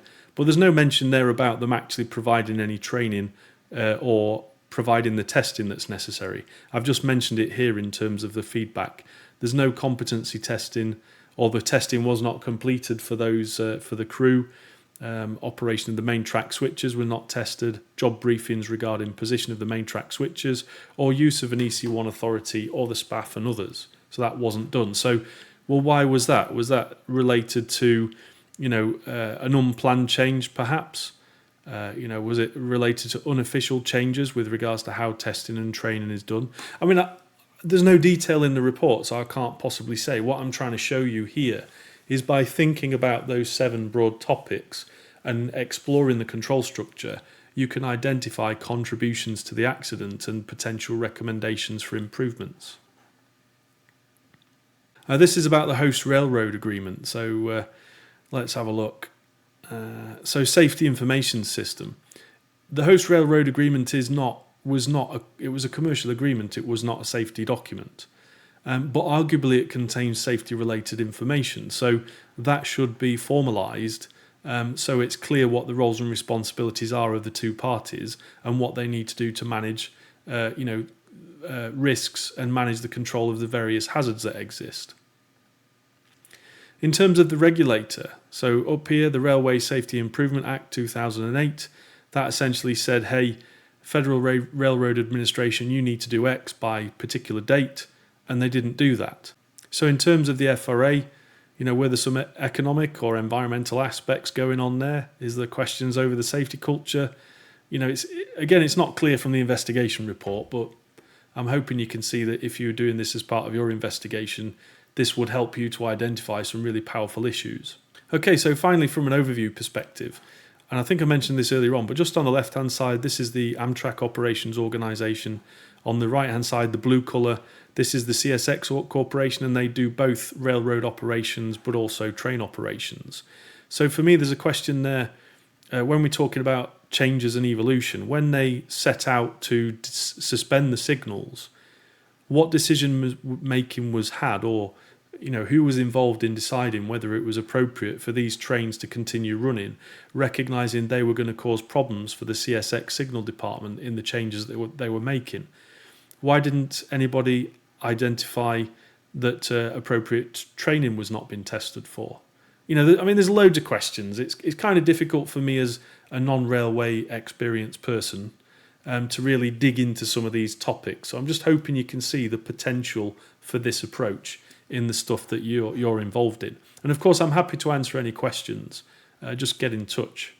Okay, so conclusions and observations then. Working through the cast process, and especially considering the control loops and control structures, helps to drive out questions which would not normally come to mind. Stamp and cast prevents a significant opportunity to supercharge your investigations and make powerful recommendations. Just to reflect, and some questions for you now. So how can you see this helping you in what you do? What benefits can you see? What challenges can you see? I did touch on a few challenges earlier on about using this method to explore the higher levels in the control structure model, and that previously other investigation methods didn't really reach that high, and perhaps people might be quite hostile to being asked questions and given recommendations. But this should be used in a sort of an open culture. If it's in a bit of a toxic, hostile culture, of course you're going to run into challenges. But that's no different to the other methods. It's just this allows you to go so much further. What support do you require? Do you need training, coaching, facilitation, some consulting, or perhaps independent review? So if you're having a go with Stamp, Cast or STPA and you want somebody to have a look at what you're doing so far and give you some critical feedback, I'm prepared to do that. What other questions and comments do you have? You're welcome to comment below so everyone can see your question and then my answer. Or if you want to talk directly, we can do that. How can I possibly help? So you're welcome to email me, contact me at my website, or connect with me on LinkedIn. And of course, if you're watching this on YouTube, please remember to subscribe. Of course, you're welcome to visit my website, which is here. And if you want some help and support, please just click this button, I need help now. Fill in the contact form, and I'll get back in touch with you. So I hope that was helpful. And as I say, you're welcome to get in touch and I'll answer any questions you've got. And of course, if there are other case studies that you're interested in, please either comment below or send me a message via my website and I'll do my best to address that. Thank you very much for watching, and I'll see you on the next video. Take care.